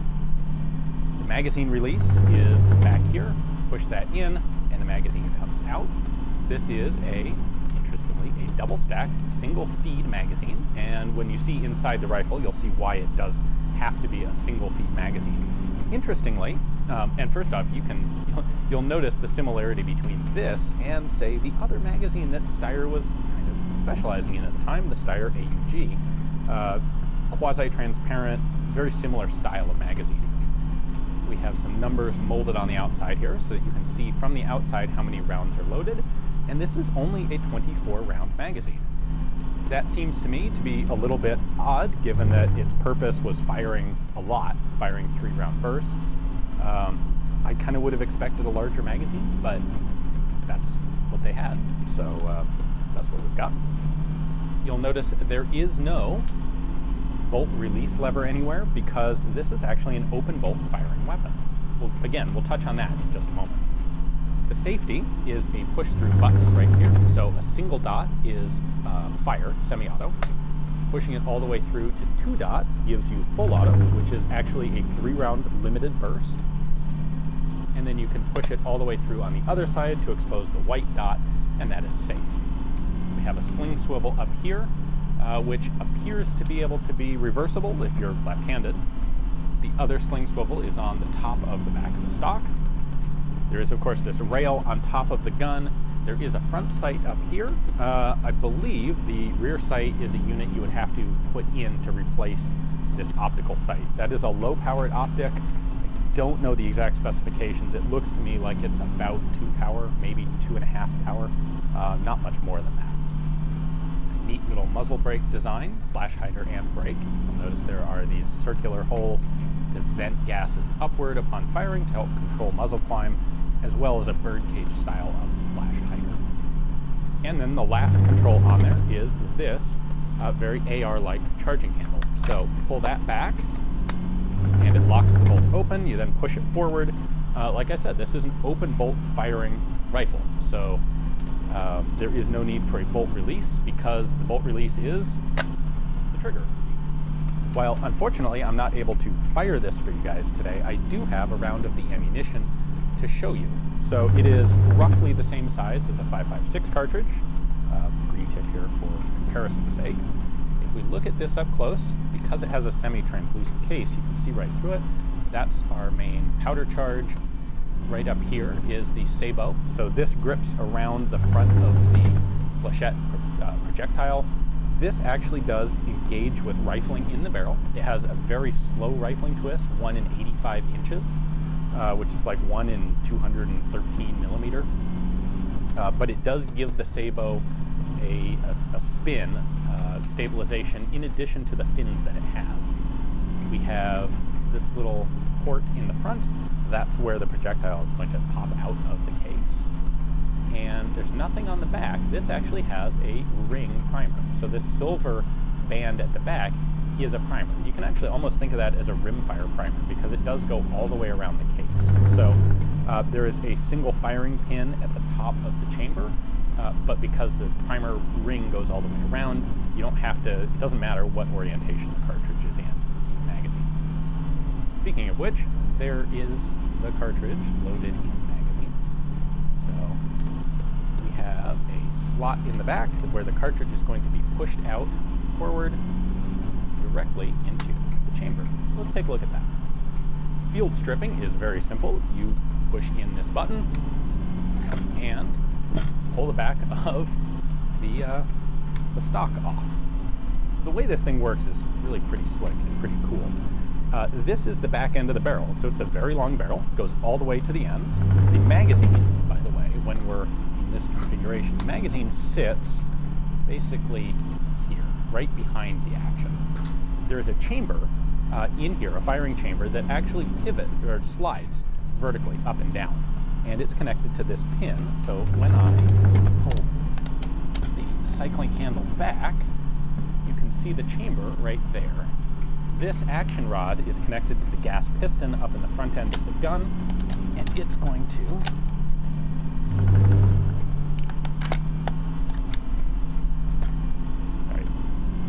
kind of takes two hands to open this thing all the way up. It's got a stiff piston on it. But this locks open because it's an open bolt gun. This, you can now see that the magazine fits basically right there. And this is our feed system. This little block right here. When you pull the trigger, this whole assembly, this frame goes sliding forward. This little nub right there pushes a cartridge straight into that hole where it goes into the chamber. It then lifts vertically up like this, hits the firing pin, and immediately upon closing, fires. Now you can see how this would be a slick locking system, because once the cartridge is in line with the barrel, there's no force pushing it down. So it's pretty easy to lock that sliding chamber in the upward position. Now when it comes to ejection, there is an ejection port right here on the bottom, and this actually ejects before it fires. There is no purpose-built ejector. The cartridge that you are feeding actually works as the ejector. When one cartridge gets pushed into this chamber when it's in the downward position, it actually pushes the existing spent case out the front, right in front of it. That's something that you can do with this neat little polymer case because it has no rim on it. So it can go from here, slide into the chamber, and then get pushed right out the front of the chamber again after it's been fired. So, little ejection port down there. Don't know how well this would have fared with malfunctions. I would think that it's actually a simpler system, less likely to malfunction, at least as far as the technical aspects of ejection, because you're not worried about a spring-loaded extractor or gripping on the edge of an extractor rim. That said, I've seen a few little excerpts from people who were involved in test firing these, and they said they weren't all that reliable. So I would suspect that would have to do more with feed malfunctions, problems of the cartridge jamming going into this chamber, as well as quite possibly durability issues. Because this is a plastic cartridge, this would probably be relatively easy to deform, certainly much easier to deform than a brass case. And if you had a cartridge that was a little bit squished, it would very easily cause problems. Now, as for the actual gas system, it is unfortunately located up here. I think the way you're supposed to get this out is there's a little hex head screw here connected to the sling swivel. Unfortunately, when I tried to take this one out, it does not budge. And I put quite a lot of force on it, as much force as I was willing to put on a prototype machine gun like this. It didn't move, so I gave up. I'm not willing to break this gun to try and show you guys the inside. The way it works, however, is an annular gas piston up here. So the outside of the barrel actually acts as the inside surface of a gas piston. This is kind of like the Mauser G41, or the Walther G41 for that matter. And then there's a sleeve over the outside of the barrel. Gas is tapped out of the barrel into this sort of concentric piston area, which then pushes this assembly backwards to cycle the gun. It is a remarkably simple action. Mechanically, it's fairly easy to manufacture, and overall, a far simpler system than the G11 that HK came up with. A couple other things I do want to point out about the rifle. I have not had the chance to shoot it, but handling is really quite nice. It's a very short, compact little rifle. Doesn't weigh very much. The cheek rest, the cheek weld going into this optic is quite good. Now the optic itself it's a crosshair with a large circle in the center, which is actually very similar, kind of like the magazine, and the trigger guard similar to the Steyr AUG. I don't know how good that really is.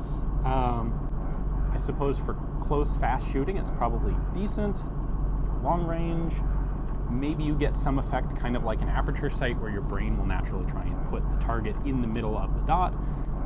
without actually trying it, it's hard for me to say. I don't really have any substantial trigger time on an AUG with that style of optic, so I can't refer to that. The trigger pull is kind of interesting in that it's very, very crisp and very short for semi-auto, and then when you put the gun into full auto, it has a much longer, much heavier trigger pull to it. So I don't know if that was intended to sort of remind the shooter what mode they're in, or if it was just, if you're in full auto, you need to be a little more sure that you actually want to dump 3 rounds downrange than if you're in semi-auto. Or maybe it was just an attempt for semi-auto to allow better accuracy by having a better trigger pull. Either way, it's an interesting thing to notice. It is limited to a 3-round burst. I think that's kind of about it. There's a DoD like a VHS tape documentary that was released in 1991 about the ACR program, and that has some shooting footage from this, as well as all of the other contenders, the HKG-11, the Colt ACR, and the AAI, the Advanced Armaments Inc. gun. So if you're interested in hearing more about it and what the Army was trying to do, and their excellent projection that by 1996 one of these guns would be the new standard Army weapon, definitely check out that U.S. Army documentary. Ultimately, the Steyr ACR had some good points and some bad points. On the good side, it was in fact the least expensive rifle in the program. It would have cost less than an M16 at the time to manufacture. It was a pretty darn lightweight gun. This weighs in at just over 7 pounds, about 3¼ kilos. It's relatively short because of the bullpup configuration. It's pretty simple. It has a lot going for it in that way. The biggest problem that it had was accuracy, and this could have been fixed to some extent. But in the iteration where it was actually being tested by the Army, in late 1980s, early 1990s, the case material hadn't really been completely figured out yet, and the front of the case would open up and release the cartridge at varying pressure levels, which meant you kind of got varying muzzle velocities, and the upshot was that the accuracy on this was about half that of a standard M16, and that was really kind of a problem. When the overall goal is to increase hit probability, sacrificing accuracy is, well, not something you really want to go for. Ultimately, the result of the program was that none of the rifles that were suggested, none of the rifles that were supplied, were able to meet the goal. And the goal had been to improve hit probability by 100% over the M16. So it really was a pretty lofty goal. They weren't able to make it, and so like every similar sort of burst fire, flechette firing, shotgun style research program that had led up to this was just canceled. All the guns went away, and we're left with just a very small number of the prototype rifles still floating around, mostly in museums. Very lucky to have gotten my hands on this one. So hopefully you guys enjoyed the video. Not often we get to take a look inside something like a prototype ACR. If you do enjoy seeing this sort of thing on the web, please do consider checking out my Patreon account. It is folks like you, who make it possible for me to travel around, find very cool guns like this, and bring them to you guys. Thanks for watching.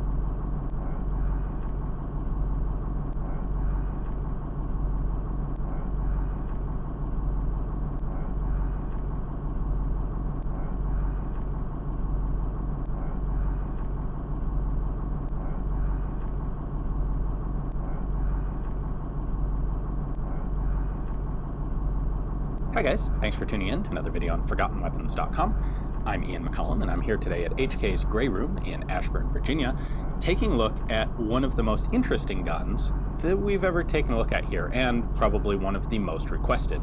This is the HKG-11. This is a caseless ammunition firing prototype assault rifle that was supposed to equip the entire German army, but didn't.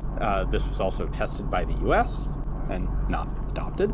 And this program actually probably goes back farther than most people think. This development of this rifle and its ammunition, and it's important to remember that as a caseless ammunition rifle, the ammo is basically as important. It requires as much technological development as the firearm itself. And development of this began all the way back in 1967. This was basically a joint project between HK for the rifle and Dynamit Nobel for the ammunition. And they did this kind of on the understanding that the German government was interested in pursuing a more high-tech small caliber rifle to replace the G3, despite the fact that the G3 had barely been adopted by that point. This was the introduction of the M16 and the 5.56 caliber cartridge to NATO and Europe and the world, and everyone was very interested in it. And this was what the German government hoped would come of that whole concept. So, project starts in 67. It wouldn't actually be until 1974 that Dynamit Nobel and HK actually got a signed government development contract. Prior to that, they'd been doing this work on their own and hoping and assuming that the government would come back them up financially eventually. Of course, in the early days, it went through a number of major developmental revisions. Dynamit Nobel's actually started with an HK-33 chambered for a very early 4.9 millimeter cartridge. They used that to do some development work. On HK's side, they went through a couple different locking mechanisms. Not surprisingly, one of the very first prototypes was actually a roller delayed system. That was HK's bread and butter, and they originally tried that for what would become the G11. That didn't end up working out.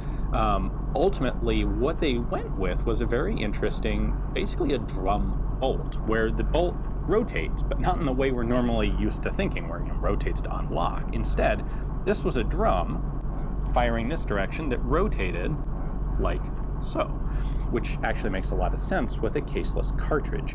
Remember that one of the fundamental characteristics of most modern firearms, virtually all modern, well, in fact, all modern firearms, is that somehow the bolt has to reciprocate backwards to pull this empty case out of the chamber. Well, if you don't have a case stuck in there that has to come out, you can really fundamentally change how the gun works because nothing has to reciprocate backwards. So in this case, what the bolt does is it rotates up, a cartridge is pushed into it. These magazines here on the top hold cartridges stacked vertically. Bolt rotates up, cartridge is dropped into it. The bolt then rotates 90 degrees down, lines the cartridge up with the barrel or the projectile. It's hard to say cartridge because there's no case. Anyway, lines the thing up with the barrel, fires it, and then the chamber is empty. There's no cartridge case left to be ejected. So the bolt can simply rotate up, have another round poked into it, down, fire. And that really changes the concept of how the gun needs to function. So between 1974 and ultimately 1978, there's a lot of developmental work done on this. There were a number of problems with caseless ammunition that had to be addressed. And these are things that are still challenging today. People wonder why we don't